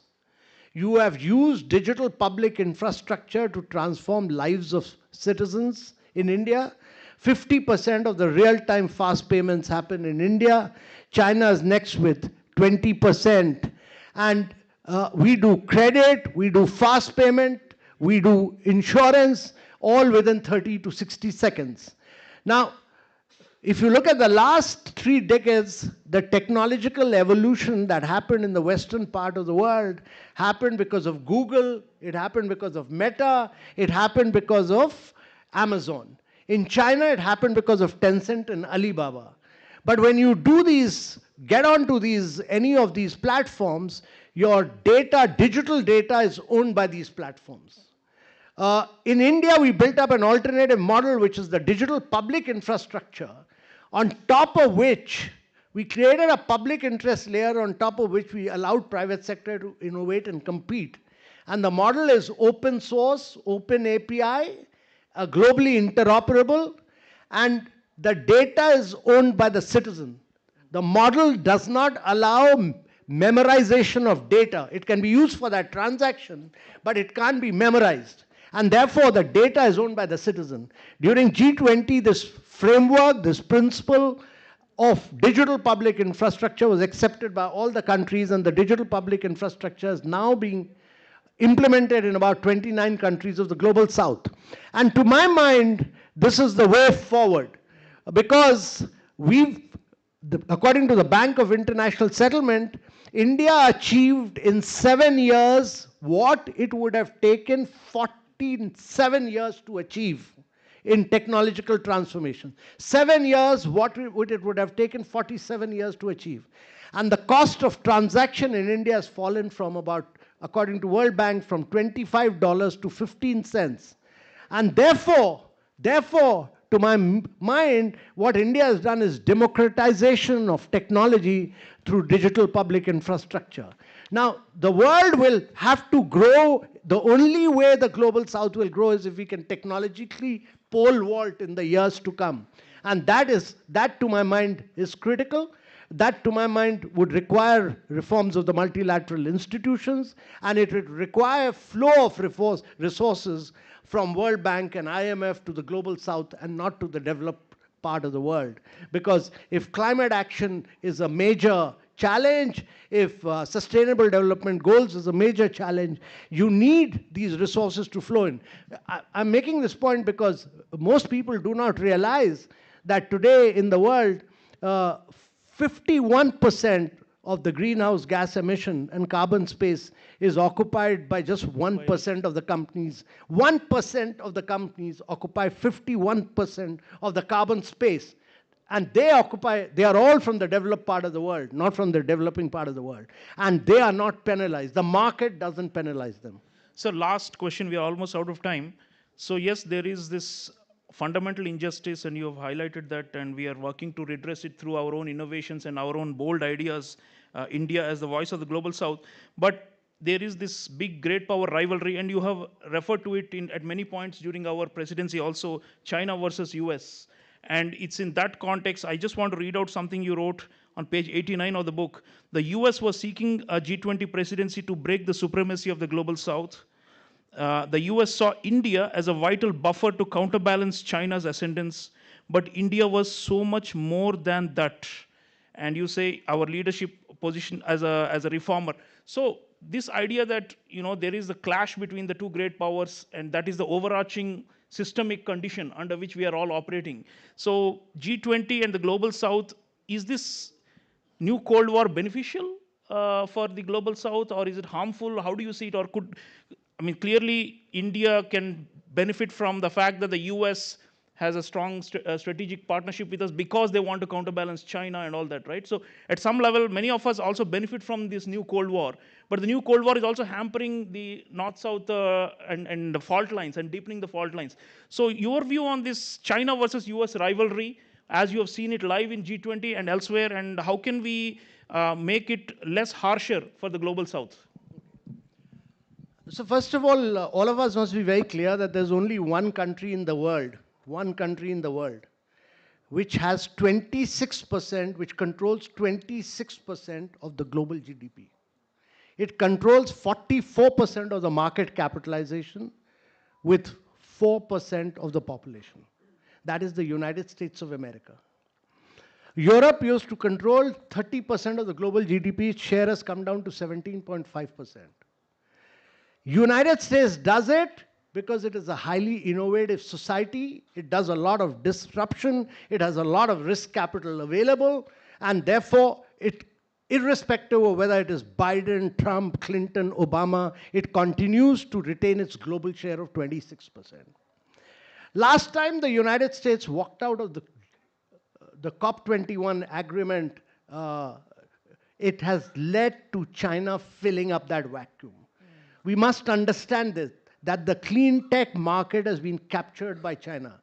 80% of the critical minerals are controlled by China. They control 78% of the electric vehicle market.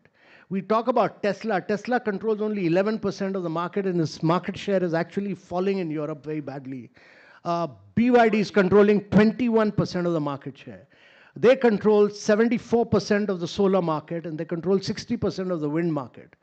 My view is that a vacuum is again being created, and this is a huge, huge opportunity for India. You cannot today grow at 9 to 10% per annum, which is the vision of India, which is the vision of the Prime Minister, to take it to a $30+ trillion economy without cutting-edge technology, and which would require India to be a champion of artificial intelligence, be a champion of quantum computing, be a champion of electric vehicles, be a champion of free enterprise. India cannot grow without private sector driving the Indian economy.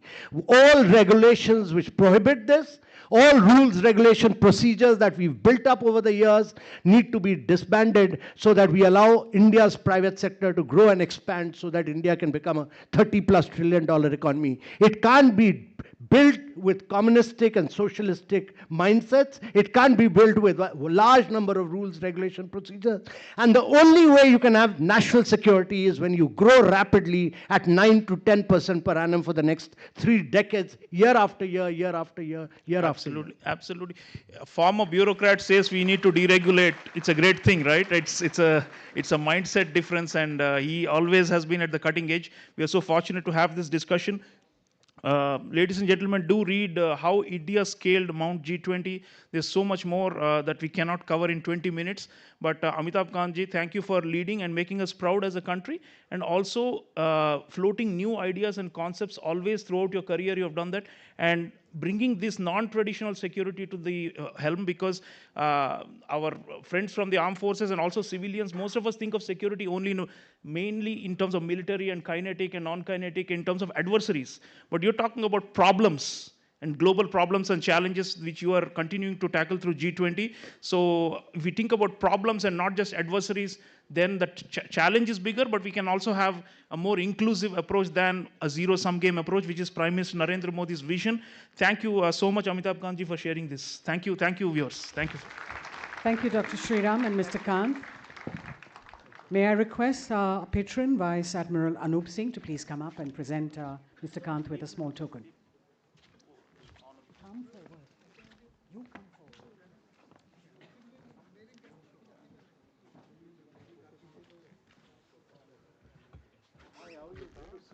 A very engrossing session, giving us valuable glimpses into the country's prospects and leadership vision. Dr. Sriram and Mr. Kant, thank you so much from the Chanakya Dialogues.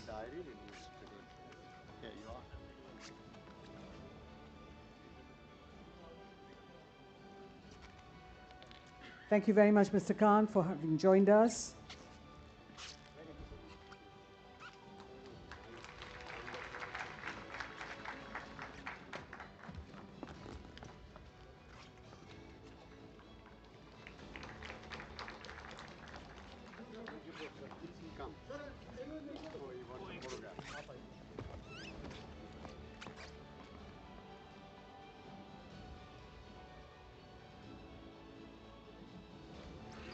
So we're moving on to our 9th session and are ready to discuss the Middle East and the chaos there. The region is once again engulfed in turmoil, with long-standing tensions flaring up and regional rivalries intensifying, and Israel finds itself at the center of a complex geopolitical struggle, balancing military action with diplomatic maneuvering. We have with us His Excellency, Mr. Reuven Azar, the Ambassador of Israel to India. He's a seasoned diplomat who brings a wealth of experience to his new role, having served in various key positions over nearly 3 decades. I request him to please come up onto the dais. We will have the Ambassador talking to Air Marshal Diptendu Chaudhary, PVSM, AVSM, VM, VSM, a former Commandant of the National Defense College.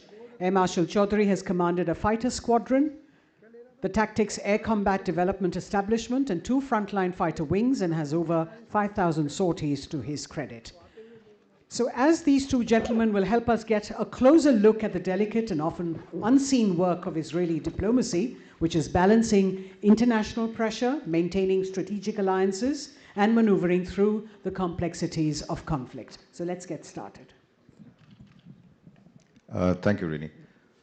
Good afternoon, gentlemen. I think, ladies and gentlemen, we are back after a lunch session and a scintillating talk earlier.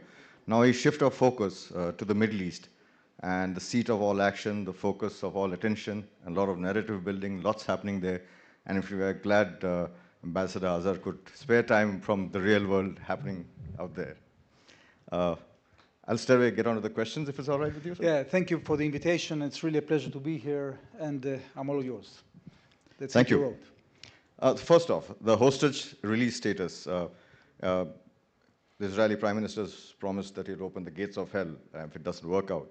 And what would be the national objectives, and how do you see the present crisis panning out as the first phase reaches its end? Well, the objectives of, as designated by the Israeli cabinet at the outset, following this atrocious attack on the 7th of October that really was a terrible intelligence and operational failure from our side, was that we want to make sure Hamas cannot do this again. And for that, we have to decimate their military capability, to take them out of government in Gaza, and to bring back all the hostages. Now, these two aims, of course, contradict each other, because Hamas was holding the hostages in order to try to extract a surrender from the state of Israel. So not only that we haven't surrendered, we have changed the Middle East, because Nasrallah decided to attack us, and the rest of is history. After a few months, we removed Nasrallah, we removed the Hezbollah threat, the reality in Lebanon changed, the political reality in Lebanon changed, and as a result of the debilitation of Nasrallah, also the reality in Syria changed. And Iran became exposed as a result of our retaliation to their massive missile strikes. So besides doing all of that, we removed the main military threat coming from Hamas, namely the thousands of missiles they had in Gaza, the factories, a large part of the tunnels, a large part of the military force they had there. But they are still there, holding 59 hostages out of 250 they had in the past, and having a grip on the population by sequestrating the humanitarian assistance. So we have here two options. One option is to achieve our goals through diplomacy. So we are ready to, after the phase one of the deal was fully implemented, and we managed to release 33 hostages, there are two options. Either we negotiate a situation in which Hamas leaves Gaza, at least the leadership of Hamas leaves Gaza, and they allow the Palestinian people to reconstruct. They deserve a much more decent leadership. And then we can bring the hostages and engage in reconstruction. The other option, if they refuse, is that we will have to go back to a military action. But this military action that we have now is going to be different, first of all, because Hamas doesn't have the infrastructure they had on the 7th of October. Second, we have 100% backing by the American administration. And the aim of that military operation would be to remove them from power, to take responsibility or transfer the responsibility on the humanitarian assistance to another element, like an American company, like local tribal leaders, etc. And this is the plan. Either we do it diplomatically or we'll have to do it militarily. Which takes me to the next question, typically, classically, that when you said you're going to remove Gaza, remove the Hamas from Gaza, radical thoughts are usually very difficult to kill. They tend to reoccur. Yeah. Do you think there's going to be some kind of a spillover in the West Bank or some other effects down the line? Look, you're right. We are all, I think, suffering from the same challenge. Radical Islamic movements are all over the Middle East, are here in your region, and to fight the phenomenon is different from fighting a specific threat, military threat. But you cannot escape either of them. You have to sometimes implement military means, but you have to fight radicalism also with other means. And here, India has done its share, and we can maybe learn lessons from India.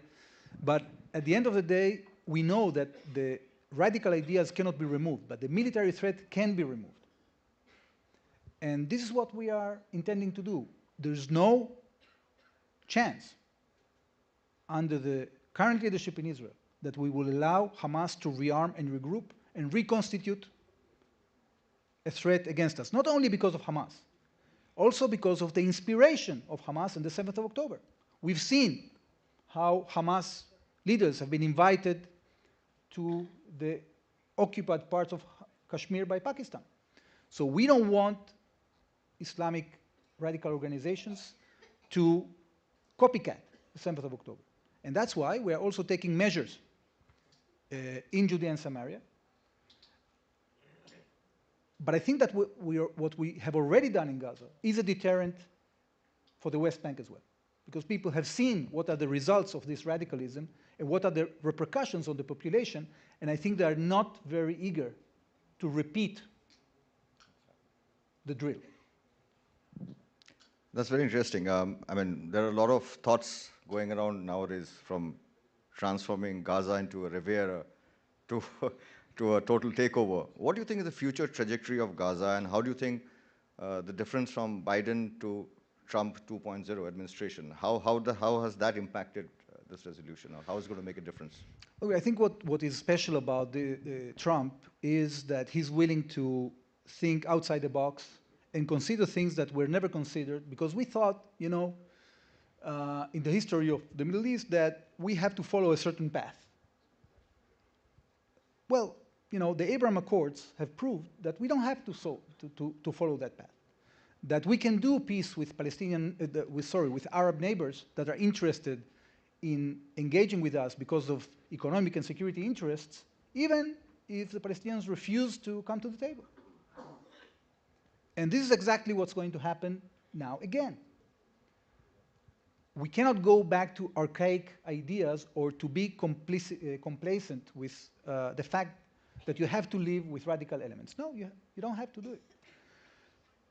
In order for that to happen, we have to finish the job, first of all, militarily. And we haven't. Let's be frank about it. So we have done maybe enough on the military front if Hamas agrees to renounce power. I'm not very optimistic this will happen. So the chances that we'll go back to military operation in Gaza are high. But then the question is what we do next. We don't want to bring back the Palestinian Authority in its current mode, because the Palestinian Authority is corrupt, because it has failed to fight against Hamas. And actually Hamas threw them out of the roof, from rooftops in Gaza in 2007. So we are not going to do all this operation to give authority to an authority that is going to lose again to Hamas. We have to think outside the box. And that means, first of all, that like in other conflicts, in Ukraine, for example, unfortunately, 5 million people had to leave Ukraine as a result of the war. They were received by neighbors, at least temporarily. As a result of the war in Syria, in which 12 million people were displaced from their homes, at least 6 to 8 million had to leave Syria. So why Gaza is the only place in which people cannot leave? Not forcefully, right? So those countries that are willing to host them, if they have feelings for them, we're willing to help them with that. But it doesn't mean, I'm not talking about this cynically. I'm talking about it seriously. You know, we can create a situation that Palestinians have a better future. They deserve what other people deserve. If they are freed from this radicalism, they can have a better future. Why cannot they have a Riviera? They can. But we have to create a situation in which we defeat the radicals, in which we bring into Gaza power that can actually bring new values, that can bring hope. And if we succeed, then, you know, Trump can have his way. Maybe not 2 million people will leave, maybe only 200,000. They can come back when the situation improves. So we have to think outside the box. I think that we have enough common interest. Those countries that are interested in prosperity, in security, in technology, we have a coalition under CENTCOM, under the American umbrella. We are already sitting, you know, people don't know this, but every now and then, all the chiefs of the armies of Israel and the Arab states sit together with the Americans, to discuss issues of common interest. So we have to free ourselves from the chains of the past and cooperate with this incoming administration in getting rid of archaic. I'll give another example. UNRWA. There is a UN organization that was established in 1948 to perpetuate the Palestinian problem. So the people of Gaza, by the way, that they don't want to leave Gaza, they want to stay there, they say that they don't belong to Gaza. They are refugees. They want to go back to Israel. So you have to decide, either you want to stay in Gaza, you want to go to Israel, right? You cannot have it both ways. So this UNRWA organization that was heavily infiltrated by Hamas, it has to be disbanded. Imagine that in 1948, after the terrible war you had here, and after Pakistan, India were established as independent states, people that had to escape Pakistan would still receive food ratios 75 years after from the UN. Can you imagine that? This is what's happening in our region.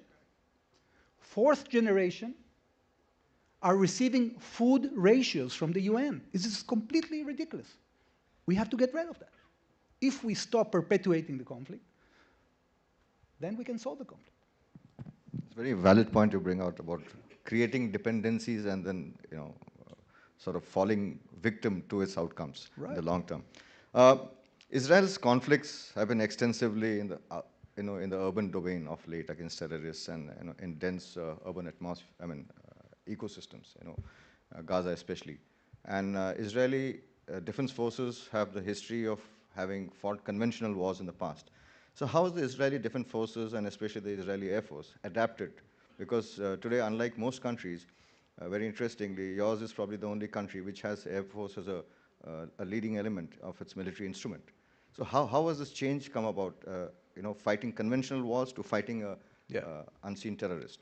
Well, today we have the honor to have a lot of people from the defense establishment, so they know very well that usually the defense, the army gets ready for the war that happened, not for the war that will happen. And that's something that is very difficult to deal with, because sometimes you don't know what is going to be the nature of the threat and what is the answer to the new challenge your enemy is going to bring in front of you. So in Israel, we understood very well that Iran was building around us a ring of fire. Is supplying this missile technology and drone technology to many proxies, terrorist organizations in the region, to the Houthis in Yemen, to the Shiite militias in Iraq, to Hezbollah in Lebanon, to the militias in Syria, etc. Building factories in Syria, factories in Lebanon. So we knew that we had to get prepared for that. So for years, not only we've been gathering intelligence about that, but we created a multi-layered system of missile defense, which proved itself pretty well in this war. And by the way, it's becoming very popular because many countries understand that this is the future in warfare and they want to acquire these capabilities. The threat that we haven't been successful enough in getting ready for was this whole issue of tunnel warfare. And this is something that we knew that was happening because this tunnel threat already exists in our region for more than a decade. And we had to reinvent it during the confrontation in Gaza.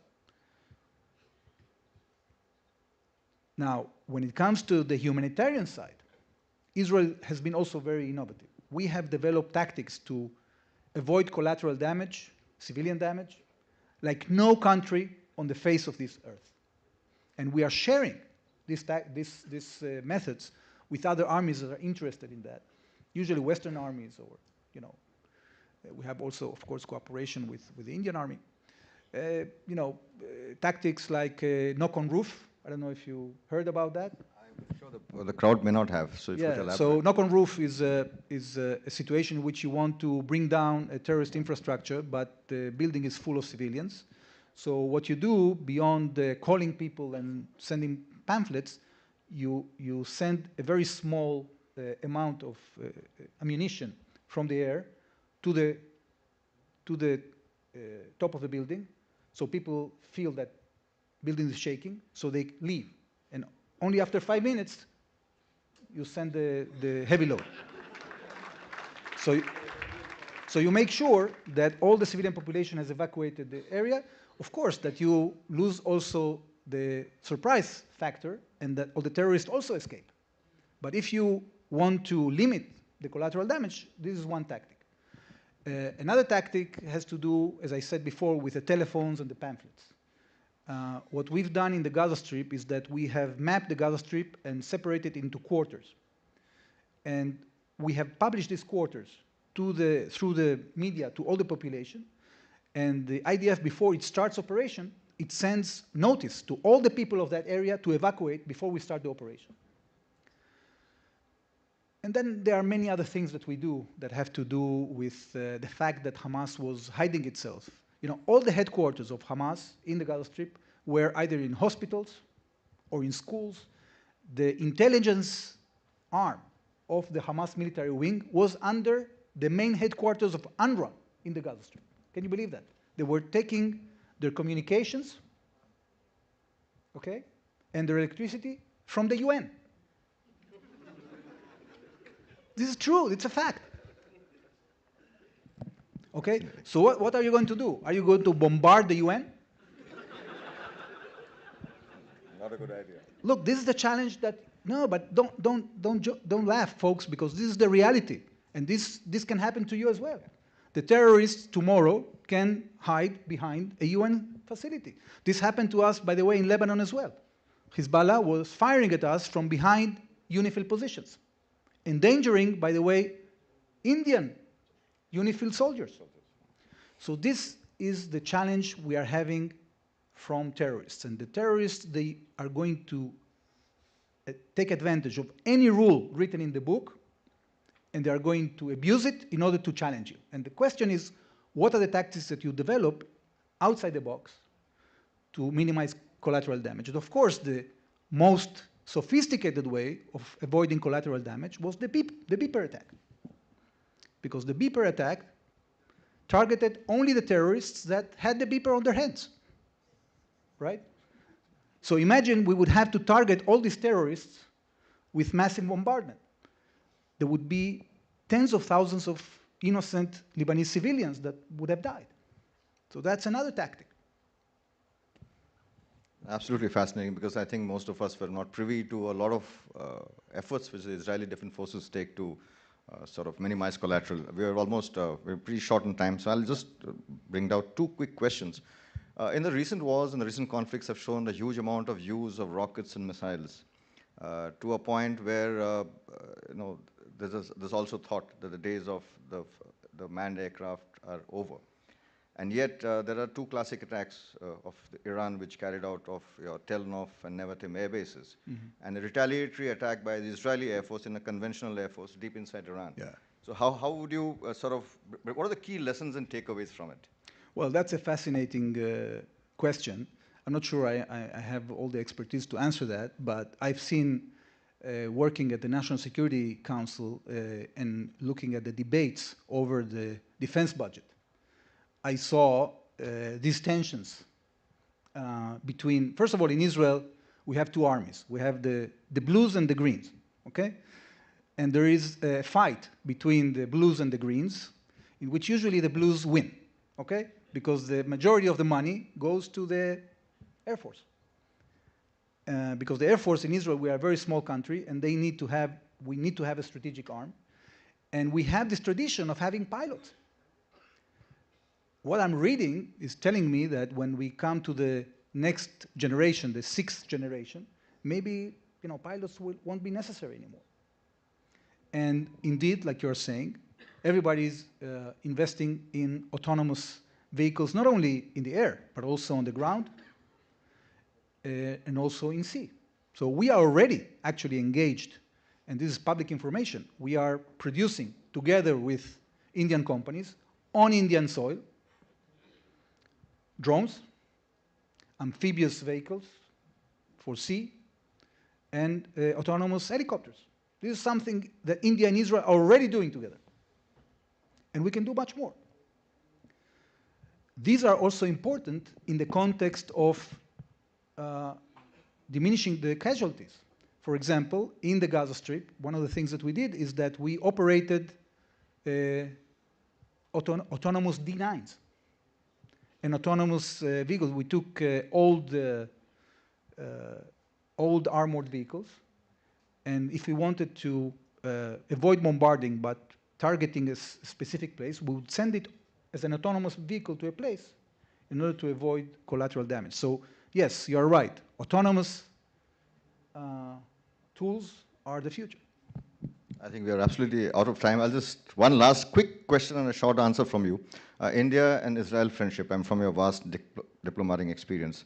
What do you see? What are your gut feelings about its future trajectory? First of all, what I see is an amazing bond that is, first of all, cultural and human, okay? Israelis really admire India. They admire Indian culture. Most of the Israelis, when they finish the army, they come to India, okay? This people-to-people bond is a very strong bond. There are also a lot of values of Indian heritage that are very strong in Israel, like, yoga, vegetarianism, many things that keep us together. But on the strategic level, we are just at the beginning. Why? If I had to connect the dots to the previous session. Look, India is the fastest growing democracy in the world. America is going a period of policy correction because up until now, they were working on the assumptions that they started working in 1945 when America was producing 45% of world GDP. The system was that America includes new members into the free market system and the democratic system by subsidizing them. They invite them into international organizations, they give them loans, they give them preferential treatment on trade. Trump came and said, look, folks, we are going to go bankrupt because the United States owes $36 trillion. The party is over. Okay? From now, the United States has to leverage its tools in a much more efficient way. We cannot continue subsidizing.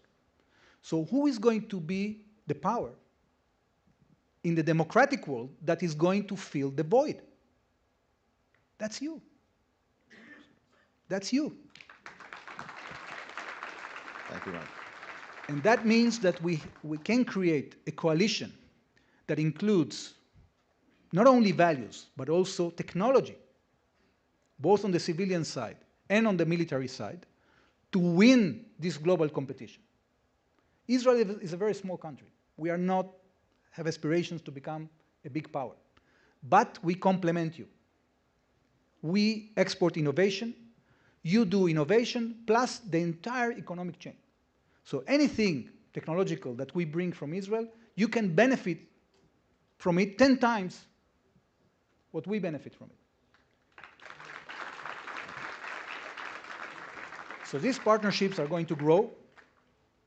As we speak, we are engaged with the new American administration, we are engaged with the Indian government to create these technological partnerships, not just on the defense side, but also on the civilian side. We have a chance to have an amazing role of India in the Middle East via the connectivity corridors that India wants to make through the Middle East. And we have now all the elements in place. All the countries that want to be part of this IMEC corridor, they are starting to move forward.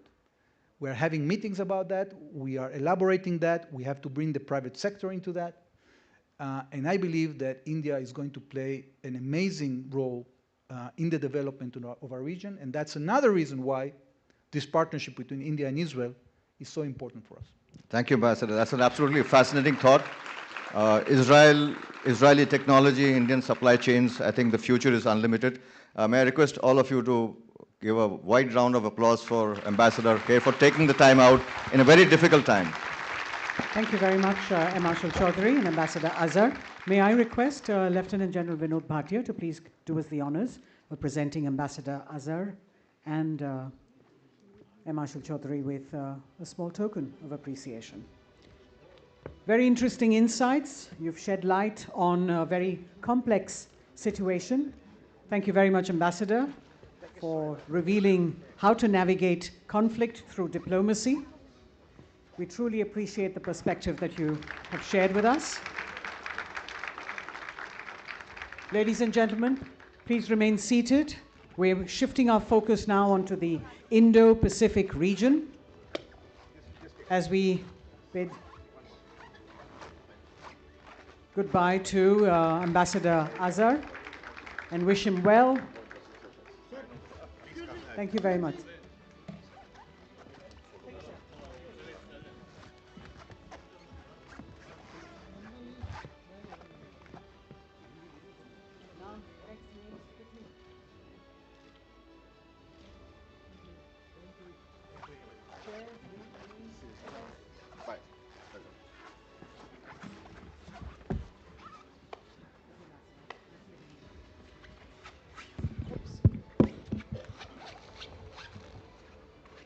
So we shift our focus, ladies and gentlemen, onto the Indo-Pacific region, where there is a rapid transformation in its maritime balance, with the People's Liberation Army Navy expanding its capabilities at an unprecedented pace. The growing asymmetry between PLAN and other regional navies, particularly the Indian Navy, presents strategic and operational challenges that demand urgent attention. From aircraft carriers and nuclear submarines to advanced missile systems and global naval presence, China's maritime ambitions are reshaping the security landscape of the region. And as the gap in naval assets continues to widen, the critical question remains, how should the Indian Navy adapt to counterbalance this expansion? So we have a competent panel of experts from the National Maritime Foundation, all of whom are retired officers from the Indian Navy, and I'd like to invite them up on stage. Rear Admiral Monty Khanna, AVSM, NM, Honorary Adjunct Fellow, National Maritime Foundation, a seasoned naval officer. He has commanded several naval ships and has served as naval attaché in Washington. Post-retirement, he served as Assistant Military Advisor at the National Security Council Secretariat, including a tenure as Military Advisor. We've got Commodore Anil Jay Singh, Honorary Adjunct Fellow, National Maritime Foundation, a seasoned submariner with over 3 decades of service in the Indian Navy. Captain Kamlesh Kumar Agnihotri, Senior Fellow, National Maritime Foundation, a leading expert on the Chinese Navy and India-China relations. To moderate the discussion, we have distinguished naval strategist and leader, Vice Admiral Pradeep Chauhan, AVSM and Bar, VSM, Director General, National Maritime Foundation. With over 4 decades of experience in the Indian Navy, Vice Admiral Chauhan has played a pivotal role in establishing the Mauritius National Coast Guard and also commanded the aircraft carrier INS Virat. So it's over to you, Vice Admiral Chauhan, to steer the session. Thank you very much. First of all, allow me to echo the sentiments of all my predecessors on stage in expressing our gratitude to the Chanakya forums and in particular to Major Gaurav Arya and his indefatigable team of miracle workers. Here too on stage we have a very illustrious panel. You've already been introduced to them, and if I was to try and introduce them to you, we would take up the balance of the time available to me. So I'm going to ask them to first give a few minutes of opening comment about what their views are in respect of the PLA Navy and its implications upon the growth and the security both of Indian Navy and India as a country. Before that, there are a couple of points that I thought I would ask the audience to reflect upon. The first is, why do we feel that China is going to be here at all? What is it that drives China into the Indian Ocean? Why can't China simply be satisfied with being the predominant power in the East China Sea and the South China Sea? And the answer to that, of course, is the simple fact that the Chinese economy is in far greater trouble than we often give them, than we often think. The Chinese situation in terms of their demand for energy is so large and their demand for markets is so large that China is not in the Indian Ocean because it desires to surround India. There is no string of pearls in the Chinese concept. The Chinese are in the Indian Ocean or will be in the Indian Ocean because their economy demands that they be here. And because of that, there are investments being made all around, and therefore the question, is China plotting to surround India? The answer is no. Is India getting surrounded? The answer is yes. So it's a bit like, for those of you who speak Hindi here, it's a bit like the chaku and the kharbuja. Whether the chaku hits the kharbuja or the kharbuja hits the chaku, both times is bad for the kharbuja. India, we are the kharbuja. The next point is that there is a requirement to understand that China and India are driven by the same philosophies of balanced growth. Neither of them have allies and neither of them have alliances to which they can turn for the provision of one or another kind of platform. And this brings us to an important point about the difference between capacity and capability, both for China as well as for India. And capacity is simply material wherewithal, ship, aircraft, submarine, this room, headquarters, dockyard, all this is capacity. If we have this really fancy room, we have great capacity. If we fill it with idiots, then we have no capability. And China has therefore no option, nor does India, but to maximize its capability along with its capacity. Now, India is doing 100 times better than China in this regard, which is something that you will hear about. Last point I want to talk to you about before handing over the panel is this business of bases and places. Now, you must understand that everything is not a base. A military base has to be defended in combat. A place is something from where you will get ISR. And therefore, Djibouti is not a base for China. It's a place. In times of combat, China cannot defend Djibouti. In times of combat, America can defend Diego Garcia. In times of combat, Yokosuka is a base in Japan because the Japanese will defend it. But Eritrea is not a base for China. And therefore, we must appreciate what is a base, what is a place, and in times of conflict, whether the places that you invested in become strengths or become liabilities. With that as the overview, let me first turn to Admiral Monty Khanna and ask him for his views on the huge Chinese military expenditure in terms of their, especially their naval budget, and whether or not you think it actually translates into actual capacities and actual capabilities and relevant to India. Monty. Thank you, sir, for giving me this opportunity. So let me jump straight into this topic. The fundamental bedrock of all power is economic power, because economic power is fungible.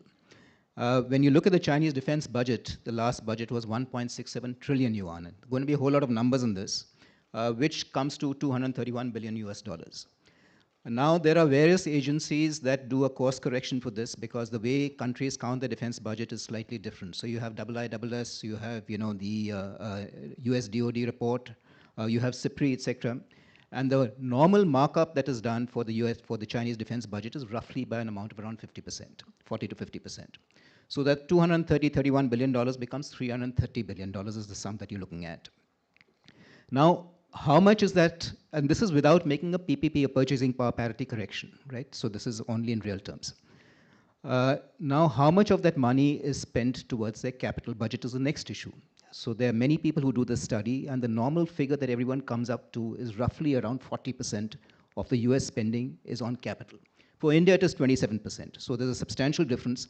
And I think that difference is justified because when you look at the budgetary differential, it is 1:3 between India and China. And that is without making the CIPRI correction. If you look at that correction, it is 1:4.5. But when you look at the manpower differential, it is 1:1.45, because they're roughly around 2 million and we are around 1.45 million or so. So if you see that difference, you will see that 40% seems to be fairly fair. Now comes the next issue, so that 40% comes to roughly around 132 billion is the capital spending.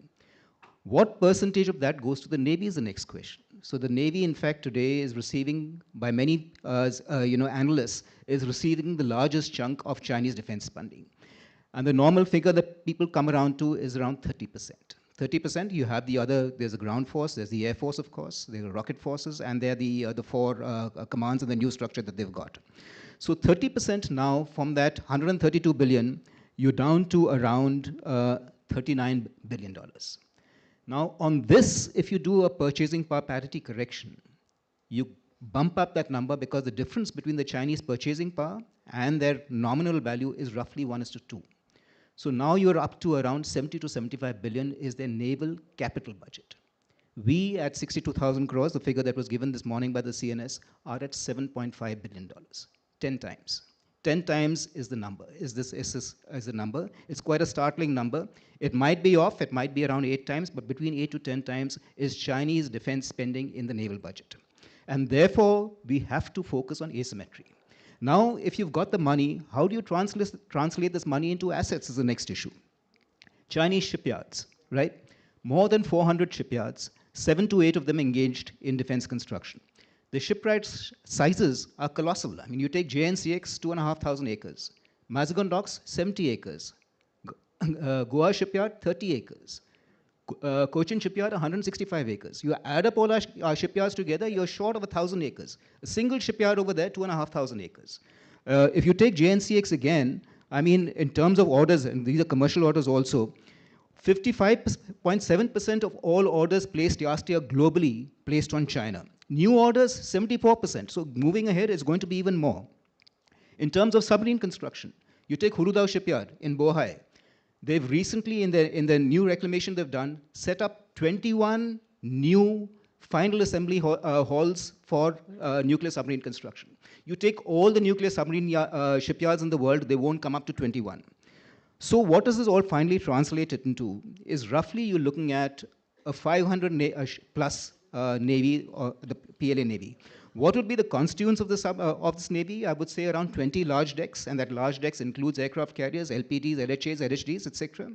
100 destroyers, 100 frigates, 75 attack submarines. This is where the real change is going to be. 75 attack submarines, 20 strategic submarines, 50 conventional submarines, 50 plus expeditionary assets, 50 plus support assets, and 50 plus science and technology assets. So this would be, I would say, the broad making of the Chinese navies. Thank you very much, Monty. That was both fascinating and scary. Let me ask Commodore Anil Jaisingh to give us some balance. Not every Chinese endeavor is made by people who are 10 feet tall. And it's not that the Chinese pace of shipbuilding, no matter how impressive, is without its challenges and its constraints intrinsic to explosive military growth. So, AJ, would you be so kind as to offer your views on this, and then we come to questions a bit later. Thank you. Thank you very much, sir, and thank you, Chanakya Dialogues, for this opportunity. Admiral Monty Khanna has just given us a fascinating overview of the Chinese naval expansion and its defense priorities towards defense build-up.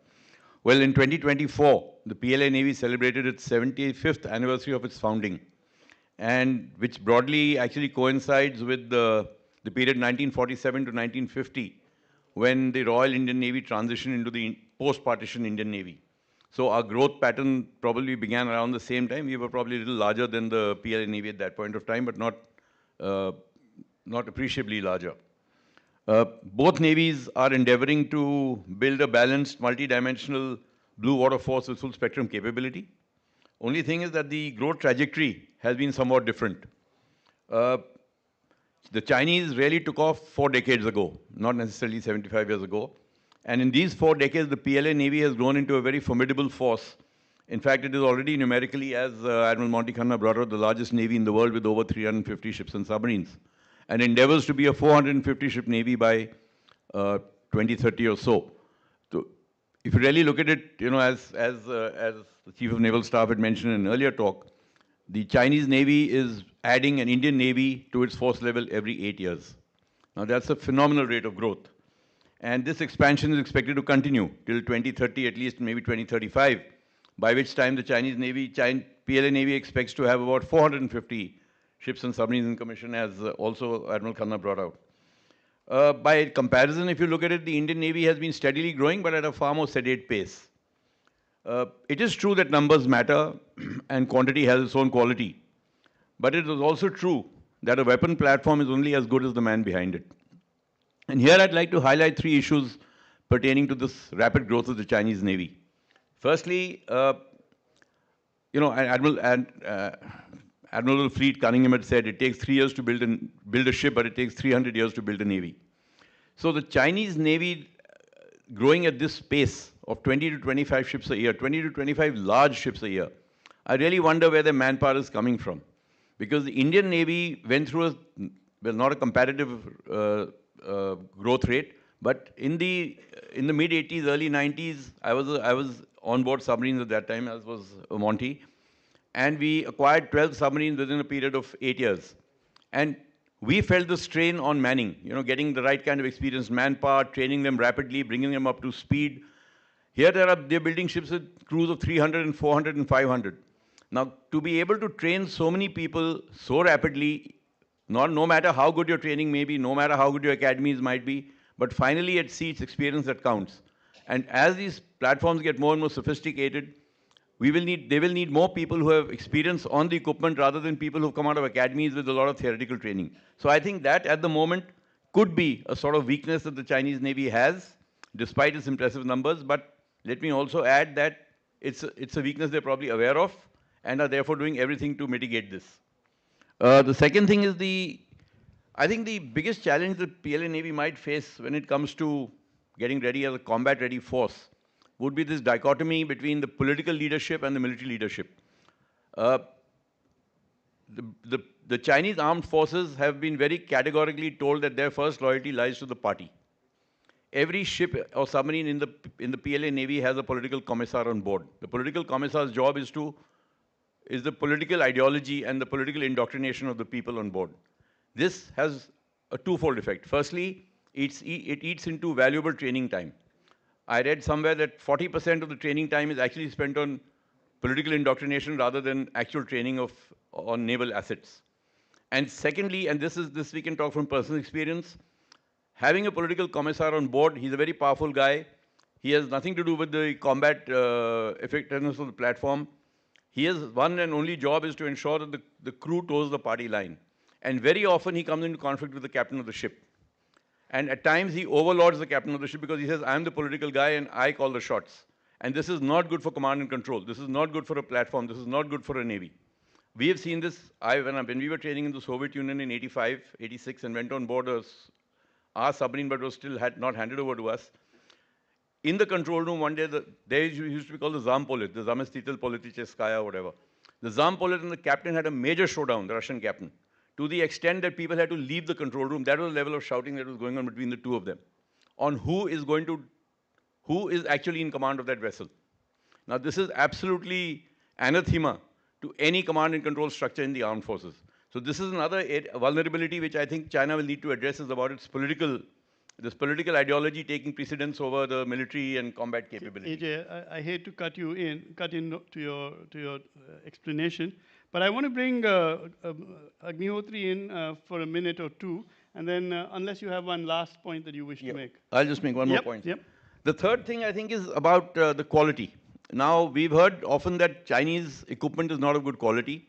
I mean, there's no way to prove that, except to see that, for example, the Thai Navy recently cancelled an order for 3 submarines from China because the Germans refused to give them engines, and they'd been promised German engines. So when the Chinese offered Chinese engines for their submarines, the Thais cancelled the order. And I believe the Pakis are also a little concerned that their Hangar class are also going to get Chinese engines. And I think that is the third issue, is about the quality of equipment, but that is something we cannot comment on because I've never been on a Chinese warship. But it could be an issue, and again, it's an issue that they will overcome sooner rather than later. And the fourth issue, sir, I'll just take 30 seconds, is because of all these factors, perhaps the Chinese Navy, and its rapid growth, perhaps the Chinese Navy yet does not have the confidence to operate in its far abroad the way it should be doing with the kind of force levels it has.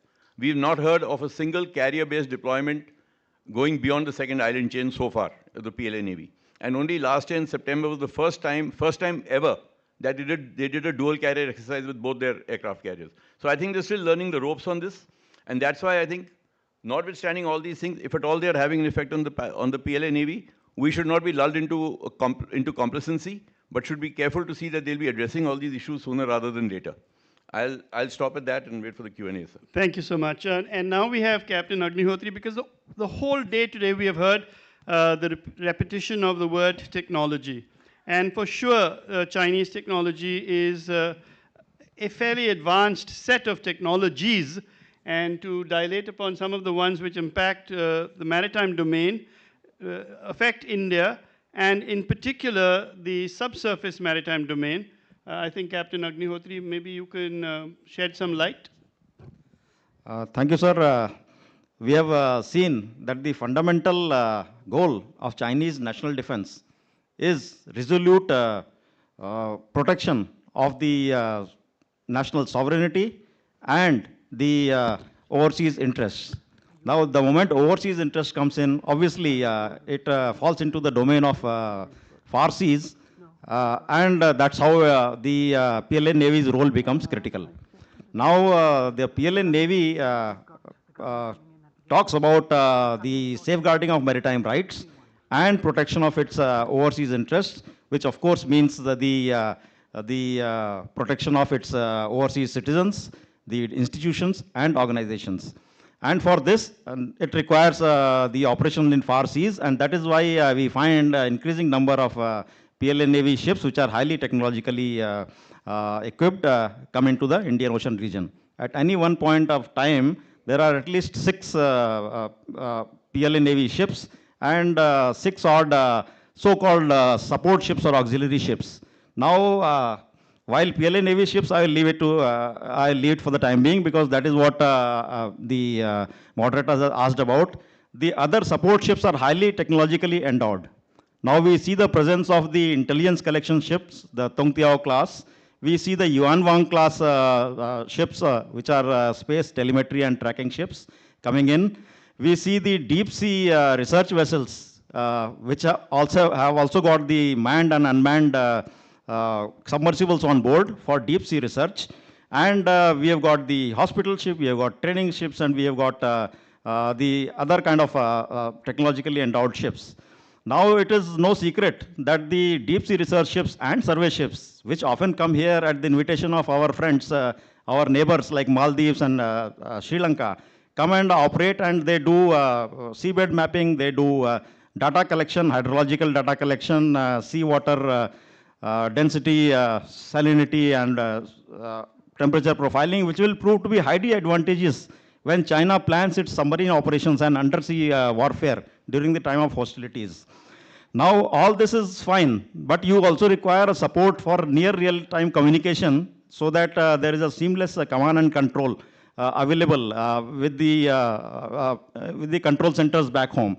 So for that, they have got the, I would say, exclusive use of their own global coverage, PayTM satellite navigation system. They have got the GaganYaan series of ISR satellites, which are in multi-domain, multi-mode, multi-application. And in that context, I will like to talk, I'll just close this thing by giving certain data about the latest set of GaganYaan satellites. Kamlesh, I think we'll leave it at that, because we are clean out of time. And I want 1 minute available to each of the speakers to just tell us about what your view is on the impact on India. We really have got very little time, so if you wouldn't mind. Maybe we lead off in the same direction, Monty? But keep it short. So if you're talking about mitigations, very briefly, I can just list out a few. First is leverage geography. So geography is peculiar. You share a common land border. From a maritime standpoint, you're 4,000 miles apart at least. And therefore, I would think that if you have to draw them into battle, draw them in the Indian Ocean, and the Indo-Pacific construct is an American construct. Our primary area of operations should be the Indian Ocean. Threat of trade interdiction. If one of the reasons why China is scared about, is coming here is to address protect their trade, you have to exacerbate that threat for them. And therefore, that threat has to be prioritized. Reprioritization of force structure, and I think the time has come where you have to adapt from your service from being a capability-based service to an extent become a threat-based service if you perceive the Chinese threat to be as real as it is. This will require, you require theaterization, of course, because that's combat power for free. You have to reduce duplication. You have to have coherent application of force. You require a supreme commander who can, choreograph the application of force, and that comes through a theater commander. Structural reform, of course. Capital to asset generation ratio. This is a fundamental issue for us, that we're not being able to leverage our purchasing power parity advantage. If the Indian rupee is undervalued by a factor of 4, buying Indian should be 1/4 the cost. It never happens that way. We're almost at par. So in that sense also, sir. And lastly, I would say is, engage in focused operations, and a certain amount of external balancing is essential, and that you'll have to do, sir. Thank you very much. I know there's much more to be said, but time is not on our side. So I'll just make 3 very quick points, sir, in less than a minute, hopefully. Firstly, why is the Indian Ocean so important to China? As Monty Khanna brought out, Chinese trade and energy travels through the Indian Ocean. It's a vulnerability they understand, and they would like to mitigate it and provide whatever forces are required to mitigate this vulnerability, whether from India or from anybody else. The second thing is that it's only the Indian Ocean which gives China the sea space, which it will require when it wants to project power as an emerging global superpower. Its own maritime geography does not permit it to do that. So that's the Indian Ocean is where it's going to, where this great power contestation will probably take place in another 10 or 15 years from now. And third, and equally important, and perhaps more important, is if China really wants to be a global superpower, it needs access to the Atlantic. And that access to the Atlantic, it gets through the Indian Ocean. So I think these three factors will decide China's posture in the Indian Ocean. India, being the leading maritime power in the Indian Ocean and largely uncontested so far, China will definitely seek to contain India in the Indian Ocean so that it can establish its own maritime dominance. So India has to guard against that and ensure that it always retains that maritime edge so that it can, as the leading Indian Ocean power, it can shape the future outcomes in the region and not allow itself to get shaped by them. Thank you very much. And Kamlesh, one last point from your side as to what we can do to mitigate, and that's it. Sir, we are doing a great job, particularly with regard to getting our space-based assets in place. And that is what is going to be, I would say, a game changer, because China is trying to change the game by using its space-based assets, by bringing in new series of GaganYaan satellites, which look at theater level coverage with much lesser spatial interval and much lesser, I would say, time interval. So we have to look for something like that so that we are able to mitigate, if not counter their Chinese threat directly. So space-based assets is my choice. Okay, thank you very much. Ladies and gentlemen, as you can see, the Indo-Pacific is a crucial area, and the time available is inversely proportional to the importance of the area. So I would like you to please join me in thanking our panelists for introducing us to the complexities of this game. Thank you. Thank you so much, panelists and Vice Admiral Chauhan, for a robust discussion despite the time constraint that we've had. May I request Lieutenant General Raj Shukla to please come up and present our panelists with tokens of appreciation.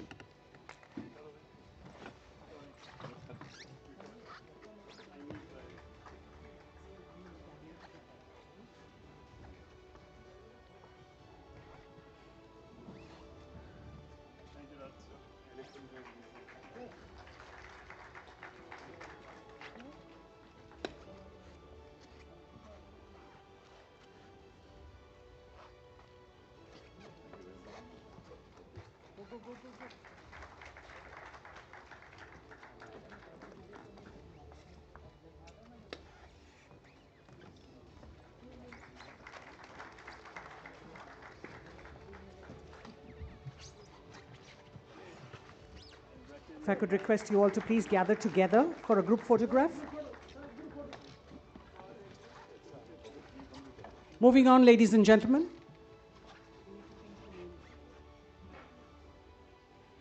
The northeast of India is a region of immense cultural richness and ethnic diversity, but it has also been shaped by historical fault lines, tribal loyalties, and long-standing security challenges. Insurgencies, border tensions, and inter-ethnic conflicts have made stability in the region a complex task. Amidst this intricate landscape stands the Assam Rifles, a force revered as the friends of the Northeast. With a legacy of maintaining peace, aiding development, and bridging the gap between communities and the state, their role remains pivotal in navigating the region's evolving security dynamics. So joining us now for a brief discussion on the complex security challenges in the Northeast is Lieutenant General Vikas Lakhera, AVSM SM, Director General Assam Rifles, with the former Director General Assam Rifles, Lieutenant General Pradeep Chandran Nair, PVSM, AVSM, YSM. Lieutenant General Lakhera has extensive experience in counter-insurgency and counter-terrorism operations in Jammu and Kashmir and Northeast India. He's held key positions, including as Additional Director General of Military Operations and DG of Assam Rifles. Lieutenant General Pradeep Nair is a highly experienced officer with extensive service in the Assam Rifles and in Northeast India. He has vast combat experience, including commanding 18 Sikh in Siachen and Assam. He has held key instructional and staff roles, including at DSSC, Army Headquarters, and the Defense Intelligence Agency. So let's dive right into the discussion. Thank you, ma'am. Let me, like the earlier panelists, also thank Major Gaurav Arya and his team for this opportunity that's been given to us. And this, ladies and gentlemen, is a very different panel, as you would notice. There's a former DG, there's a present serving DG. So you may feel that you'll kind of get colored by our observations, our remarks, but I want to assure you that will not be the case. The topic itself, as you see, is the complex security situation of the Northeast. So it's not just the security situation which is complex, but the entire Northeast itself is complex. I'm glad that Chanakya Dialogues decided to have this dialogue in the first place, because typically Northeast is an area which is generally not spoken about much, very less knowledge, and whatever knowledge is there is kind of corrupted, not the truth. And most of the people haven't traveled there, but between us, we share almost close to 4 decades of experience there. I don't think you'll get any more experience than that. So we've decided to speak in a manner where I'll give a little bit on the Northeast as it exists now, the current security situation, and General Lakhera will tell you a little about what exists now. How is Assam Rifle and Indian Army handling that? Incidentally, General Lakhera was also an Inspector General serving with me when I was the Director General. So our bond goes a long time back. So let me start with the Northeast itself. Now, this is an area which is constituting only about 8% of the geographic mass of the country, close to 4% of the population. But yet, it borders 5 countries. It borders 5 countries, and it has only 1% of border or area which it shares with rest of the Indian subcontinent. Rest of the 1.8 percentage of, rest of the 98 percentage and above is with the 5 other countries. And you also have a situation like a state like, let's say, Arunachal Pradesh. A very different situation. It's the only state probably which borders 3 different countries. Then you have 2 other countries where there is a lot of instability as you speak. Bangladesh, a lot of it has come in the media. Most of you are aware of what the situation is. Every day there's something new happening, and I'm sure you're alive to the various developments. Whether the current government will be there or not is time will tell. But more importantly, where it affects the security forces as of now, particularly Assam Rifles, is Myanmar. This is a country which is 4.5 times, almost 5 times the size of Bangladesh, yet it has a population which is just 1/5 of Bangladesh. But what's happening there has a huge impact on the Northeast, and it's not just now, it's been there for ages, for decades. Let's speak of what we visualize in 2047, because that is what the crux of the discussion is today. Well, you all are aware of our Act East policy, the multiple changes that have happened over the last decade plus there in the Northeast. So surely Northeast will have a very, very major role to play, and I see a wide variety of youngsters here, large number of them. In your lifetime, you will see how Northeast will be a major driver towards the growth story of India. You will witness it yourself. So I'll just want to ask General Lakhera as to what does he, or how is Assam Rifle currently employed, and what exactly are they doing?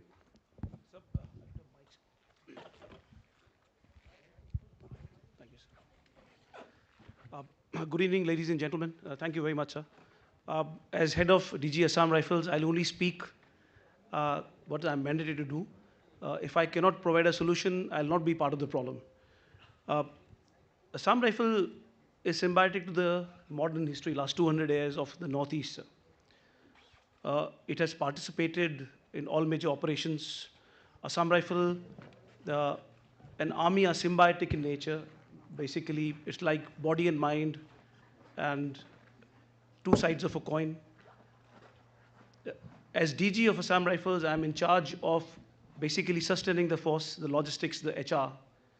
And of course, we do keep ourselves abreast with what's happening in the Northeast, as also on the borders across. We are a force who are in charge of the Indo-Myanmar border, sir, as you are aware. But having said that, we are also deployed in Jammu and Kashmir, 2 battalions north of Peer Panjal, 2 battalions south of Peer Panjal. We are the first force in a sense that truly where women have come in combat role. Like there are GD soldiers, nearly 2,000 of them, who stay in the company post, they do ROP, they do operations. And for Assam Rifle Jawan, the best moment is when his battalion is selected to go to Jammu and Kashmir to serve. Because all this while, it's one force which has seen no peace. We are always in operations, have been always in operations. In fact, we were in Sri Lanka also, sir. Earlier when you were there, battalion was in, 4 battalions were in Jammu and Kashmir. 1,181 brave hearts, 16,800 honors and awards, 69 unit citation by Chief of the Army and the Army commanders. So testimonial of Assam Rifles are magnificent, sir. But now we also find ourselves at the wrong end of the stick at times. Northeast is very, very complex, highly complex, tribal affiliations, and the history which the Britishers gave us, the policies which they enunciated in those areas. As they say that past solutions are today's problem. So a lot of our problems have come due to solutions provided many, many years earlier. Thank you. That's a good point that you made. Yes, we must really appreciate the role that Assam Rifle has played. Like he said, Assam Rifle and the Northeast are like conjoined twins. Close to 190 years, Assam Rifle has grown along with the Northeast, and Northeast has grown along with the Assam Rifles, if I may put it that way. General Lakhera just mentioned about what's happening, very succinctly he put it about what's happening in Myanmar. I also want to draw your attention to the fact he said the huge disparity, not just disparity, but the kind of languages that are there, the number of tribes that are there, is mind-boggling. You have to actually go to see, understand how different the Northeast is. But coming back to Myanmar, as it affects, because a large impact of Myanmar is there, it's not in the news, but it's there in your face when you go to the Northeast. And let me speak from the perspective of the Northeast people. We speak of our partition in 1947. But for them, for the people in the Northeast, the first partition happened in 1937, when Burma was made a separate country. Otherwise, it was part of the British India. And there, for the people in the remote areas, suddenly a line gets drawn, which is not identifiable on ground, but yet they're told, oh, you're a different country, you're a different country. It's very difficult. Then for them, the next partition or the next cartographic imposition that happens is 1971. Suddenly, East Pakistan, now Bangladesh gets created. So all their lines of communication, everything gets cut. So imagine you being in a place and all your avenues to, let's say, the sea, for example, to Chittagong port, to Sylhet port, the rails going through what is now Bangladesh, all that gets cut. And you have just a little Siliguri corridor that connects to the rest of the country. Imagine the impact. So today, 45 lakh people are hugely affected because of this. And like he said, the role of Assam Rifle, he told you the number of awards that they've got. It's really mind-boggling. Now, importantly, with what's happening in Myanmar, you have many problems now that the country or the Northeast is faced with. You have trans-border movement of insurgents happening, weapon smuggling. More important again is the quantum of drugs. In the last 2 years, in fact, last 5 years, Assam Rifle has got contraband worth 5,000 crores, if I remember the figure correct. And of those 5,000 crores, you can say roughly about 90% of it is drugs. And if you check on the net, you'll see out of the top 10 states of India where illegal drugs is consumed, 6 or 7 of the Northeast states out of the 8 figure there. So that's really bad. But going forward, I'm sure things will improve. Yes, another contribution I'll talk about. The Tawang is part of India. The first tricolor was flown by an Assam Rifle officer in 1951, sir, Major Bob Kathing. He took 3 platoons there. Vijayanagar, the easternmost frontier of India, the last soldier, he stationed there. It was in 1961 by Major General Goraya. And Vijayanagar is named after his son. So these two part of geography are integral part of India because Assam Rifle was there. 61, one of the first bullets fired, sir, in NEFA, because Assam Rifle was predominantly a force in charge of NEFA. Eastern part of Nagaland, that is today, was not part of Assam, erstwhile Assam. It was part of NEFA. It was known as Tune Sang Hill Naga areas. And it was administered by a service known as Indian Frontier Administrative Services, predominantly officers drawn out of Indian Armed Forces. So loss of history has gone, and presently in Indo-Myanmar border, 1,643 kilometers, border pillar 1 to border pillar 186. Most of you are not aware that most restive area today in Northeast is opposite South Arunachal Pradesh. So that is 3 districts of Tirap, Changlang and Longding, known as TCL region.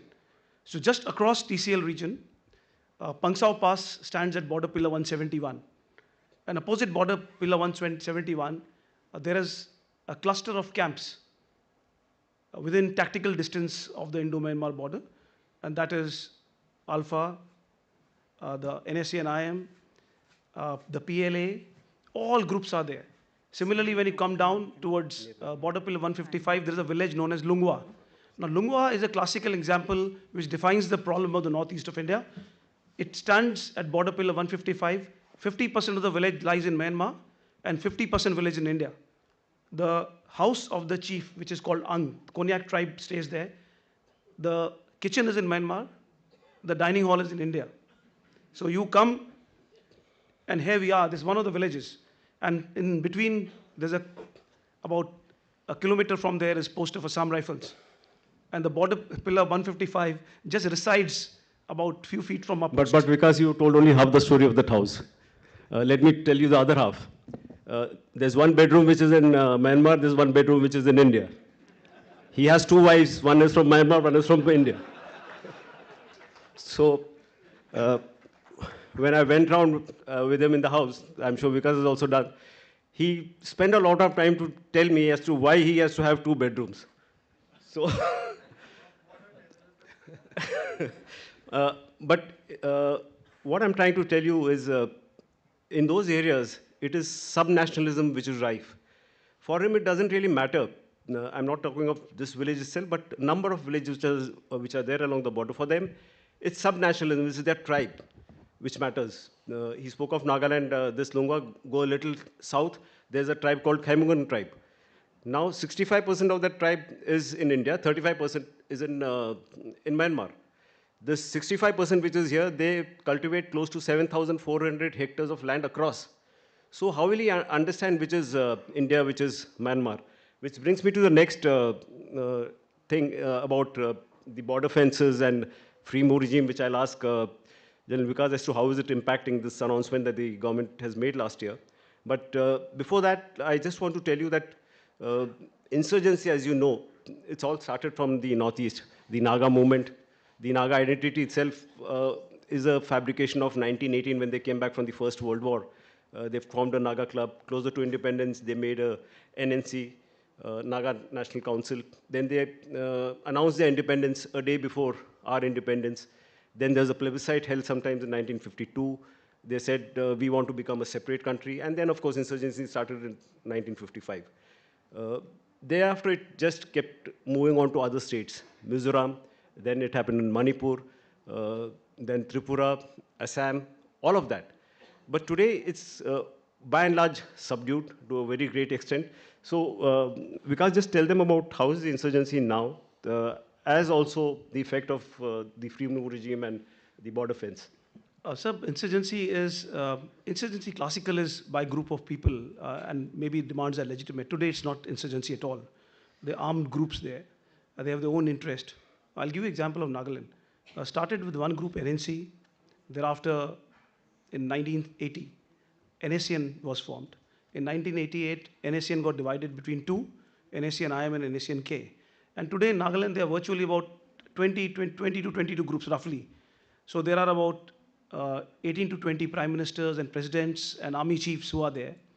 And the people today are not very, very aligned in a sense to support all of them. Also, Myanmar, there's nothing out there. So people come, and the richest part of the world, maybe, if I'm correct, lies about 30 kilometers from Pangsao Pass in plains of Upper Assam. So there is a town known as Margarita, Lido, and then you come to Lekhapani and you go towards Miao.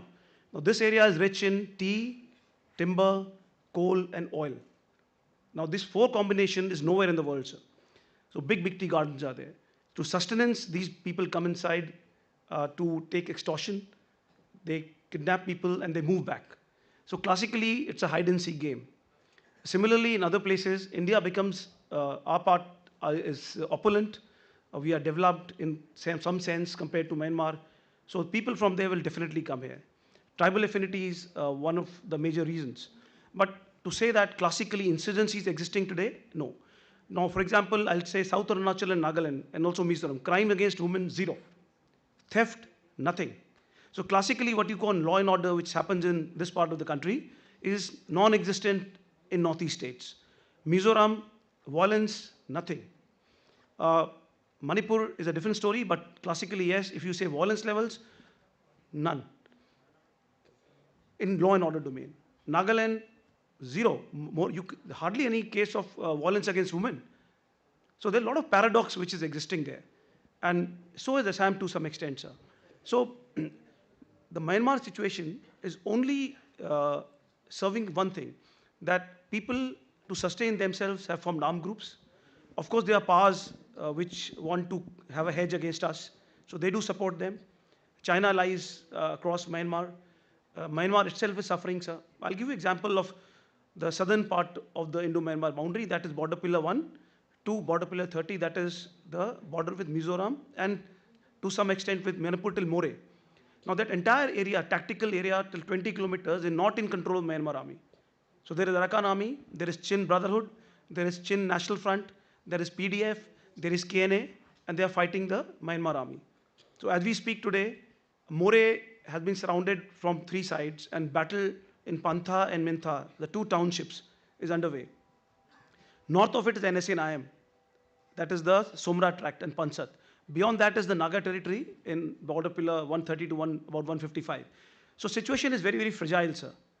And somebody commented to me the other day, when I went to Manipur, that situation is evolving like Afghanistan. So nobody is willing to give to others authority. So lack of law and order, lack of central control will be detrimental to us in some way in times to come. That's a very heartening thing to hear. I'll take it forward from there.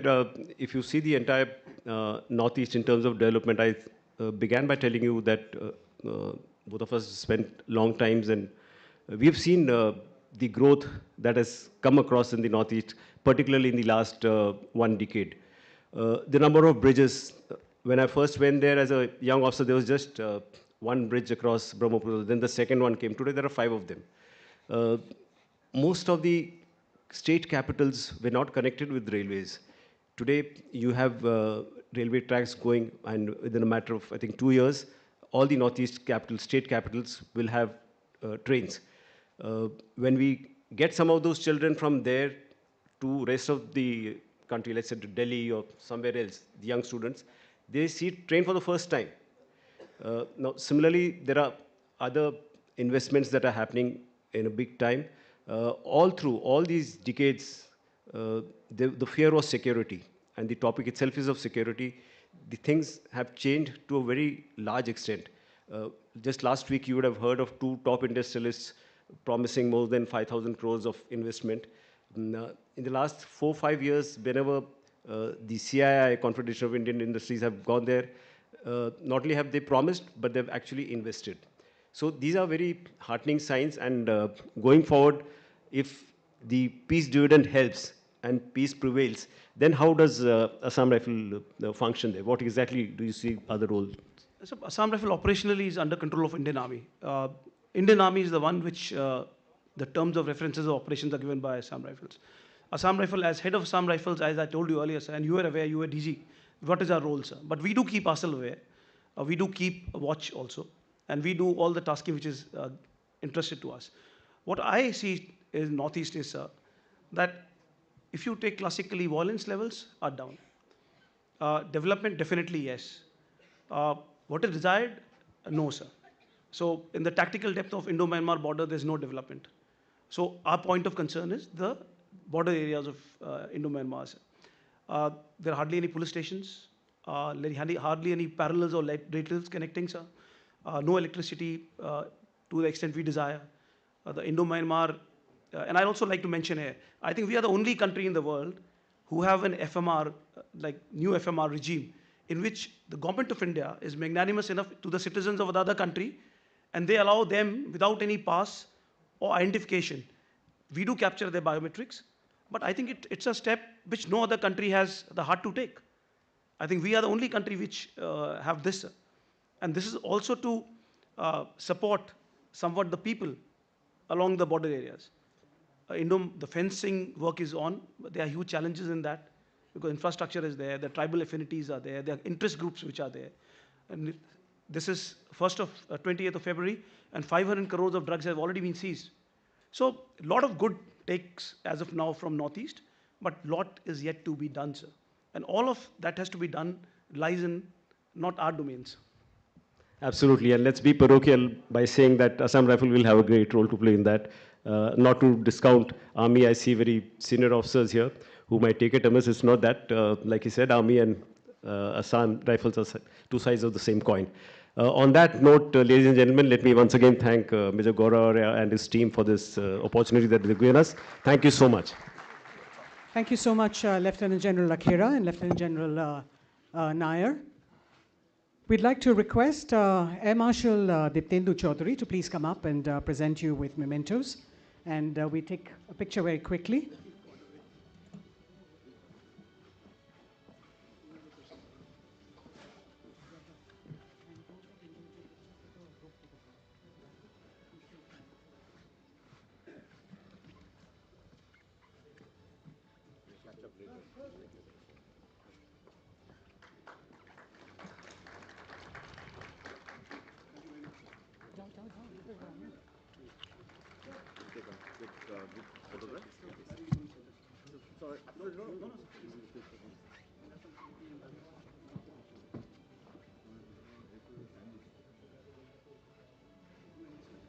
Thank you very much, gentlemen. We're moving on from the dense jungles of the Northeast. We take you to the high altitude areas of our northern borders. It is always said that lines of communication and supply are most critical to battle. Infrastructure development is what primarily drives lines of communication and supply, and India is rapidly building infrastructure along its northern borders, especially the LAC. So to tell us more about this very critical issue, we have with us the Indian Army's Deputy Chief of Army Staff, Lieutenant General Prateek Sharma, PVSM, AVSM, SM, who will give us a special address.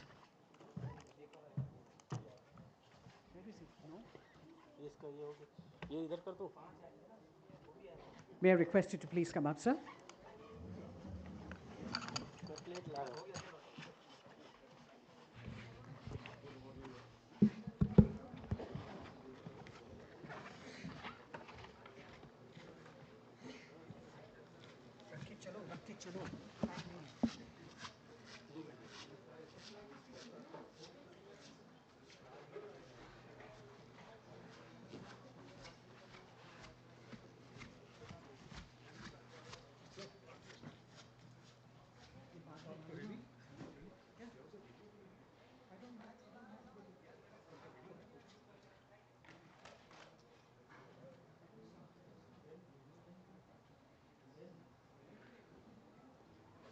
Good evening, ladies and gentlemen. At the outset, I would like to thank Mr. Gaurav for inviting me to talk about the infrastructure development along the northern borders. Do pardon me, I would be using certain names maybe some of you may not be familiar with, but I see a lot of veteran crowd who can relate to the names which I would be taking. That would be only primarily to lay emphasis on the areas which require some kind of a focus as far as the infrastructure development is concerned.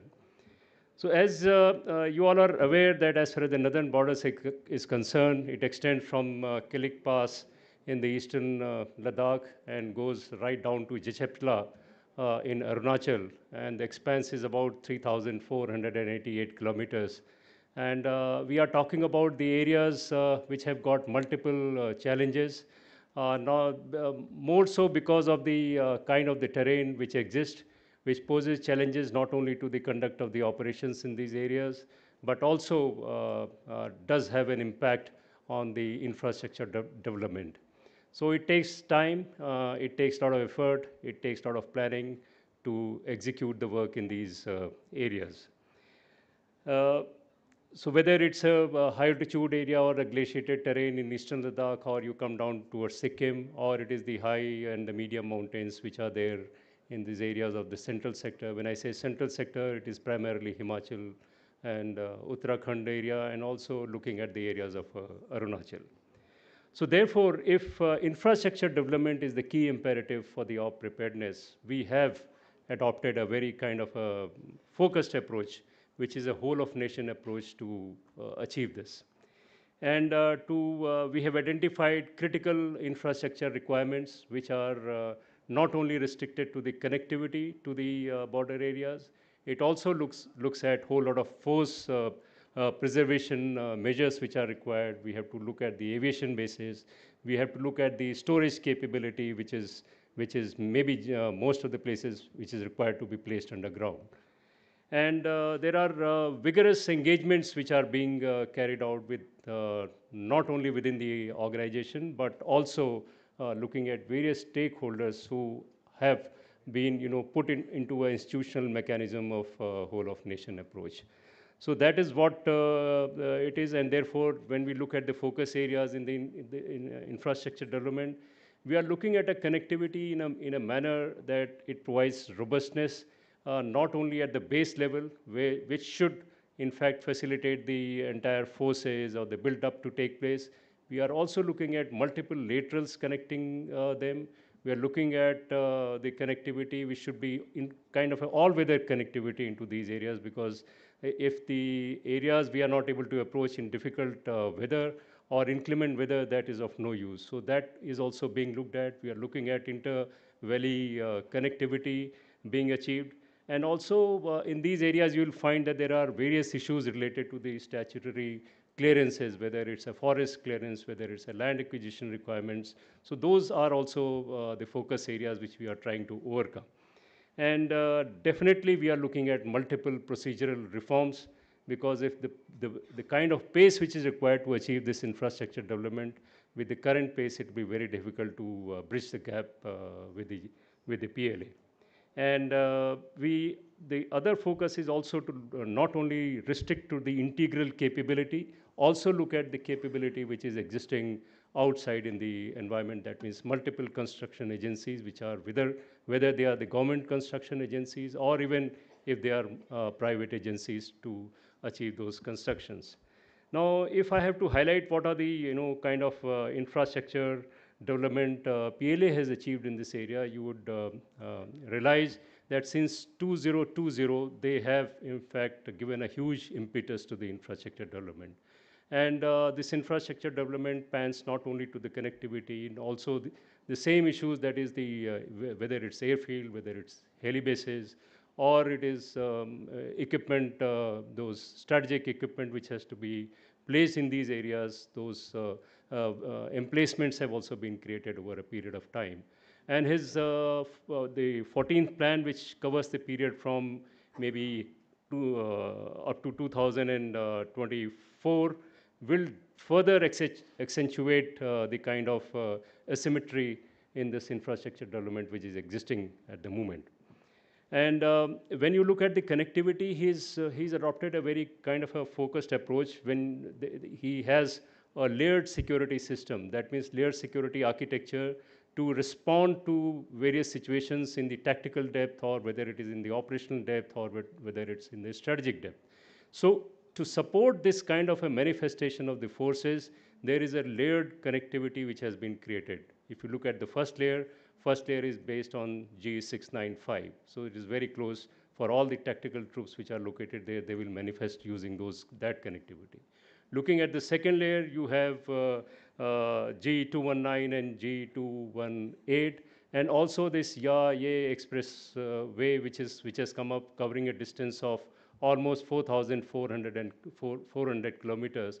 Most of it is almost in the final stages, but I think by 2030, we expect this connectivity to also come. So there is a redundancy in the second layer itself. Look at the depth layer also based on this G317, and also which gives him the connectivity from, say, Kashgar, Hotan to coming on to Rushiang, and also maybe a laterals which are coming from the depth areas coming to the forward areas, which is G6 and G109, giving him connectivity from Golmund and coming up to Lhasa. So this kind of a network of the connectivity will ensure mobilization in a very quick time frame, manifestation of the forces for conduct of operations in an earlier time frame, and even the strategic formations which have to move from different theaters to the area opposite us will also manifest in an earlier time frame. So that is the kind of connectivity network which has been created. And in fact, even this area of the Kunlun Mountains, which poses a huge challenge for the forces to come into this area, there are multiple tunnel-based connectivity which is being created. And looking at the railways, almost about 7,700 kilometers which has been already existing. There are additional 2,000 kilometers of connectivity which is being created. And this connectivity between Hotan and Shigatse, which is almost towards the opposite area of Ladakh, which has got multiple, almost about 86 odd tunnels in this area. So that will have a dual use capability which it will provide and give him the connectivity across this Kunlun Mountains. Airfields, 16 existing, 16 under construction, and all these 16, the 16 plus 6 are the newer airfields which are coming up are generally coming up in this area of Tarim Basin. And if you look at the Tarim Basin, there the airfields can be are at an altitude of almost about 1,500 meters. So with a lesser length of runway, the aircrafts can take off from there and in fact manifest right into the areas right up to Jammu. And if you look at the areas of Tar, he has also expanded the length of the runways. So their length of the runway is going almost up to 4.5 kilometers. So which will give him the capability to take these aircrafts and take off from those altitudes as well, which are at about 4,500 meters. Heli bases, 13 were already existing, 11 are being constructed. Now it is the heli capability which will ensure the tactical depth operations, recce and surveillance capability, logistic sustenance capability is what is taken care of by construction of these heli bases. These border villages, you all must have heard about it. There are almost about 309 villages which we have identified, and almost about 71 are opposite Eastern Ladakh, and about 238 are in these areas opposite our eastern sector. So that is the kind of border villages which have come up. That is more to do with the ensuring his claims are robust, and also they do provide flexibility for maybe mobilization of forces. Forces provides billeting capability to the forces who may manifest for the conduct of the operations in these areas. So keeping this in mind, the kind of strategic guidance which we have adopted for ourselves for infrastructure development, one is the connectivity, which I mentioned, that what is the type of concept of connectivity which we will have. That means have adequate laterals, have the axials, and go right up to the passes. So that, and have the inter-valley connectivity. So that is the connectivity concept which we have adopted. We have a good mechanism for civil-military fusion, in which we have empowered committee for border infrastructure, which is referred to as ECBI. And in this ECBI is headed by Cabinet Secretary, in which DGMO of Indian Army is the member. And he represents not only Indian Army, and also takes care of the interest of the Air Force and Navy as far as the infrastructure development is concerned in this forum. And it's a very effective mechanism which is existing. Most of the decisions, coordination with the multiple agencies is undertaken under the chair of Cabinet Secretary, and which is a good forum. And as far as the border, under Border Road Network Action Plan, we have in fact got state working groups.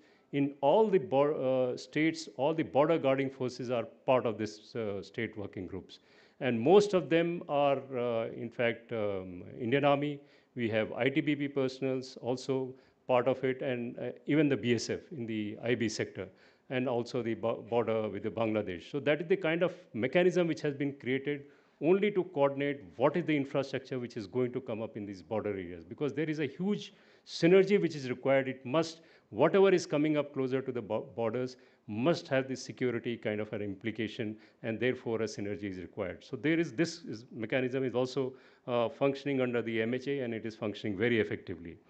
We have, as far as the strategic guidance is concerned, incorporation of these civil agencies, so that construction capability is not only dependent on the BRO capability, we are able to harness the capability which is existing outside.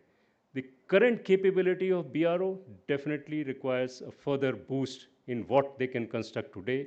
It definitely has to go almost double paced. So to make them double paced, we have looked at a lot of, reforms within the BRO in terms of their HR, in terms of the equipment which they have to provide, they have to be provided, and also the procedural issues which they were facing till now, that is also addressed. And overall, finally, as a concept or as a strategic guidance, whatever we do must also contribute to the nation building, must rejuvenate the requirements, the tourism as well as the economic development of the border areas, which will be the manifestation of the speedy development of the infrastructure.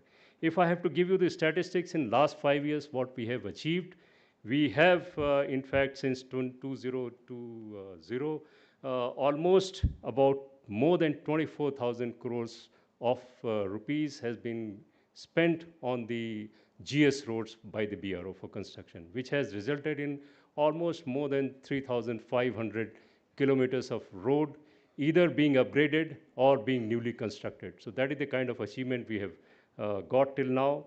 And overall budget of the BRO, including the agency work, is almost touching 64,000 crore plus. So that is the kind of capacity which BRO has been able to do, and which has resulted in strengthening of the entire infrastructure, not only on the LAC, but also even the border with Pakistan, that is the line of control also. A lot of construction work has been undertaken. And if I have to give you the perspective plan up to 2028, that is commencing 2023 to 2028, almost about 370 roads which we have identified, which is, if I have to say, what is the number of kilometers? It is almost touching more than 27,000 kilometers of road, which we intend to achieve by 2028. So that is the kind of impetus we have given to infrastructure development in terms of the connectivity is concerned. If I have to highlight important roads, etc., which have come up in this time, in Eastern Ladakh, there is a connectivity to Leh, which was earlier based on the Zojila axis and the Rohtang axis. There is an additional axis which is based on the Shinkulna tunnel is also coming up. So we will have, in fact, 3 connectivity, which will be all-weather connectivity going up to Leh. And most of the connectivity up to the passes, there is not much of a problem. Some of the areas which were lacking, we have addressed them. So that connectivity also we will have in times to come. We are also looking at connecting area of Ladakh to Himachal Pradesh. So there is a project which has been sanctioned for that. So we will have a connectivity even from the south. So that will be an additional connectivity which will, in fact, provide a strategic capability of sidestepping of forces, not only through the Leh and also looking at from the Himachal Pradesh. So that is the kind of versatility we are looking at as far as the infrastructure development is concerned. If one has to look at the area of middle sector based connectivity was weak. That also is being addressed in this Bharatmala and Char Dham project. That is happening. And Lipu Lake connectivity in some form we have already achieved. In this, maybe in the few years' time, we will have a tunnel at Chia Lake, which will give us an all-weather connectivity right up to Lipu Lake, which is not only important from a strategic, tactical, the operational perspective, but also has an implication for maybe subsequently Kailash Mansarovar yatra. In Arunachal, a lot of work has been done. We have, in addition to the Trans-Arunachal Highway, there is a frontier highway which is connecting across the border almost about 1,700 kilometers of the length. 1,200 kilometers work has already been sanctioned. In fact, the work is almost any time the construction work on ground will start. Some of the areas in Arunachal Pradesh, we have the issues of the connectivity right up to the passes. That issue is also getting addressed. There are a number of, there are 3 railway projects which are strategic in nature, giving the connectivity in this area of Arunachal, that is going from Pasighat, going upwards to Rupai. There is a connectivity which is also coming up through Bilaspur, Mandi, and coming to Leh. These are the 2 important connectivities which will give us strategic mobility based on the railways. There are projects related to the aviation infrastructure. Aviation infrastructure we are looking at in a wholesome manner so that the entire aviation project put together, we get a cabinet approval and put it through so that huge money is available and the work is done in a very coordinated manner. To give you an example of the ECBI which I mentioned, this area of Sikkim, Glof, which was affected badly because of this glaciated lake outburst. We had a meeting taking place. All agencies were sitting down together. Cabinet Secretary was chairing the meeting. And within no time, we had the decision coming and almost more than 6,000 crores rupees has been sanctioned for getting this connectivity along the Teesta River. We are not looking at connectivity only along the Teesta River because these mountains are young, likely to fall off. So we have gone even westwards to look at the kind of a robustness in this connectivity. Siliguri corridor is another area of concern in which we have, in fact, we had a very coordinated meeting on this issue, and almost about we have looked at expansion of the say NH17, converting this into a 4-lane highway, NH27 connectivity, another connectivity based on this in this area of Chicken Neck. So that you have a redundancy, and number of tunnels are being constructed in these areas, which will ensure that all weather, not all weather, in fact, it will be a dual use kind of a connectivity, dual use infrastructure will be there. So not only maybe roads are taken care of, even our strategic assets can be located in these areas. So that is the way we have looked at. If one has to, kind of summarize, just to give you an assurance to this audience, firstly, there is a whole of nation approach. All our concerns related to the infrastructure development are being looked at. We are not facing any problem related to the budget. It is only the construction capability which we are looking at enhancing so that in shorter time frame, in say a time frame up to about 2030, we should have all the connectivity which is desired to support our operations in place. So I think that's all for such a short time. Talking about 3,488 kilometers of borders in 15 minutes, it is not so easy. Thank you. So thank you. Thank you so much. Thank you very much. Thank you very much, Lieutenant General Prateek Sharma, for that wonderful and nuanced address. May I request Lieutenant General Vinod Bhatia to please come up onto the dais. Sir, if you could come into the center, please, center of stage. Ladies and gentlemen, just to remind you that we've got the Governor of Mizoram, General V.K. Singh, who will be joining us at 5:30 sharp. So please ensure that our sessions that are following Lieutenant General Prateek Sharma will stick to their time slots. We can't afford to exceed. Thank you very much, Lieutenant General Prateek Sharma. Ladies and gentlemen, now from the Northeast, we shift our focus onto the panel that discusses the PLA's posture and India's LAC buildup. I'd like to invite our speakers up on stage. Major General Vivek Sehgal, VSM, Distinguished Fellow, Center of Land Warfare Studies, a seasoned military professional with extensive experience in counter-insurgency operations in Jammu and Kashmir and the Northeast. We've got Air Marshal Dr. Rajiv Sachdeva, AVSM, former Deputy Chief of Integrated Defense Staff, a seasoned aviator and strategist with more than 7,200 flight hours on transport and trainer aircraft. We've got Major General RPS Bhadoria, VSM, Additional Director General, Center for Land Warfare Studies, a strategic expert with 36 years in the Indian Army, specializing in national security and counter-terrorism. Lieutenant General Sunil Srivastava, AVSM, VSM, seasoned military strategist with a career spanning nearly 4 decades in the Indian Army. And to steer the discussion, we have Dr. Tara Kartha, Director, RNA, Center for Land Warfare Studies, an expert in neighborhood security and great power politics with extensive experience in Afghanistan, Pakistan, and regional terrorism. So the topic for discussion for this panel revolves around the recent disengagement along the LAC between the Indian Army and the PLA. So it's over to you, Dr. Kartha, to take charge of your panel.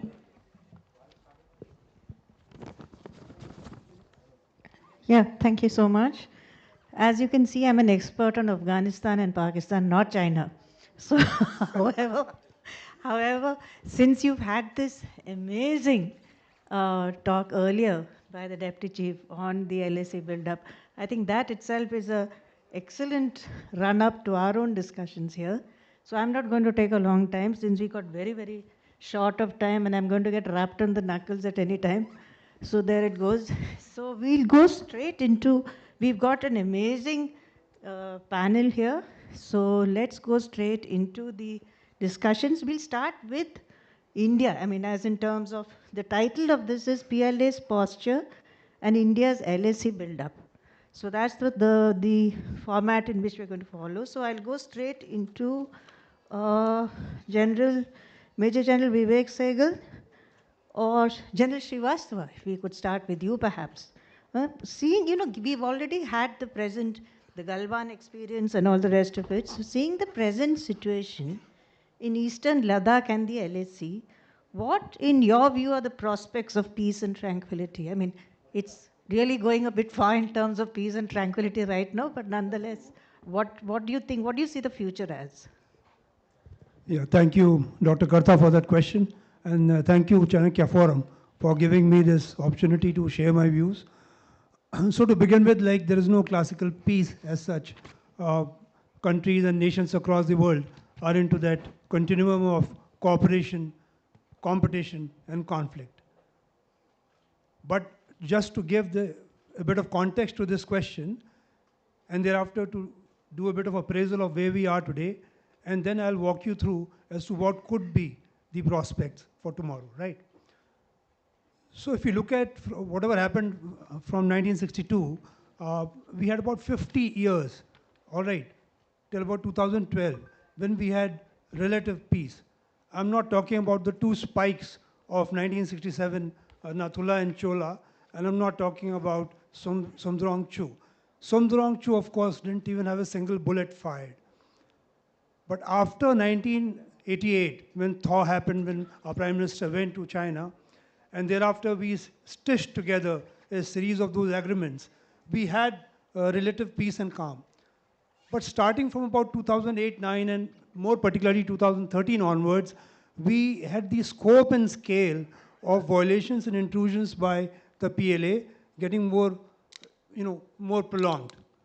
Okay, but including the standoff at Doklam 2017, which went on for about 77, 78 days, we kept managing that through robust and resilient military response and very quiet diplomacy. Everything worked fine, no bullets had to be fired. But come May 2020, and especially Galwan, everything got upended. All the understanding agreements were all thrown out of the window, right? So what we are looking at was the lowest level of relationship between our two countries, India and China. And what was it being called? The External Affairs Minister himself called it abnormal, right? And then that abnormality was being looked at as the new normal, perhaps. But then, 4 years of very deft diplomacy, and I would say very resilient and robust response from the military forces. October last year, we had this decision, a mutual agreement that patrolling will resume in Depsang and Demchok. And with that, disengagement at all the friction points got completed in Ladakh. So that became a kind of a point that everyone started looking at things a little more positively. Okay. As far as the Chief of the Army Staff is concerned, in January itself, he said the situation on the LAC is stable but sensitive. But 2 years back, in January 23, the chief then had described it as stable, under control, but unpredictable. So we have been moving positively in the correct direction, right? And as of now, so we have disengagement, as I mentioned, but at the other places, we have a temporary moratorium.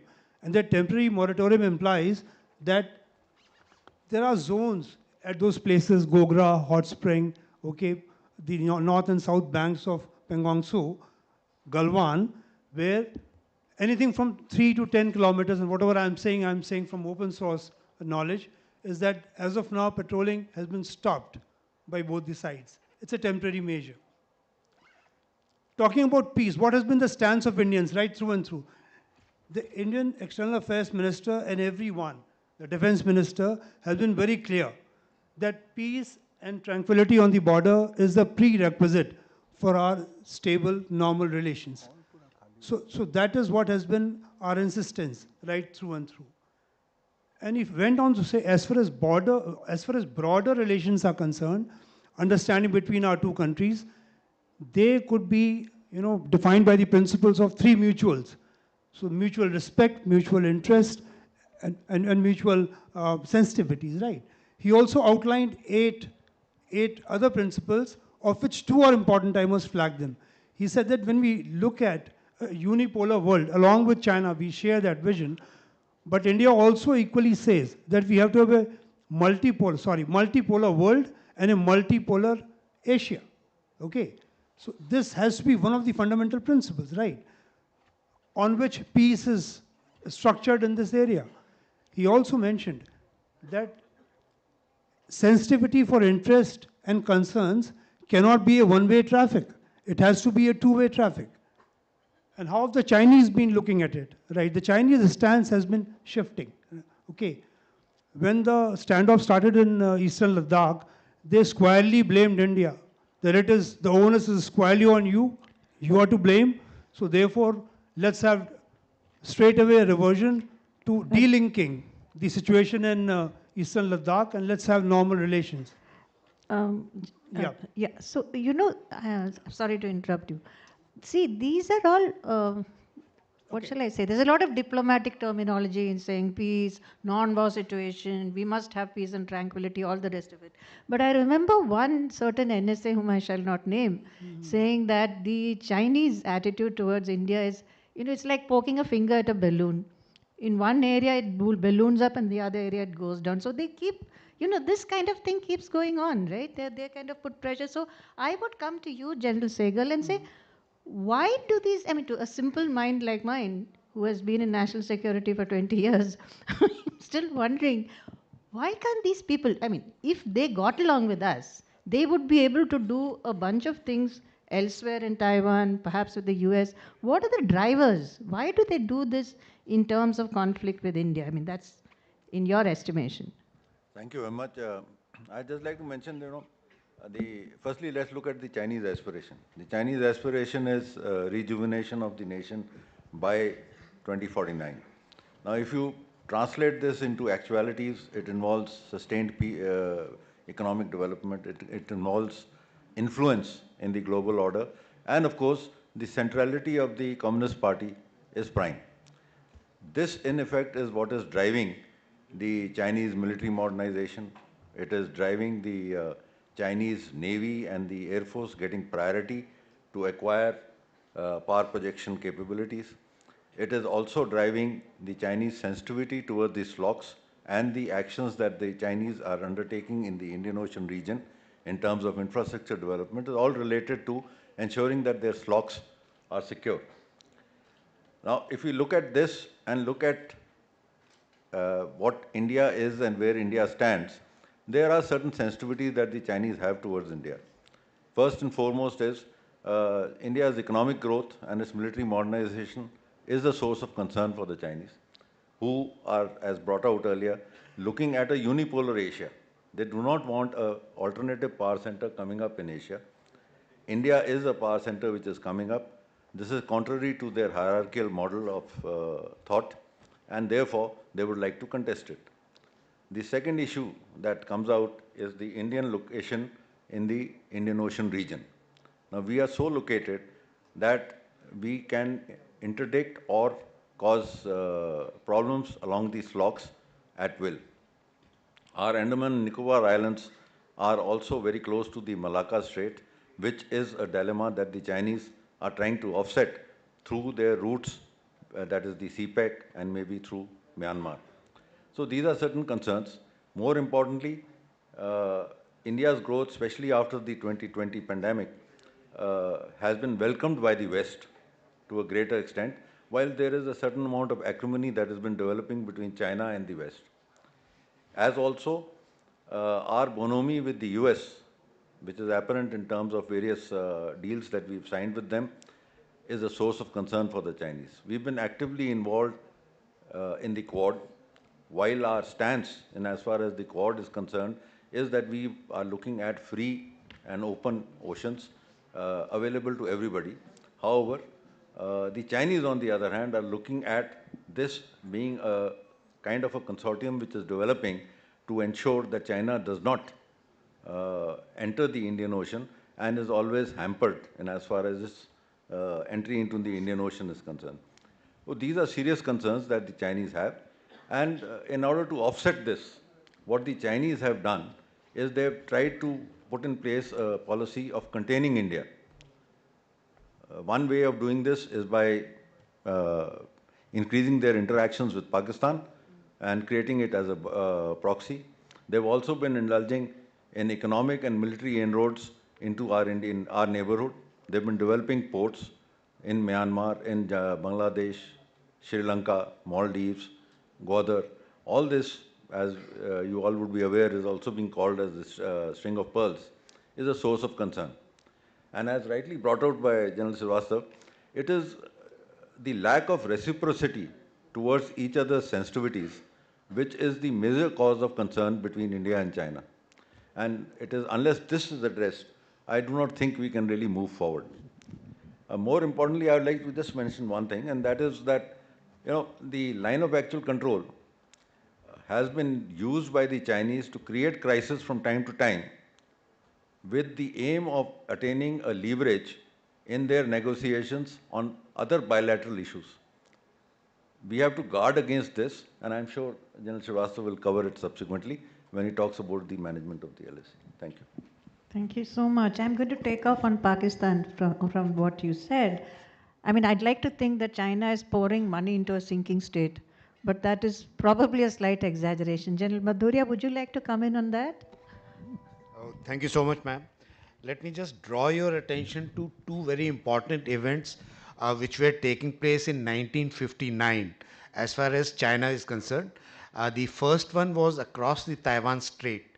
The Communist Party had just come in. They came in China in 1949 or so, and within 8-10 years this crisis started. So their attention was focused over there. And at the same time, in 1959, there was an uprising in Tibet. And China thought that it was at the behest of India. So a very interesting meeting took place. And that time, ambassador of China in India, by name of Pan Zili, he met our foreign secretary and he said, look, you're trying to do this. You're posing a two-front threat scenario to us.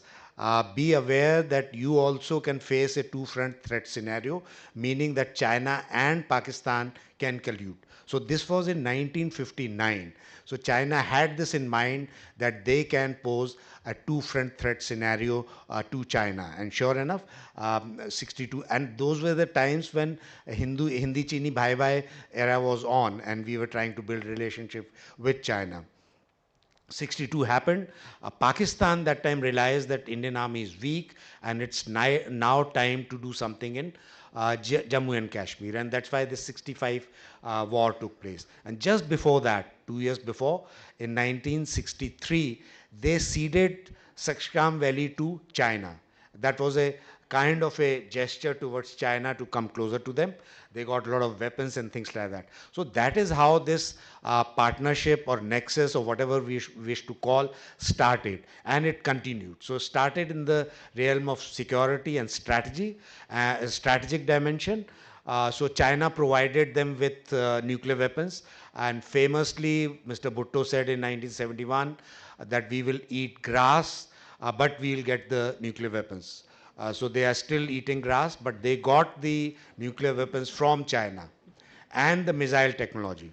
So that was the beginning. And then this partnership progressed into economic, diplomatic, it was always there. So we, a few years back when India was trying to get the waiver on nuclear energy issue from US, China was a hindrance, right? They were wanting Pakistan also to be given equal kind of a waiver. So diplomatically they've been supporting China, economically. Now CPEC is something which Pakistan says is a game changer. Now the game that they have changed is that now Pakistan is firmly into a debt trap of China. They owe $25 billion or maybe more, which they are not able to repay. So every time the loans are getting postponed. So what is it doing? It is now making China being totally dependent, Pakistan being totally dependent on China. So can they take any independent decisions? No. Their strategic autonomy is absolutely zero. So therefore, we should consider both China and Pakistan together when we see the military threat or otherwise. Right? Now this particular military threat or two-front scenario, it was talked about in the maritime domain in the previous session because of the Gwadar and other stuff that is coming up. So it's increasing. However, on the continental front, where we have border dispute with both China and Pakistan, and both of them are nuclear states, we face the huge problem, and that is in Jammu and Kashmir. Right? So both of them can pose a two-front threats scenario to us, either by colluding directly, meaning that in case we have a confrontation with China, Pakistan actively participates in that, or it could be collusive, right? They do not actively participate, they just mobilize their troops. So our attention cannot be totally focused on China, we'll have to be looking at Pakistan as well, right? Or now the wars are going to be in the multi-domain, meaning cyber, space, electromagnetic spectrum, and even information warfare. So these are the areas where Pakistan could be directly supporting China, and they will have deniability. So what I mean to say is that going forward, we should plan to see that PLA is going to pose a threat both on LAC and on LOC. Right? Now add to this what has happened in Bangladesh recently. And if we have followed the news, the ISI chief visited Bangladesh. Their ships have gone there. And if you are watching the Pakistan media, those guys are very, very happy. All their experts are very happy that now we are going to have a good relationship with Bangladesh. And we will pose a different kind of a threat to India. Right? So those are the threats that we have to be aware of, and we have to deal with them in times to come. Thank you.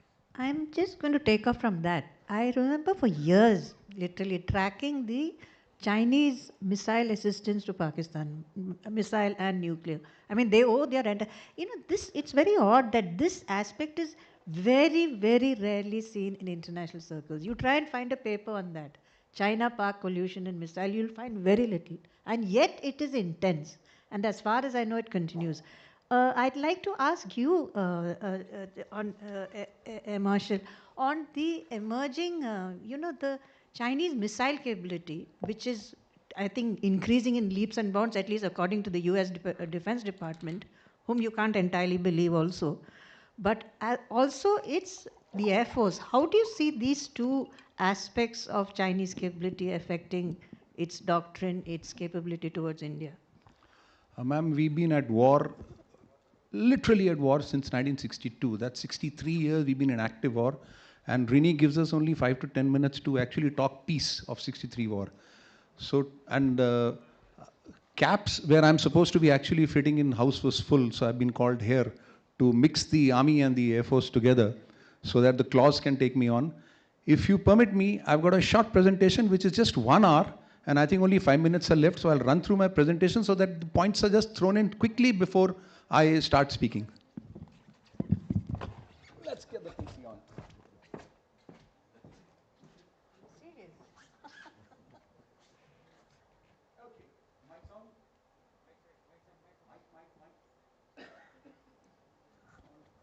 Not? Okay. Yes, I had a presentation which went on like that, the strategic drivers behind the rocket force and the era of modernization, perceived threat of China. But I'll skip it and I'll go straight to the complement. How does a rocket force complement the air force of the China? Let's see the operational synergy. Yes, they have a combined air defense strategy. The rocket force surface air missiles will complement the Air Force defense, layered defense network, and so on, which you can keep reading, integrated command and control networks. They have strike capabilities which are talking into each other. Rocket force will do something, and the PLAF will actually complement it in both ways. They'll contribute to each other. Anti-access and area denial, both I've already factored in how and which will be used for which particular kind of a threat coming to them. Joint operations have already been worked out. How will the SEAD work and how will the defenses of their sites will work and how the joint targeting will happen, and similarly the theater operations, because they are already working in theater. How these things will happen, they've already worked that out. Technology integration has already happened. The command and control systems are common. The intelligence and the surveillance are talking to each other. Going down to maritime operations, yes, they have the capability, rocket force, to take on any kind of ship which is there. And how will the PLAF complement them? They have doctrines and everything fixed and actually working towards that. They have future development. It is not over. Joint capabilities are carrying on in hypersonic, space-based capabilities, which was spoken in the morning. Force modernization is also happening, and they're doing together. It's not pockets which are happening and then integrating, they're doing it together. Key takeaways: the rocket force provides initial precision strikes, PLAF to operate in contested airspace, joint targeting, battle damage assessment, coordinated suppression, and so on. Similarly, air defense, integrated air defense networks are there, multi-layered. The multi-layers are working as an air force and the rocket force. And all the A2AD operations are also combined. I'll quickly go from the Chinese point of view, do a SWOT analysis, and tell you what are my strengths and weaknesses, opportunities and threats. We don't have time to go into the Air Force thereafter. My strengths are superior force numbers. I have technical advantages. I'm talking my comparison with India. My infrastructure is better. Yes, India is growing, but my infrastructure is better. My weakness: geographical constraints, operational experience, technical dependencies. This is where lies my weakness. I am working on it.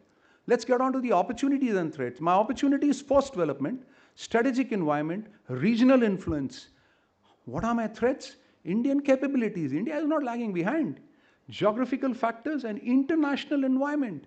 There is so much of interplay which India is doing with the rest of the world, which is my threat.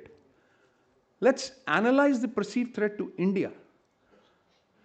Air-based infrastructure threats, like we just came to know, 16 airfields already ready, 6 more coming up. Yes, the airfields are at 4,500 meters. The aeroplane capability is knocked down, but they have air-to-air refueling. They will work on that. Border region vulnerabilities, force multiplier effect. These are my concern as an Indian. Strategic implications, military balance shift, operational challenges, and geographical vulnerabilities. What is India's response? Immediate needs, I've already worked out on that. India is not sleeping. We've already worked out on all these things which have been listed out. Long-term requirements have been worked out. Strategic adjustments have been done. And all this is moving towards the threat scenarios. What are the threat scenarios?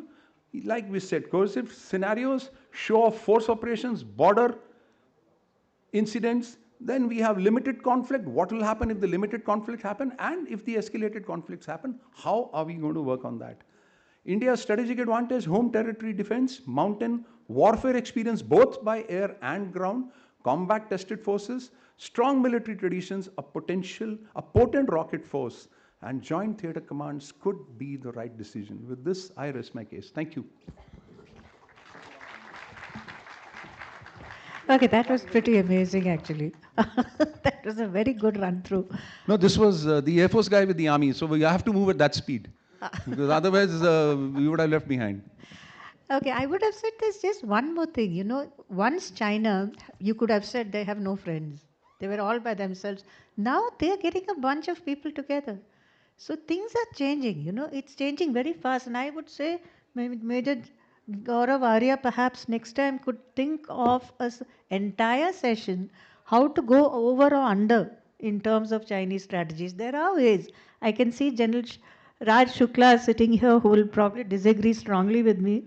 But there are, I think we need to think, we are getting a bit, you know, sort of, what shall I say, overwhelmed by the Chinese threat. This is there, 4,000 kilometers, bridges, roads, tunnels. How do you go around this? So that means you have to think differently, right? And you gentlemen, like y'all, all of y'all are the brightest among in this country. So there should be ways of going around that. We're going to stop here. Could I get a minute to just finish what I was saying? Yes, of course. Okay. Please. So we were talking about the prospects of peace. I think for this we'll have to go back to 1993-96. So the Border Peace and Tranquility Agreement and the confidence building agreements of 93 and 96, as also the political parameters and guiding principles of 2005. That's where the actual core of how we can peace lies. What am I trying to say? They talk about mutual and equal security. And that is where the joint working groups were to clarify wherever the perceptions of LAC differed. So there are 13 areas now, 14 whatever. We need to once again get back to the drawing board, finish that task off so that we don't have any other future misunderstanding. There has to be a common takeoff point. Second thing is mutual and equal security is what is going to drive your posture, force posture. And because of the nature of warfare and character of warfare having changed, the force postures will have to be decided with care. Terrains on both sides are very different. Only then and then only you can have de-induction. Until then, you can keep negotiating. So that's the roadmap to peace as I see it. Thank you very much. I think that was the ideal wrap-up. So we'll stop here. Thank you all. And thanks to the panelists. Brilliant job. Thank you very much, Dr. Tara Karta. Despite being maligned as the awful timekeeper, I must say that it's a wonderful role to play to ensure that the armed forces all work in time. Thank you very much. May I request Lieutenant General Raj Shukla to please do us the honors of presenting tokens to all our panelists. And may I request the panelists, as you get your token, to please gather together for a group photograph at the end.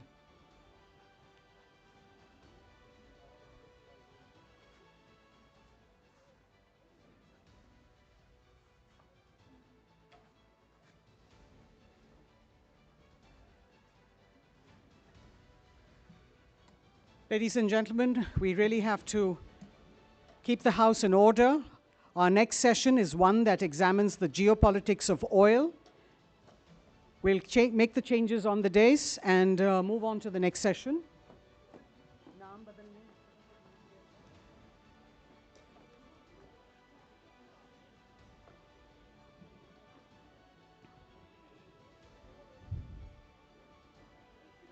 If I could request Lieutenant General Raj Shukla to stay on because it's your next session, sir. Thank you to our panelists. May I request you all to please take your seats in front. We've got on stage Lieutenant General Raj Shukla, PVSM, YSM, SM, ADC, member of UPSC, former GOCNC Army Training Command, with a distinguished 4-decade career in the Indian Army.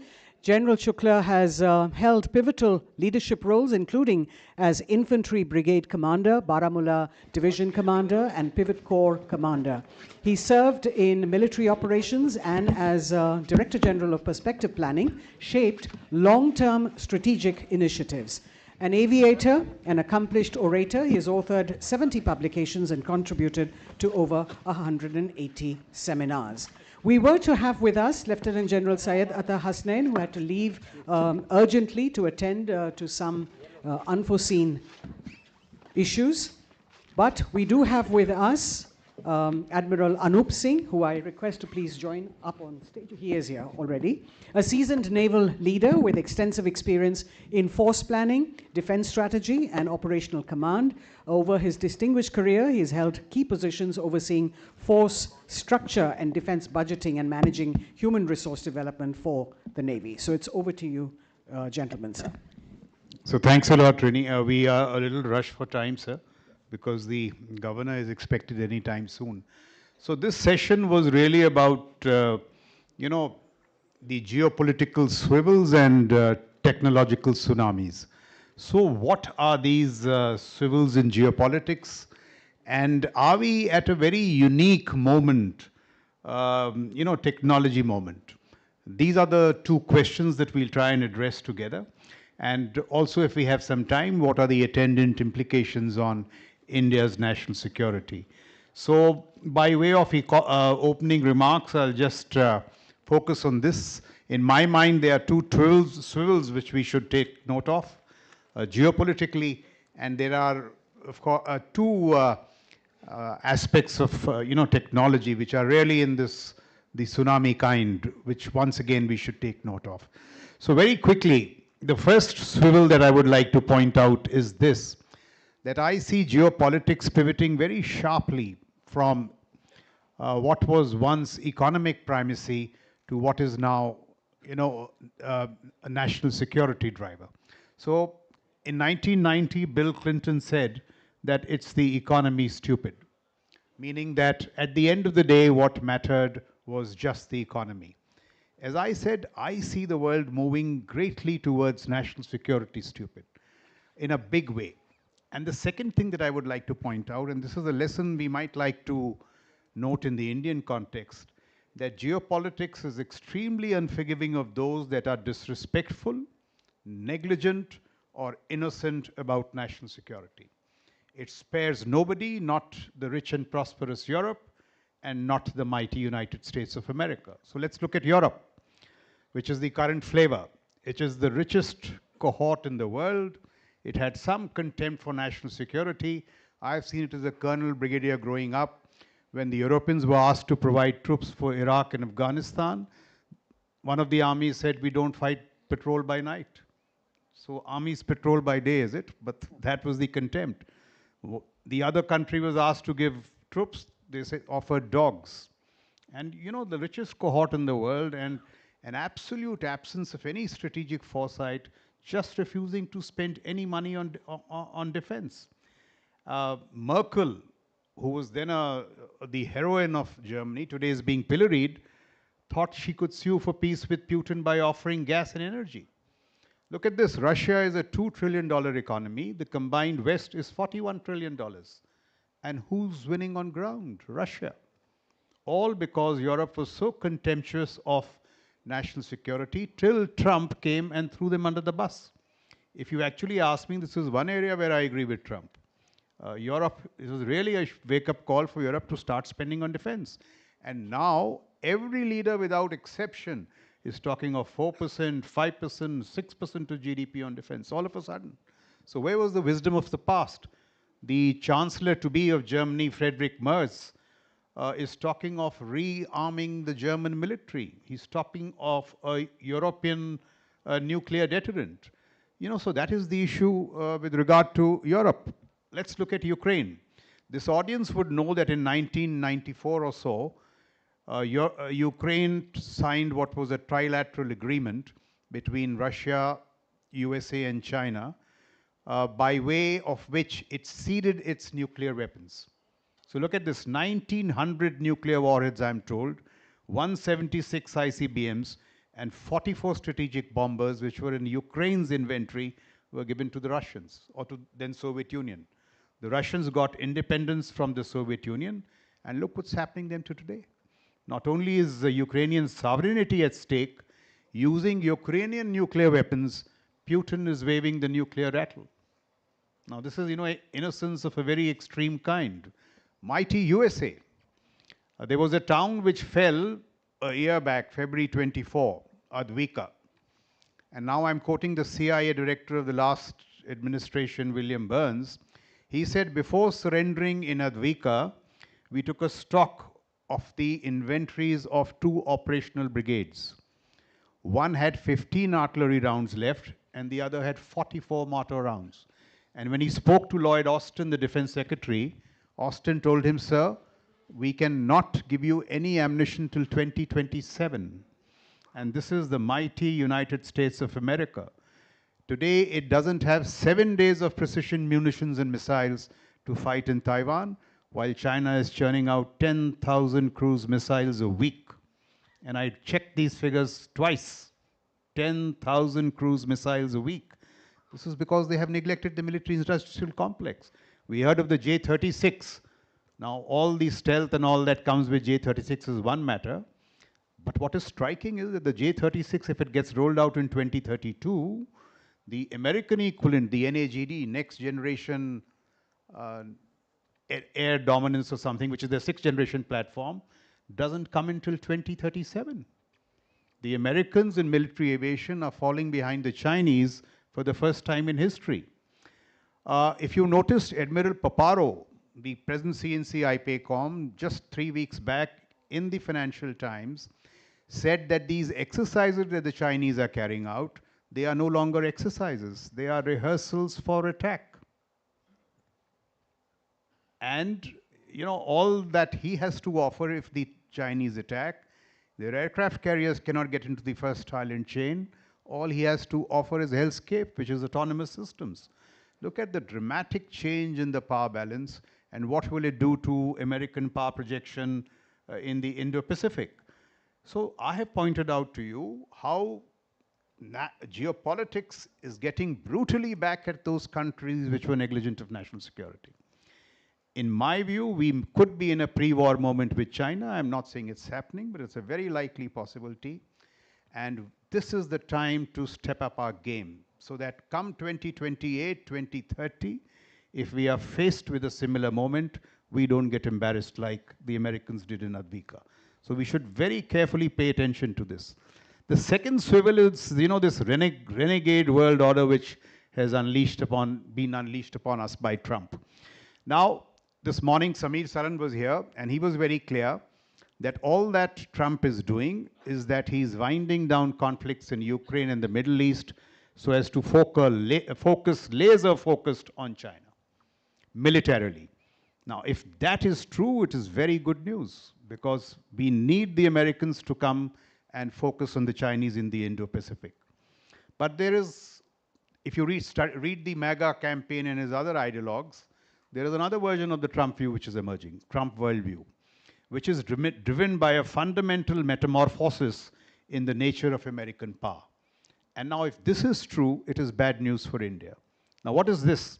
American power so far was premised on what is called freedom to roam the globe. So you spend $950 billion, you had 80 bases, 800 bases in 80 countries, 11 aircraft carriers. And by so roaming the globe, in every theater you said, no hegemon will emerge to challenge the United States. So Russia is kept in check by Europe, China is kept in check by the allies. Now President Trump is arguing, he said, let's slash our budgets by 50%. He's telling the Chinese and the Russians, let's slash our budgets by 50% because his MAGA team, through internal reviews, has told him that we can push the Chinese on technology, we can push them on trade, we can push them on tariffs, but we are not in a position to contest them militarily. Which means it could lead to these 3 ecospheres, and Trump has alluded to them in some measure. Russia led Europe, China led Asia, while America retreats to the Western Hemisphere, builds up its military capacity, so on and so forth, before it comes back, which would leave India to parley with China on its own in the strategic military sphere. So, you know, this sphere, if this is the grand design of America, it's bad news for India, because it will lead to unipolar Asia, one tiger on a hill, and India will be left alone. So what do we need to do?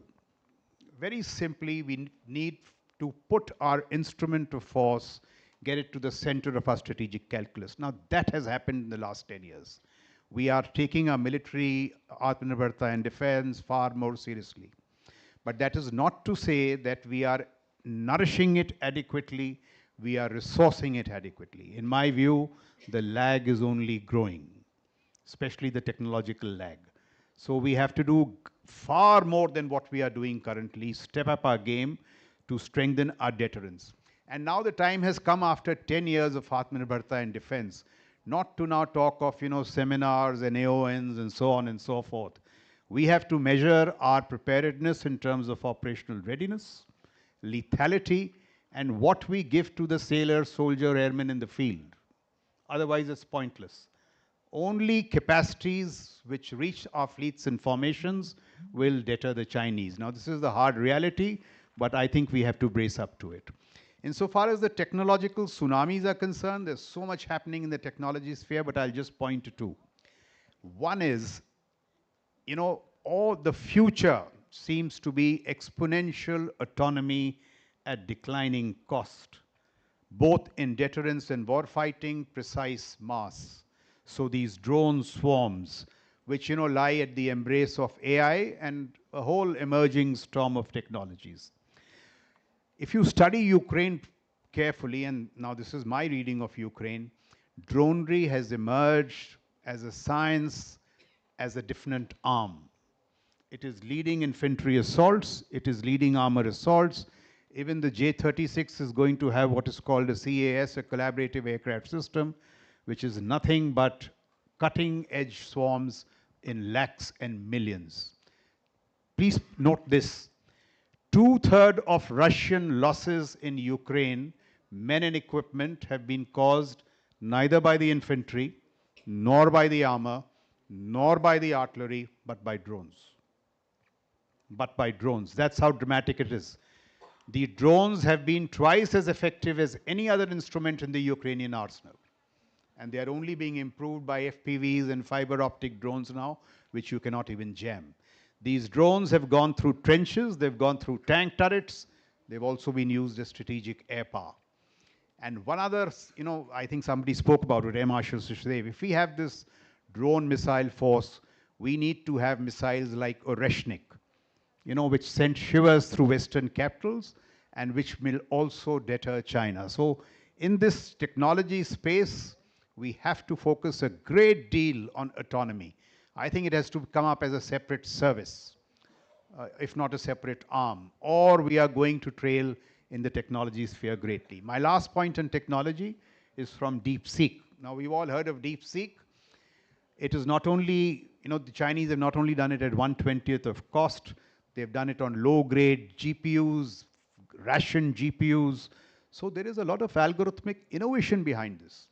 And now this should worry us. If you study the 5 papers that have been written after the DeepSeek came out, it has been, I'm told there are 200 plus authors of those papers. And what should really scare us is that out of this 200, half of them are homegrown talent. They are not the ones which went to American universities. Now, if it is homegrown talent, it means the best and the brightest in the technology sphere are now in China, so you'll get more of quantum, you'll get more of other technologies, all with military implications. Just, I think, last week, Satya Nadella announced this Majorana 1, if I pronounce it right, which is, a quantum computing capacities based on topo clusters. And it's amazing. He says that if you put that quantum chip in your palm, it will give you more computing power than all the world's computers put together. Now, that's the way computing is moving. So what we need now in Atmanirbhar and defense is 2 things. One is orders, orders, and orders. There are a lot of startups here, a lot of other private sector people who are just waiting for orders. Enough of talk. Orders, orders, and orders must happen, or we will not grow to the next phase of Atmanirbhar and defense. And in the sphere of R&D and technology that I spoke of, we must focus on compute, compute, and compute. That is the next oil. That is the next step beyond data. So these were the 4 points, in my view, which constitute what I really think are geopolitical swivels and technological tsunamis. I now turn the floor to Admiral Anup Singh for his views, please. Thank you, Raj. I ditto everything that General Shukla said. He's covered the entire gamut of the topic that's been given to us. So I'm not going to repeat anything except to give you a slightly different, not different from what he said, different perspective to also put you um, on speed with what is happening in the world insofar as the term geopolitics is concerned. You've all seen what is the topic given to us, to this panel. It said geopolitical swivels and technological tsunamis. So if I'm sure if all of you have some time or the other gone through the definition of geopolitics either on Google or somewhere else, and you've, because this is the most oft repeated term over the last half a century. What does it say? It says geopolitics, or words to that effect, is a study of the effect of geography, economics, demography, and such other factors. The meaning is very clear. And all writings and commentaries on geopolitics, global or regional, have maneuvered and moved around this particular definition. But what is happening since the 20th of Jan? You're all aware what has happened in the office of POTUS. First of all, the greatest predictability since before 20th Jan, about 20th Jan and the 4 years thereafter, was unpredictability based on what happened in the first term. And he started off with that, not only with the rest of the world, but starting off with DOGE and offering golden handshakes to his federal employees and saying, go home. But that's insofar as America itself is concerned, but it affects relations with the rest of the world and what is going to happen insofar as global economy is concerned in different ways. Now, since the 20th of January, the inflection point has been such, driven by POTUS, that everything in the world seems to be swiveling because of decisions made after that date.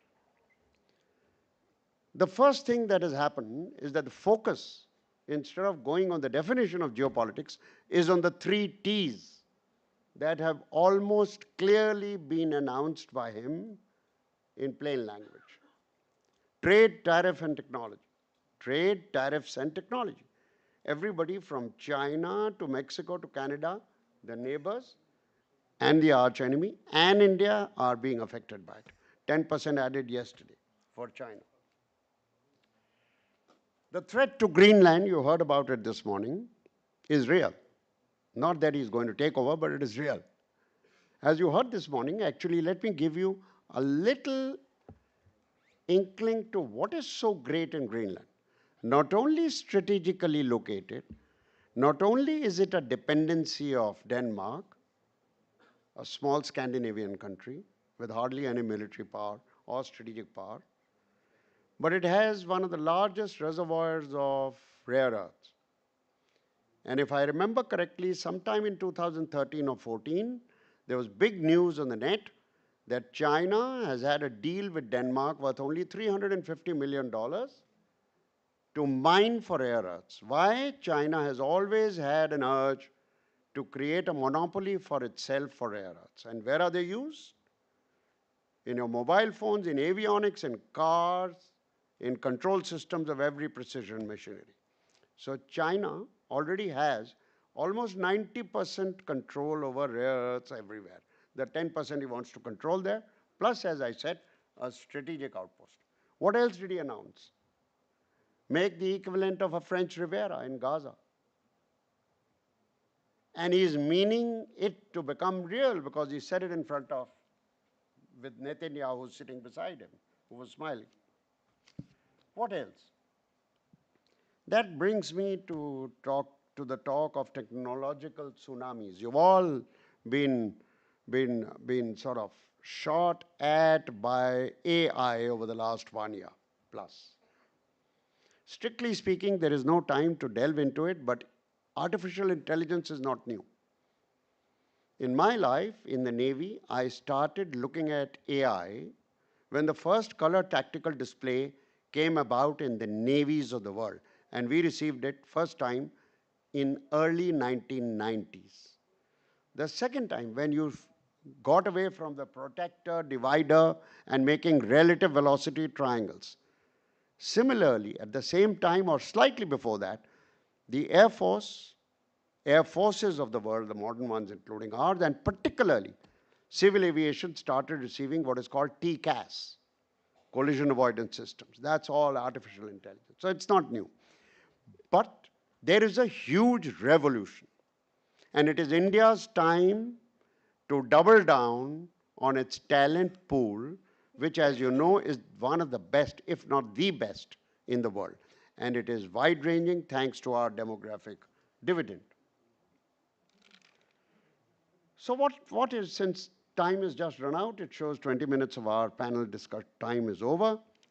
The other thing that I wanted to touch upon, I must say, that POTUS has done, despite the near hug with Zelensky, President Zelensky of Ukraine at the recommissioning of the Notre Dame, where we thought he is now going to sort out everything after 20th Jan, it didn't happen. He's cursing him. So there is an old adage which says, proxies are destined to be doormats of history, and that's what he is trying to now define the president of Ukraine as. End of the story, your time is up, and he is on the side of Russia. Putin was already smiling. His economy didn't go down with the sanctions. What should we be doing? Firstly, as General Raj Shukla told you, it is now the time for us and many others to wake up to national security being the in thing and not the economy stupid. Therefore, we must devise things because of our economy not being as racy as that of China. The economic might not being 5 times our actual economy at this moment, as China can afford to build a navy of 400 odd ships and build its air force and its strategic forces at almost 3 times that of ours. Therefore, learn to deter, to dissuade. And we've got a huge advantage insofar as the maritime domain is concerned, as you heard in the morning. That of the logistic train in the Army's language, which means that in our own home waters around the peninsula, we call the shots. That's why the Chinese haven't sent an aircraft carrier. Till now, they are incapable of sustaining blue water capability in our waters. But they will do it soon enough. That's why they are building up. The next thing we need to do, as General Raj Shukla said, I must repeat that, unmanned systems, all focus and all diversion of funds insofar as capital acquisition now are concerned, must have a major share towards unmanned systems. Drones, drones, and drones, including underwater. And finally, we must create properly a defense industrial base, which means a hell of a lot of investment and support and encouragement to the private sector, from MSMEs to big industries, not just PSUs. Thank you very much. Our time is up. Time shows 00. All right. So gentlemen, don't clap because the governor has got stuck in traffic, so we have some more time. So since we have more time, let me just throw 3 ideas. So what do we do to fix it? In my view, we must do 3 very complicated things, but I'll try and put them as simply as possible. There is no doubt that, somebody was talking in the morning, look at how our strategic environment is getting grimmer by the moment. There is, of course, the whole China factor along the LAC in the seas and in the air. Pakistan must not be taken lightly. I think Marshal Chaudhry was making this point. Not only are they benefiting from Chinese collusivity, but from Turkey. Erdogan was recently in Pakistan. He went to Indonesia and Malaysia and signed off a whole lot of deals, especially in drones. And Turkey is this drone superpower. And the third, I think General Nair pointed out to it, we have a new national security reality developing along the Bangladesh-Myanmar border. It is very serious business. So what should we do? I think we have balanced greatly along the LAC. I'm not saying that things are not going to get difficult, but we have done everything possible. We just need to resource that with a whole lot of technologies which are available with our startups. I can name them.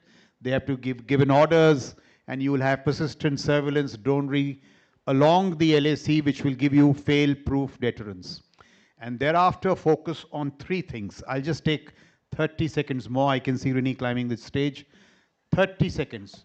One is stealth-based offensive air power. That is our biggest weakness today. Second is our AD topology. Look at what the Israelis have got.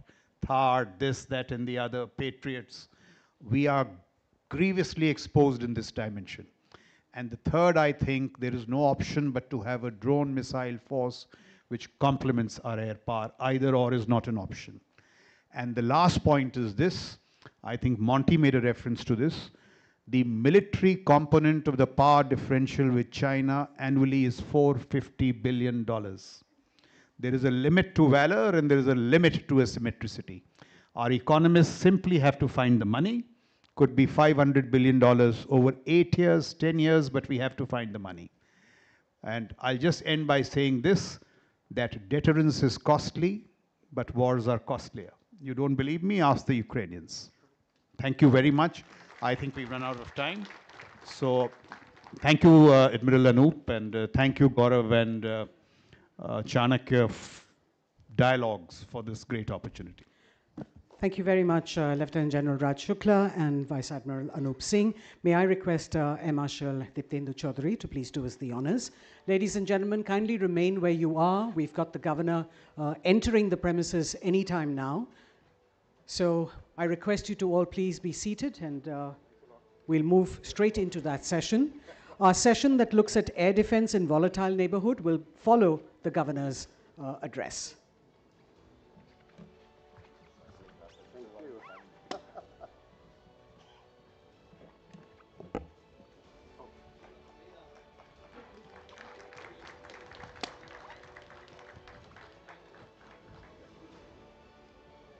I think a bigger round of applause is deserving. Thank you. Also confirms that you're all awake inside the hall.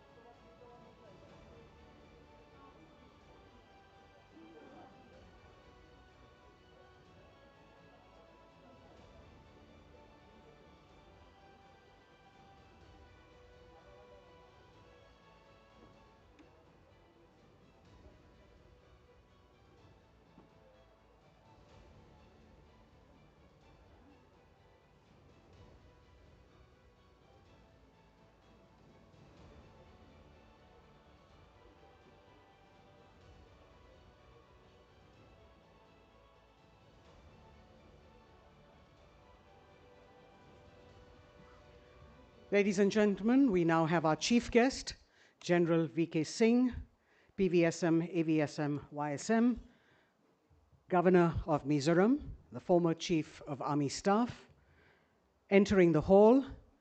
May I request you all to please give him a resounding welcome.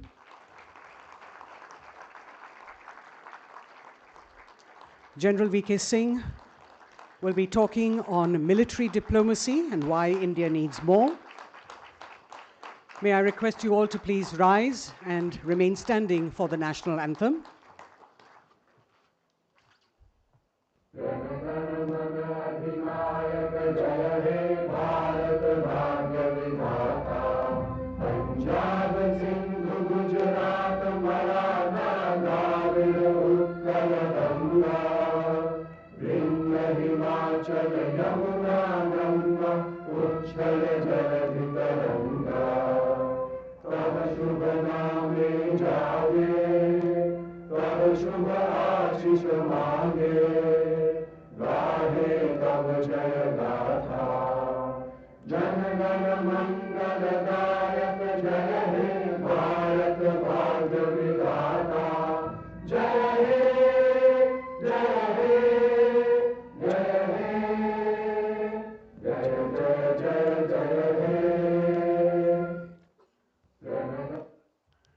Welcome, sir, to the 4th edition of Chanakya Dialogues. May I invite you now to speak to us on military diplomacy, why India needs more.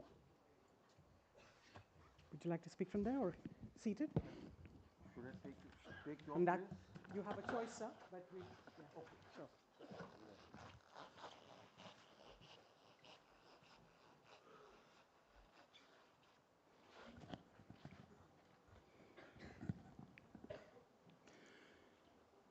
Good evening, everybody. Namaskar. It's a pleasure to see many faces known, and it's a pleasure to see so many people present here for this particular dialogue. When Gaurav told me to speak on military diplomacy, I readily agreed. And just when I was walking in, he said, "We were not expecting you." So I told him that I was in Nepal practicing military diplomacy, and it's just that late afternoon I landed and I said, let's go and fulfill the obligation that I have taken to come and talk to you all. Military diplomacy is at times it's an oxymoron, at times it's a term which is misunderstood, and at times it is taken as something which is in thin air. The simplest definition of military diplomacy is utilizing your military establishment as a country to further the statecraft, to further what the nation is trying in the diplomatic field as part of the diplomatic initiatives. That is all. It's very simple. On ground, when you translate it, what it implies is that you have a resource available in the country in terms of the military establishment. You've got a resource which is trained not only for war, but for many things. You've got a resource available which is well-versed in statecraft, strategy, understanding the world, and you have got a resource which is totally disciplined. And when this gets combined with your diplomatic force, it can yield very good results. And there are many examples.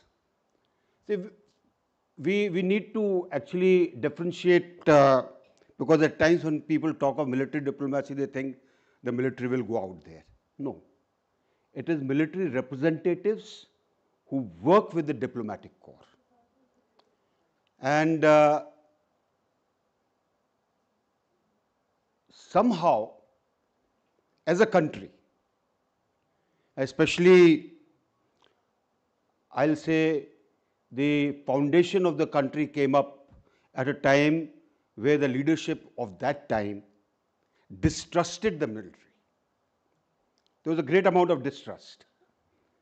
And that led to ensuring that less of the military was seen as part of the diplomatic initiatives, as part of being seen in the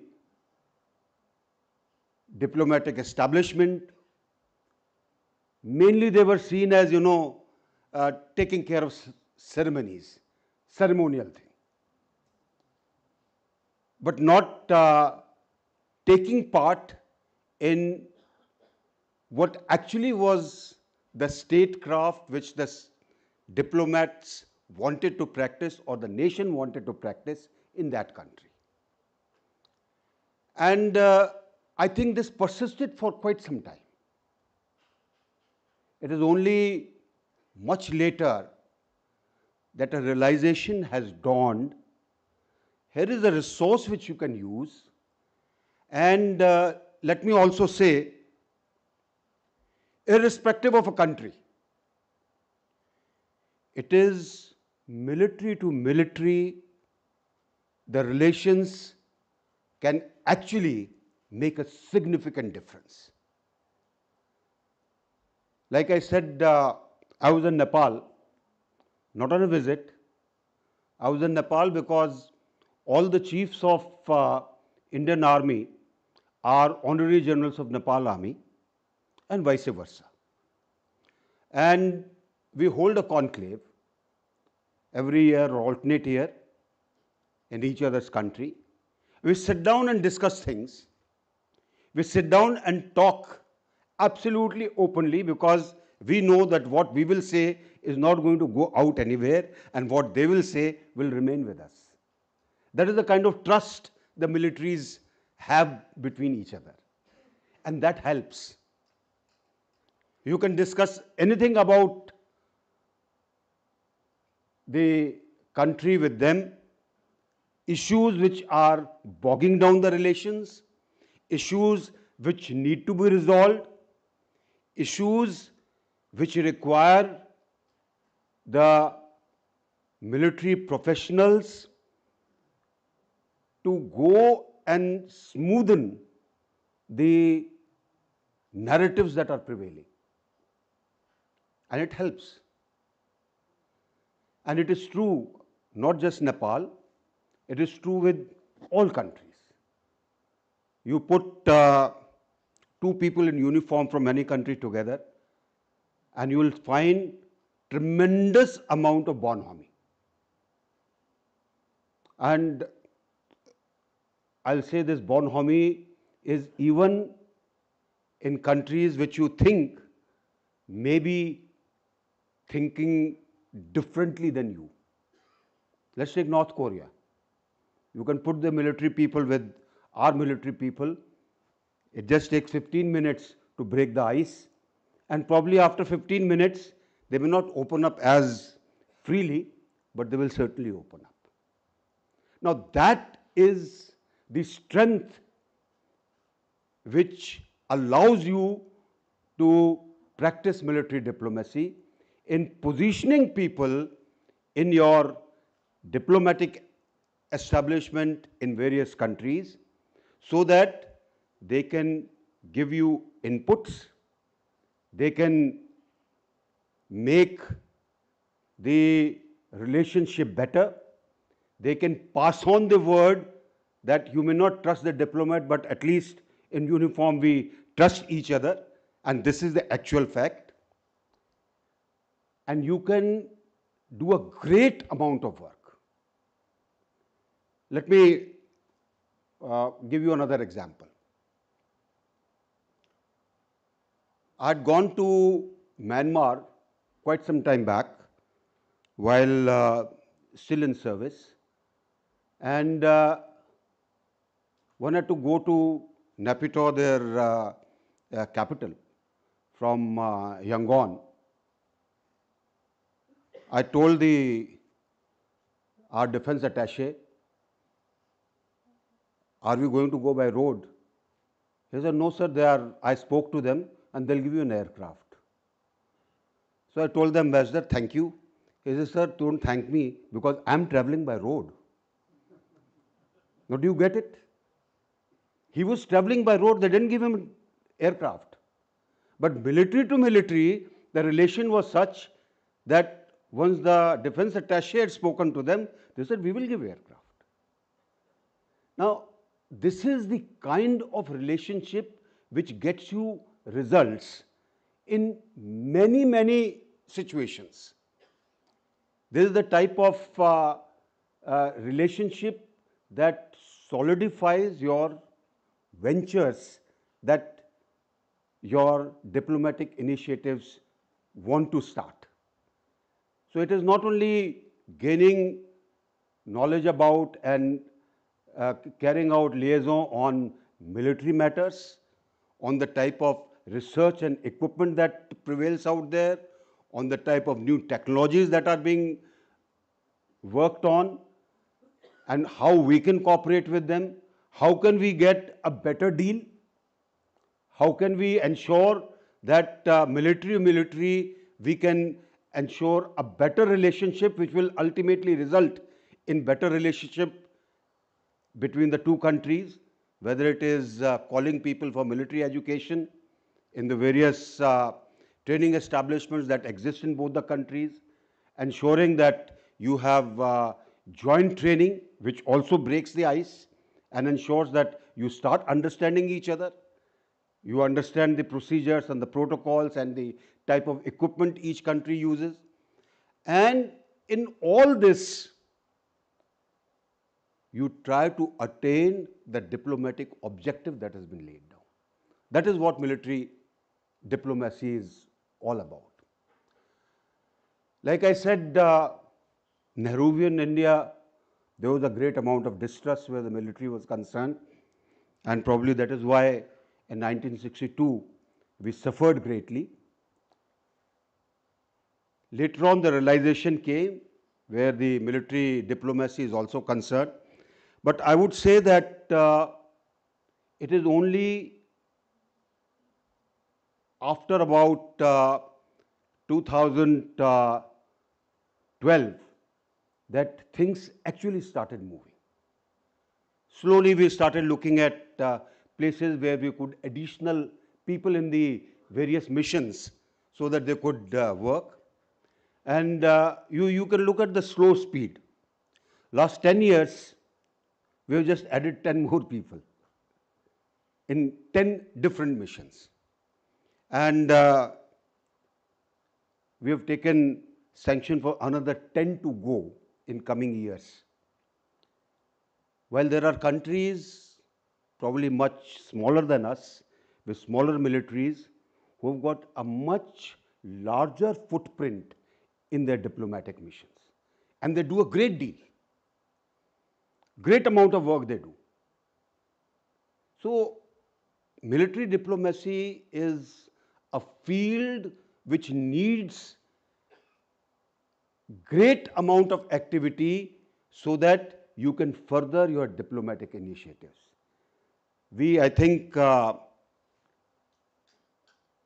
have somehow not realized the importance. Slowly the realization is coming, and I hope that instead of this 10 more, we are able to put more number of people so that we can have people all over in our missions who can help.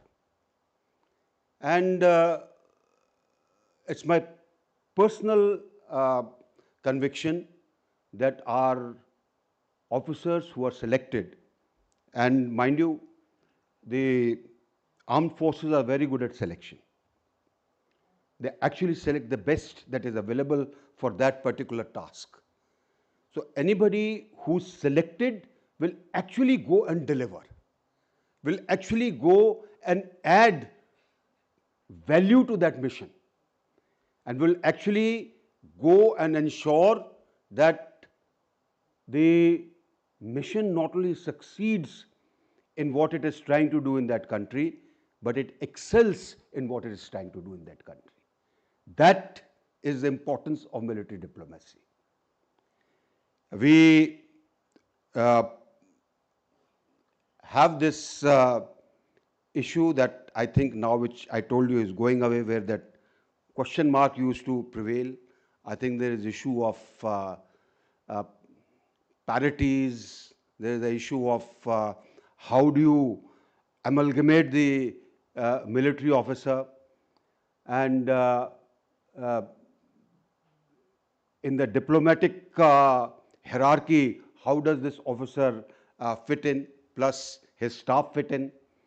But wherever they fit in whatever manner people have devised it, mostly it is at a lower slot than what that officer deserves. The results have been very good. And you take any country, you take Russia, we have a strong team out there of armed forces, and with our dependency on their equipment, they give you the feedback. They are the ones who negotiate. They are the ones who look for new technologies which can come in, and with the initiative of Make in India, they are the ones who play a very, very important part. Same is with US, same is with UK, same is with France, you name it. And then you look at what we require to do in Africa. It's a huge continent. Do we have enough people out there? It's a continent of resources. And if you have not put people out there, then you cannot take care of the type of resources that exist in that country. And therefore, I think it is important when you put your mission, you amalgamate a military representative in it who can take care of many requirements of that mission. And there are always many requirements in a mission. It is not just military. He can actually give much greater inputs to the mission head on what he is getting as a feedback, which makes the mission head's task easier. So, all in all, I would say that military diplomacy is one field which needs, I think, support of all of us here, not just the military, and support in terms of ensuring that we do good for the country. It has got nothing to do with trying to position uniformed personnel in a mission, but it has got everything to do with what best we can achieve in that mission by putting a representative from the military who, like I said, understands statecraft, understands strategy, understands what can be done in the world affairs and where exactly we are. We are lucky you have a dialogue where we are talking to all very intelligent people who are sitting here. I'm sure you all will take this forward, because the need of the world today is how your missions carry out the diplomacy which makes the nation better in the way it wants a footprint in the rest of the world. And for that, I think we need to look at military diplomacy very, very seriously. There are many more things that one can talk of, but I'll certainly say that we need to avoid the other things that we look at where gunboat diplomacy is concerned and where the military interventions are concerned, or where we have carried out various missions in terms of rescues and other things where military at times gets involved or military personnel at times. It's got nothing to do with diplomacy. Those are specifics based on specific tasking that is done. I mean, if the Navy is able to rescue hostages or if the Navy is able to check piracy, it is part of a nation's desire to do things where the armed forces are committed. But it is not part of the military diplomacy as such. Military diplomacy would be where the relations were bad and you put somebody who was able to ensure that military to military the relations started becoming good, and there the military was strong enough to ensure that that country then started looking at our country in a different manner altogether. The dependence of both for various things increased. That would be the test for diplomacy. So I would stop here, and if anybody has any questions, let's say a couple of questions I'll take, and that should, I suppose, finish this particular session. Anybody who wants to ask?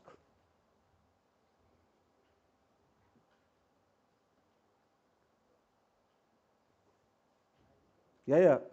Don't look back. Look this side.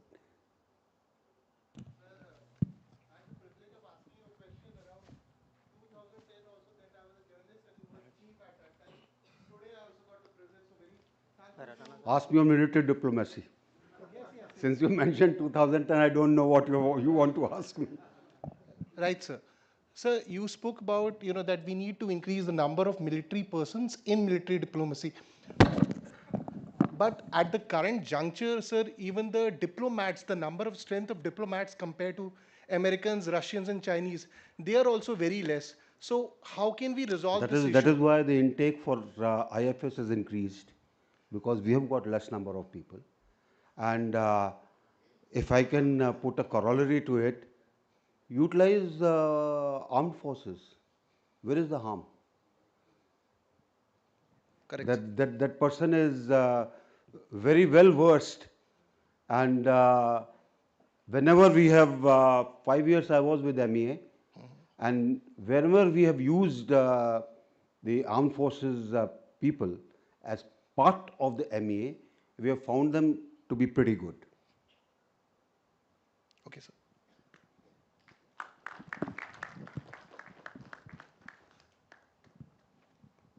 Anybody else? Okay.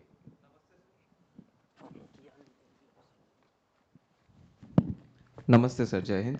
Sir, at the present state where Bangladesh is going through a lot of turmoil and creating instability in and around India, so is India dealing with Bangladesh, where Bangladesh is throwing up with an attitude of catching up with the Pakistani military and trying to pep up its military and trying to give any indication? Is it a condition where I see a lot of influx of Bangladeshis coming to India and going up and down, since I'm also traveling around? So at this juncture, where I see a lot of things have gone quite calmer, so did it happen due to the military intervention or military diplomacy with Bangladesh and India, or did it happen with both military diplomacy and foreign diplomacy? Military intervention only took place in 71. Thank you, sir. There is no military intervention now, right? The situation is bad, and I think we should not have any qualms in saying that we did get surprised. I mean, if somebody whom you have supported as a leader and her party, and you did not read the situation, you did not read what was happening, you did not read what the establishment was doing, then I think you have been caught napping. Military has its own part, and I think military to military relationships are still good. They are still good. But then the things have got so complicated that just military is not going to solve the issue. It is a much more complex situation. There are many players. There is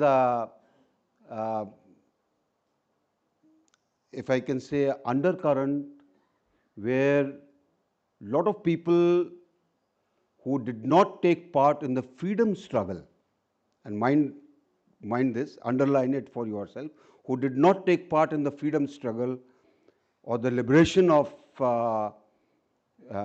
and formation of Bangladesh, I think they've had a role to play or a grouse to create a situation which ultimately resulted in what has happened.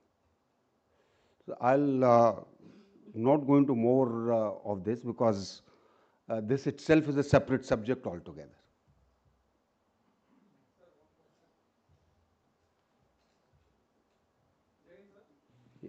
No, he's bringing the mic to you. Jain sir, first of all. Sir, I have a very simple question to you, that India is now going towards becoming the Blue Ocean Navy very soon. And as you have rightly said, that military diplomacy is very important for us to improvise our strength and fostering the strength in between our borders. So I just want to ask, what will be the strategy as a part of this government and as a part of this public?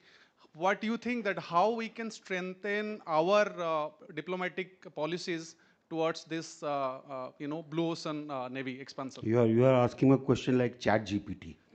Okay. Sir. Now, all that I would say is that importance of military diplomacy is being understood. And that is why I told you that the footprint of the military professionals in various diplomatic establishments is increasing. But there is a scope for ensuring that there is more.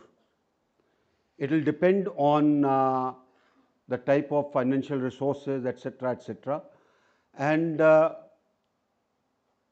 it is this contributory synergy that comes in with the military professionals being posted out there to work in ensuring that whatever you want to progress, there in the dimension that you choose, the military professional can work.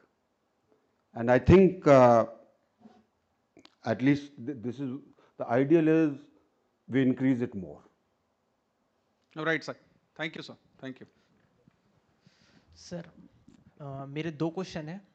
पहला question ये है कि मैं ये जानना चाहता हूँ कि ज़्यादातर देखा गया कि डेमोक्रेसीज़ में जो मिलिट्री के जो पर्सोनल्स हैं उनको डिप्लोमेसी में यूज़ नहीं किया जाता.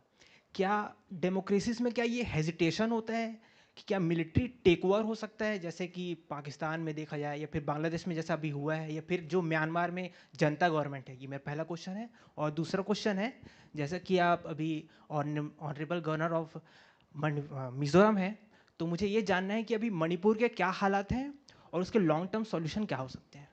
अभी आप डाइवर्ट हो रहे हो जरा. देखिए, पहली चीज़ तो ये है जो आपने डेमोक्रेसीज के बारे में बोला. अमेरिका डेमोक्रेसी है कि नहीं है? हाँ, ओल्डेस्ट डेमोक्रेसी दे क्लेम. उनके कितने लोग कहाँ पर हर एक देश के अंदर होंगे? जितने उनके मिशन है उसके अंदर आपको पक्का आर्म फोर्सेस के लोग मिलेंगे. तो ये जो आप एक थ्योरी प्रोपाउंड कर रहे हैं कि जी वो कहीं टेक ओवर कर लेंगे, वो किसको टेक ओवर करेंगे? टेक ओवर का मामला नहीं है.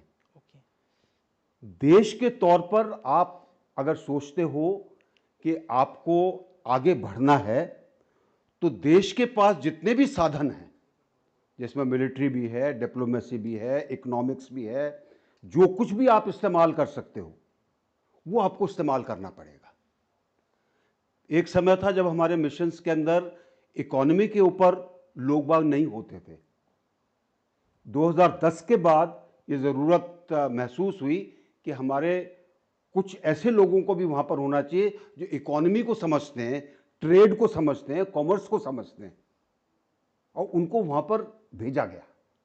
तो ये देश के ऊपर निर्भर करता है इसमें. और देश अगर उसको अपने ऊपर आत्मविश्वास है तो किसी से डरता नहीं है. Last question please. हेलो, जय Hind sir.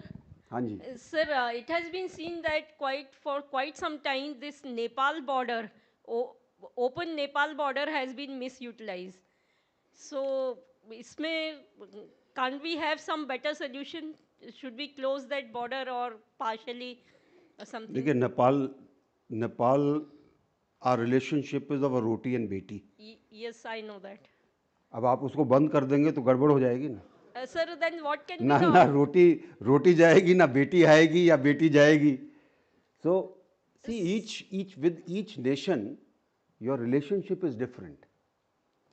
There is a freedom of movement in nations which between the two nations, and there is methodology adopted. अगर तारबंदी भी हो जाए क्या रिलेशन सब अच्छे हो जाएंगे क्या? No, but infiltration अभी from Nepal border. आपकी पूरे बॉर्डर के ऊपर फेंसिंग है in on the western border. Yes.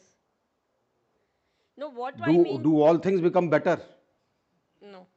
Yes, the only thing that has happened is earlier the caravans of camels or caravans of vehicles could come in. That is stopped, but now people can still come in.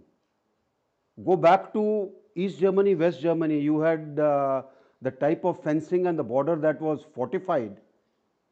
Did it stop people from going from one part to another? So fences don't stop people. It is what relationship you have with that country, that is what helps. Thank you, sir. Thank you. एक question sir, military diplomacy का इस्तेमाल करके सिक्किम को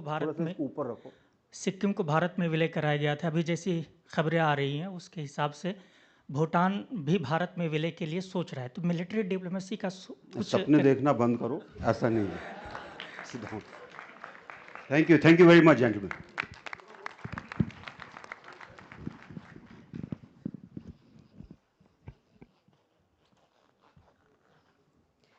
Thank you, General V.K. Singh, for that powerful talk. It was inspiring and gave us a glimpse of how powerful nations move forward. I now invite Major Gaurav Arya, Editor-in-Chief of Chanakya Forum, to present a memento to our chief guest.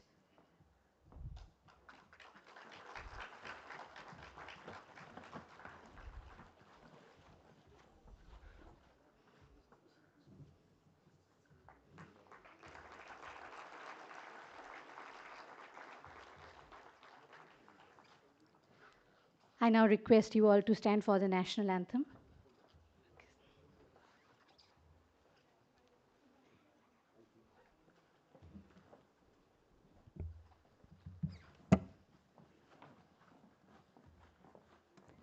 National anthem, please.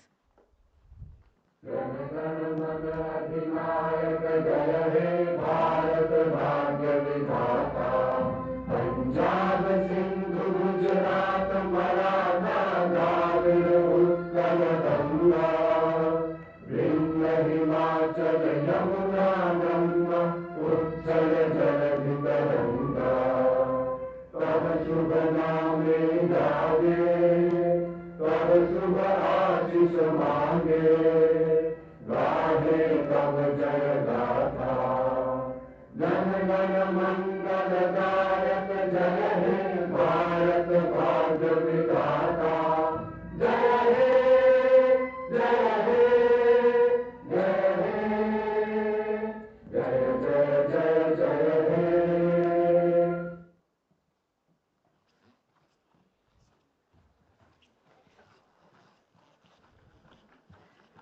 Our next session, the final one, looks at air defense in a volatile neighborhood. Air defense in a volatile neighborhood is a pressing challenge for India. Our panel will share their views on how India must accelerate its air defense modernization, enhance surveillance, and strengthen missile and fighter capabilities to maintain a strategic edge and ensure national security as these threats evolve. As speakers, we have Air Marshal VPS Rana, PVSM VSM, Honorary Distinguished Fellow, Center for Air Power Studies, Air Marshal Rana served for 37 years in the Indian Air Force, retiring as Air Officer in Charge Administration. A seasoned air defense expert and avid writer and academician, his insights on defense and environmental issues are regularly featured in national and international publications. I may request you all to please keep seated. Group Captain Dr. D.K. Pandey, Senior Fellow, Center for Air Power Studies, a former Indian Air Force officer with over 33 years of experience in air defense. He led critical airspace operations and modernization initiatives at Air Headquarters. He played a key role in radar surveillance upgrades, operational planning, and procurement, strengthening India's air defense network. With first-hand experience in international exercises with the US, UK, and Singapore Air Forces, he brings a deep understanding of the global air defense landscape. Air Commodore Jaswinder Singh retired from the Indian Air Force officer after more than 3 decades of experience in air defense. He led critical air defense operations at Air Headquarters, overseeing radar surveillance, modernization, and strategic planning. As moderator, we have Air Vice Marshal Anil Gulani, Director General, Center for Air Power Studies. Air Marshal Anil Gulani is a seasoned fighter who raised and commanded India's first Harpy squadron and led key air defense and operational commands. He's among the few officers to have served in both Joint Services Commands as Air Force Component Commander at the Andaman and Nicobar Command and Chief Staff Officer at the Strategic Forces Command.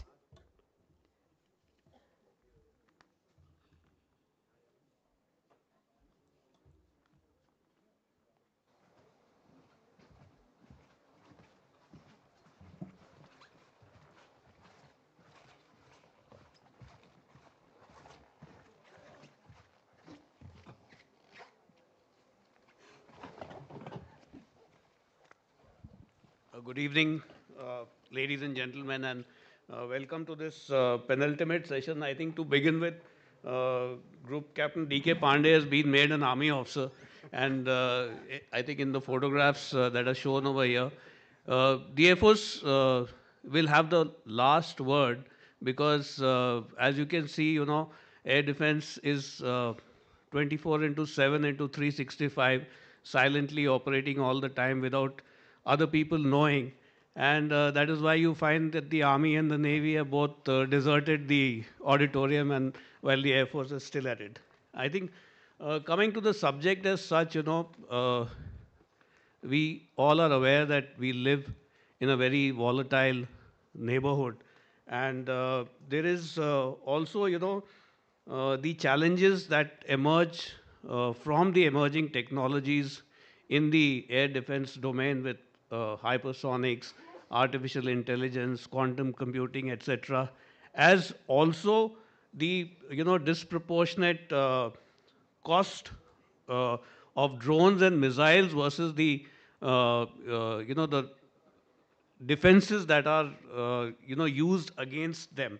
Obviously, we require newer technologies to counter them, and also I think we need to look at the role of artificial intelligence to plug these gaps, as also to find the gaps when we need to penetrate the enemy defenses. And I think to discuss on most of these issues with us, we have a very eminent panel and who have been introduced by Marshal Rana. I'll just switch to you first. If you could just, give us a brief on how is the air defense structured as far as our system is concerned, and then subsequently we will look at, what is the future, does the future hold in store for air defense? Over to you. Thank you, sir. Air defense is a very lonely battle, as you can see. We are fighting absolutely lonely on this. If you feel that, this was designed to be the last, that's truly so.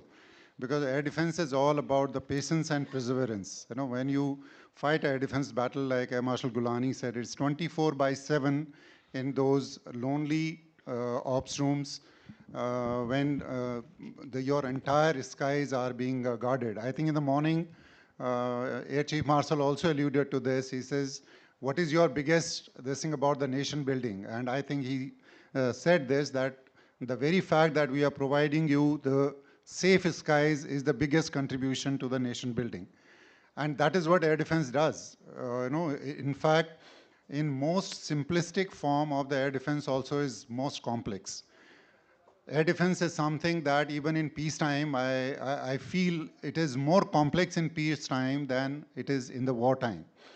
In peace, the resources are limited, but the challenges are similar. In the wartime, there are more resources at your disposal for you, whether it is for detection, or it is for the interception, or it is for the destruction, which are the basic functions of air defense. General Raj also talked about this, that you have, the threat today is a multidisciplinary. Now no more is that where air defense had to tackle only with the aircrafts. Today it has become multispectral. You have, biggest threat. You heard it throughout the day. It is from the swarm drones. It is from the stealth. It's from the missiles. It's from the hypersonics. And he was saying that these are the things we are lacking. But I think more than that, we are lacking more in countering these threats, because our adversaries already have this. They are already armed with hypersonics. They are already armed with ICBMs. They are already armed with the rocket forces. Huge stockpile of this thing. So challenges are not only for us to get these technologies right, but more than that and earlier than that is to get the technologies to counter all this which already enemy has.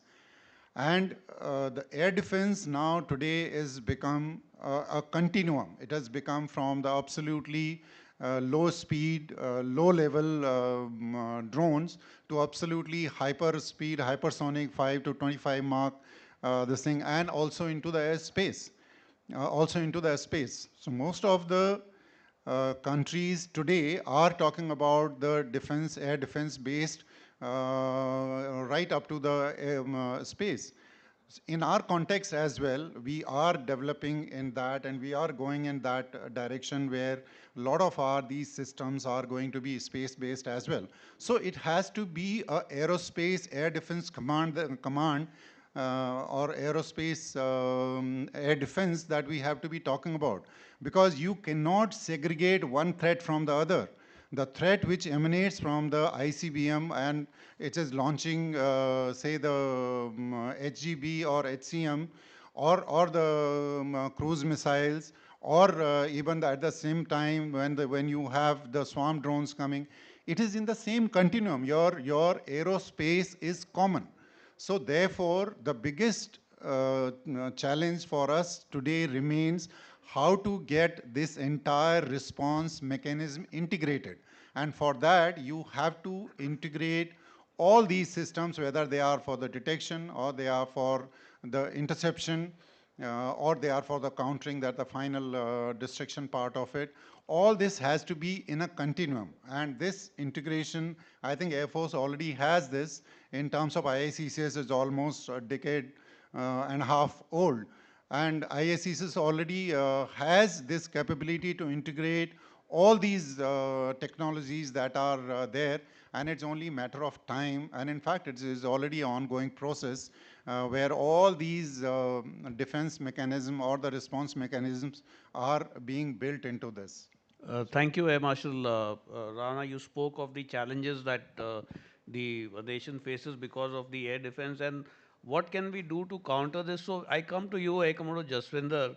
Can we learn, lessons from the recent conflicts, that is the Russia-Ukraine war, as well as the Israel, the conflict in the Middle East, and how have these nations encountered these challenges, and what are the key takeaways as far as we are concerned? Sir, talking of challenges, and I can see the clock flying like a jet in front of me. So biggest challenge for me is to explain the challenges in the specified time. To understand clearly the challenges or the lesson learned from the recent wars, we have to be correctly oriented first. In case that is to be done, we have to be clear about what terrain they are operating and what is the type of conflict which is there, nature of conflict. If we understand that, because in all the type of conflicts, every terrain, the requirements are different, the performance is different, and the handling of air defense system is different. Lot has been said about stealth, people trying to be visibly away from the radar. Always offenders have tried to get away and try to not get detected by the radars. But that has been a continuous fight. And but the AD operators know it is a cycle. We have gone through that. But the biggest challenge today for the air defense is the length of the war, because it is going to drain the systems and the manpower both. If we see the terrain and the nature of the war, as have been said, we can really talk of Israel, we can talk of Armenia conflict, which is in the mountains, and we can talk of the typical Russian conflict, which is a conventional war. To precisely or in a summarized way to tell these things, firstly, we need to know a battlefield environment. Most important thing for any air force or any air defense is to create a battlefield environment. Like it has been brought out in Israel, they have multi-layered system. They have a system wherein there is a complete integration of the systems. Even ISR is integrated into the system, even the weapon system, everything is integrated. So therefore, their systems and in their environment, the integration almost is perfect. It is not easy to avoid 5,000 missiles in a day, 1,100 plus missiles from Iran in a day with 90-95% accuracy. So they have a system in place. But the advantage with them is whatever the sensors or the systems they are operating from, they are operating at sea level. There are not much of terrain implications, and they are performing at their peak. The system, by virtue of terrain itself, will perform at their peak. In the mountains, Armenia, there were mountains. Obviously, there are blind zones. The system will not operate to the way it is expected to operate. However, when you go to Russia, in Russia, the battle space management or the battle awareness, situational awareness was also good in terms of Ukraine, because the systems which they were operating, the NATO AVACs were operating, and the ground systems has been integrated, and there was a clear air picture which was there for command and control in the Ukraine. However, the biggest lesson is from Russia. The most important sensor of creating an situational awareness is AVACs. And never ever it has happened that AVACs has been shot down. In this case, in Russia, they lost 2 AVACs. Now, if you lose AVACs, obviously the kind of situational awareness it is supposed to give, it is going to go down. Not only that, first they lost it because of ranges of the Patriot missile and their operations. They didn't learn lesson. The second one, they just shifted by another few hundred kilometers, and that also in the same direction, very predictable. So it was also shot down. Another important lesson from Ukraine and Russia is the utilization of stealth aircraft. I'm not sure whether stealth has been utilized or not. Why have it not been utilized? Were they worried because of the system VHF kind of radars being there in the Ukraine inventory? Or they are not sure of their technology? What is the reason the stealth, or they have used it and we don't know, but if they would have used it, they would have told the world. So that is one of the lessons, that the Russians have not been offensive in terms of utilization of the air power. Like in Indian Air Force, we want to go in quickly, soften the targets, and thereafter send the ground forces. However, in this case, they have been very conservative in their approach. I will. Yeah, thank you, Econo Jaswinder. You brought out this very important aspect of, air defense, of losing, not having the situational awareness. And when we talk of the basics of air defense, what the first step is detection, and thereafter is,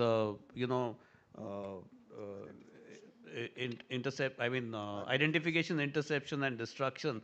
So when it comes to detection, I think stealth poses a major challenge. Platforms with low radar cross section, like small drones and the fifth, sixth generation fighters. So if I may ask you, Group Captain Pandey, what are the challenges faced by these technologies, and what can we do to overcome them? The foremost thing is... Mike, just hold it.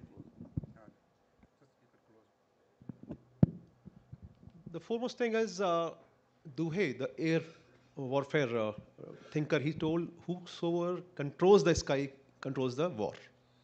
And in today's world, where emerging technology is coming with a rapid mode, every air force is trying to dominate in the air. The important is, like it has been highlighted in all lessons which we have learned in recent conflicts, that ground-based air defense systems, they have taken a great toll.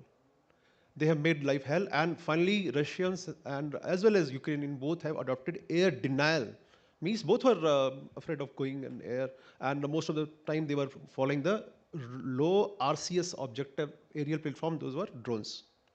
Now, basically, what is stealth and why they are going for low RCS platforms? The basic reason is there are three objectives. Whenever any country launches offensive, they want to, primary objective of the offensive is to go and destroy the targets.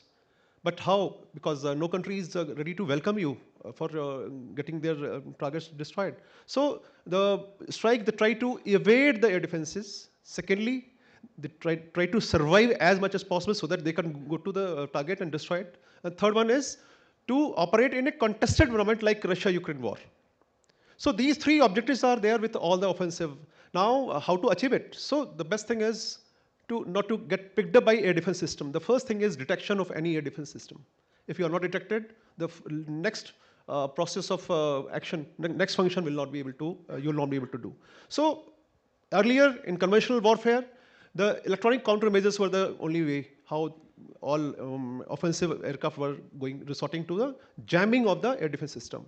But now with the ECCM and multiple energy levels, exploitation of electromagnetic warfare spectrum, various methodology has been found out. The best thing was decided that let's not get picked up by the sensors. And it was not only for the airspace. You take personal, ships, missiles, satellites, all aerial platforms. When I'm saying aerial platforms, fighters as well as drones both. So if you're not picked up, then enemy will not be able to activate its air defense. This was the basic premise. Now, how this stealth, I will just, in 30 seconds, I will explain how this element of stealth can be handled.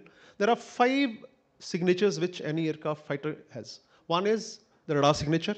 So if you can ensure that there is no radar signature with your aircraft, you will not be picked up. Second is thermal signature, that is IR. Whenever you move, aircraft moves, a lot of heat is produced, and that is picked up by sensors. So you have to avoid that. Third one is acoustic. Irrespective of 4.5 generation or 5th generation or 6th generation, no aircraft is silent. So there are receivers, they receive the acoustic signature and they give the input to the command and control center. Yes, there is some presence. And the next one is visual signature. Visual signature means manually you should not be able to spot it. So they design in such a way, the color code, matte surface, that it is looking very small. Like even if you see aircraft which is coming from visually you try to acquire the aircraft, it appears as a dot. When it comes closer, then only you are able to see the size of the aircraft. So aircraft are designed so. Now coming on the practical example, you must have heard about F-35 as well as Z-36, 5th generation aircraft, stealth aircraft and all. Believe that F-35, when it comes on a radar system, it appears like a ball, a small ball. Very difficult to pick up. And it cannot be picked up at further ranges. You are able to pick up only at 5 to 10 kilometers. That provides you hardly 40 seconds or 50 seconds, where it is insufficient to activate your air defense system. So stealth is playing very, very important role. 4.5 generation, they had a medium stealth index. With 5th generation, index has gone high. And with 5th generation, it has gone to like RCS, the radar cross section. That is means the how much portion radar can see. It has gone to 0.001 square meter. That is very low. And it is claimed by F-35 as well as the A-36. They are having RCS of 0.001. So just see if we are having so small signature, how you'll be picked up. So technology is playing its very, very important role. We have to see, this is one. Now, if you are launching against enemy country, the country they will also launch against you. So how to detect them? That countering stealth technologies also should be, you have to gear up for that.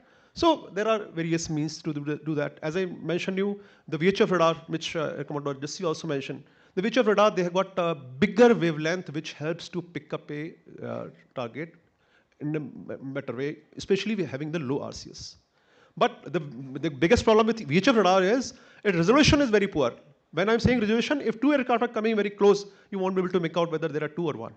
So there are always limitations. You have to see how you can best exploit the emerging technologies like AI and machine learning to resolve the air picture, because until unless detection is there, air picture is clear, decision making will be very, very difficult, and tactical action will not be possible.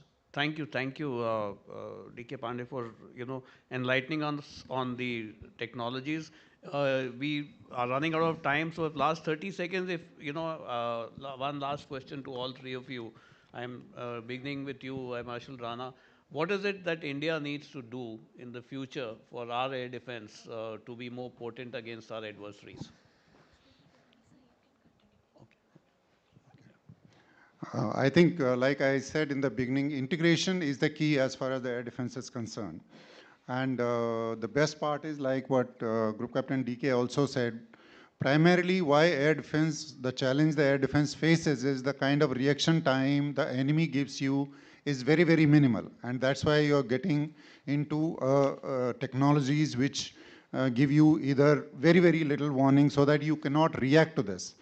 So we are actually India in the field of air defense, particularly self-reliance is very, very good. I gave you the example of IACCS. IACCS was almost a decade and a half old. When we were looking for this, that time this technology in the outside world was available for 5,000 to 6,000 crore. And you will be surprised to know that we developed that indigenously in less than 50 crore. I mean, not very many people know this outside, but it's a huge, huge thing. Similarly, there are many other researchers that are on the anvil, whether it is related to Project Kusha, which is talking about similar system like S-400.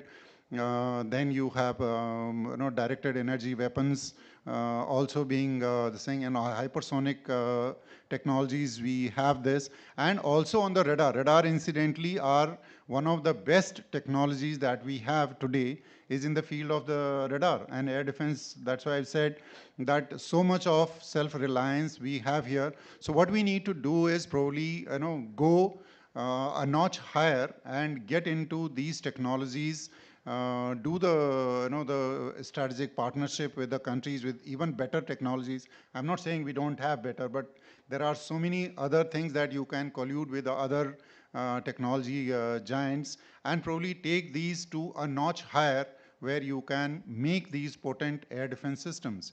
Another biggest thing that we need is in the form of getting this integrated command and control right from the very low spectrum to the high spectrum. And if we are to do that, we have to get into futuristic, in all space-based sensors as well as the effectors. And we also are doing pretty good research as far as those areas are concerned. And I'm sure in near future, we would see the similar kind of systems that are there outside in the world. And I think we are on the right path. As Thank you. Thank you, Marshal Rana. If I may switch to you, Air Commodore Jaswinder, what, in your opinion, are the implications for India in view of the recent conflicts that we are witnessing as far as the Russia-Ukraine conflict is concerned? Sir, if we see implications of recent conflict and US, UK, Ukraine and Russia war, the first thing which we see here has been, there are two important things which have come up. One is integration and the other is survivability. So as of now, we, in a doctrinal manner, in air defense, we talk of detection, identification, interception and destruction. So as to change our mindset itself, there is a requirement of including these aspects into the doctrine itself. So rather than having 4 objectives, the air defense should have these 2 additional objectives, in the sense you will integrate and you will survive also. So therefore, thereafter, we will progress like that. Another important thing is stealth, which most of us are talking of, and drone not being picked up, but there is a possibility of VHF radar seriously picking up both the things. And it has been seen during Armenian conflict also. The one shot which was the 2 shots which were taken on TB2 were by detection by VHF radar and a missile shot by the shoulder fire. So there is a strong possibility that these VHF band has to be optimized and it has to be weaponized. I think India is looking for removing these drawbacks. In this band, we are going to have a system, probably we are looking at a system wherein we will have a better VHF system, which was conventionally there. International collaboration, I think in terms of, we have seen in Ukraine-Russia war, the war is extended to almost 3 years, and also NATO countries has come in supporting them. Now one of the important lessons learned here is how will you do your threat perception? So if you see tomorrow you have to go towards Western adversary, how will you calculate, how are you going to fight? In case there is an international collaboration, how will you fight? So I think there has to be a brainstorming session in this aspect, because if we go into this collaboration kind of a conflict and such a long conflict, it is going to be very draining economically. The systems have to come up, the logistics has to be strong, and where does it end? So I think these 3-4 issues we need to have a look at. Thank you. I think you brought out an important aspect of integration. While the integration of sensors is taking place within the country between the 3 services, I think it is the integration of the communication that is still not, we are not there as yet as far as the AFNet, the Trigun and the Akashtir is concerned, which is work in progress. And when you talk of international collaboration, I think air domain awareness is something that is being talked of amongst the countries. And in the last exercise, Tarang Shakti, there was a seminar also held in which I also happened to be a part of it, where we discussed these issues with friendly foreign countries. Coming to the last question to you, Group Captain Pandey, is that, when we talk of low RCS and stealth, where are we as far as India is concerned, and what is the way forward that we need to look at in this domain? It is very heartening that DRDO and HL both are doing very nice job in this field, because they are also observing, yes, threat perception has to be understood correctly, and what type of counter measures we have to create. I will sum up in 2 lines only. One is we should have technological asymmetry in terms of exploiting the VHF or HF radars, as well as the aircraft design. AMCA is coming with all stealth elements, like the airframe designing. It is supposed to be having, again, 0.001 square meter RCS. That is what is there in the papers. So it is good. Now requirement is how to leverage the technology which is already available with us for the future inductions, like Tejas Mark 1, Mark 2, both are in pipeline. And in future also, we are planning other aircraft also, how we can utilize this present technology. And the second point is procedural changes. Like if you want to detect stealth aircraft, you have to go multiple radars, number one. Number two, you should have integration of all the sensors, whether they are in space or on the ground or underwater. Until unless integration is there, because somebody may be picking up, if you have got multiple radars, these stealth aircraft are not zero detectable. They will be detected, only problem is somebody will detect somewhere. So deployment of your sensors has to be in such a way that you are having, like the present scenario is you do have a manual observation post. They observe, they report. Similarly, the frontal radars, flanking radars are there. So series of radars, each is giving some input, and with ICCS, they are networking, nice integration. If it takes proper, the multi-sensor tracking is accurate, then we'll be able to pick up stealth wherever we want. Now, the proper designing of the system as well as the deployment are the two very, very crucial factors as far as countering stealth attack is concerned. Thank you. I think as we see, air defense is a continuous process of evolution with emerging technologies like stealth and AI and all. And it is how do we leverage these technologies? As far as sensors are concerned, I think India's a long way ahead today. All the radars, from the medium surveillance to the short range surveillance are being manufactured in India, within the country. And it's not a doomsday scenario at all, but how do we leverage technology to plug the gaps and to be on the offensive as far as the enemy is concerned. And in the end, all that remains is for me is to thank the panelists, and thank you Chanakya Forum and Major Gaurav Arya for getting us here at the Chanakya Dialogues to discuss on air defense. Thank you very much.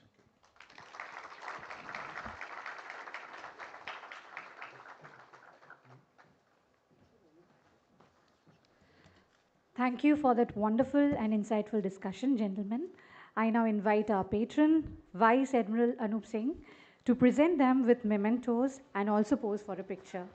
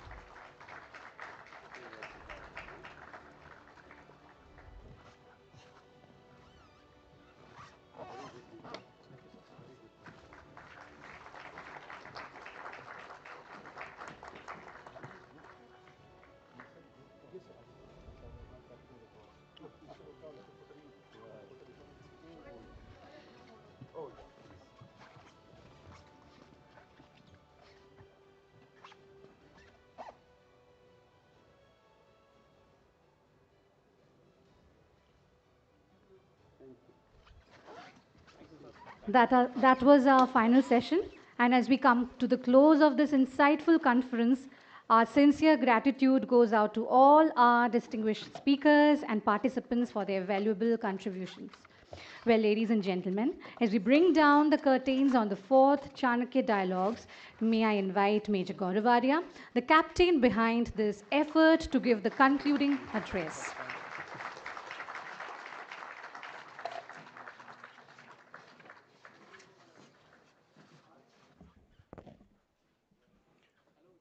Jai Hind, ladies and gentlemen.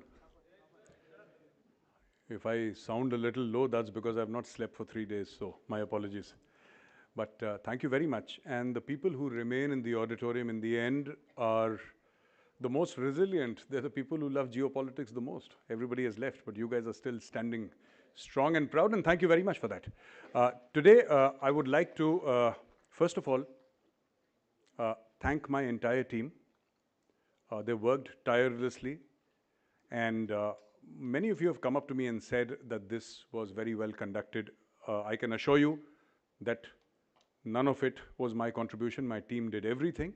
And I just want to say thank you very much. What was the aim of having this conclave? The idea is to put an ecosystem in place. The folks who do research and development, the people who manufacture weapons, and the people who use those weapons. So this is a 360. This is a circle that we are trying to accomplish. Today, I feel we have achieved some of the aims that we set out to achieve, but a lot more needs to be done. And I will say goodbye to you with just one promise. We'll meet you again next year with an even bigger conclave. More people, more speakers.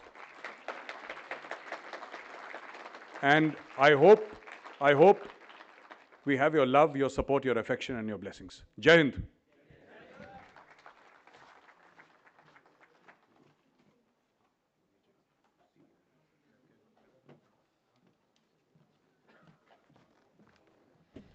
Thank you again. It is clear that our national security landscape is evolving rapidly, and staying ahead requires a proactive approach, robust defense capabilities, and strong strategic partnerships.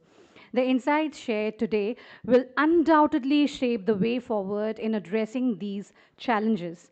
Thank you once again for your time, expertise, and perspectives. Let us continue these important conversations and work towards a stronger, more secure future. Please join us for tea and refreshments in the adjoining space. Thank you.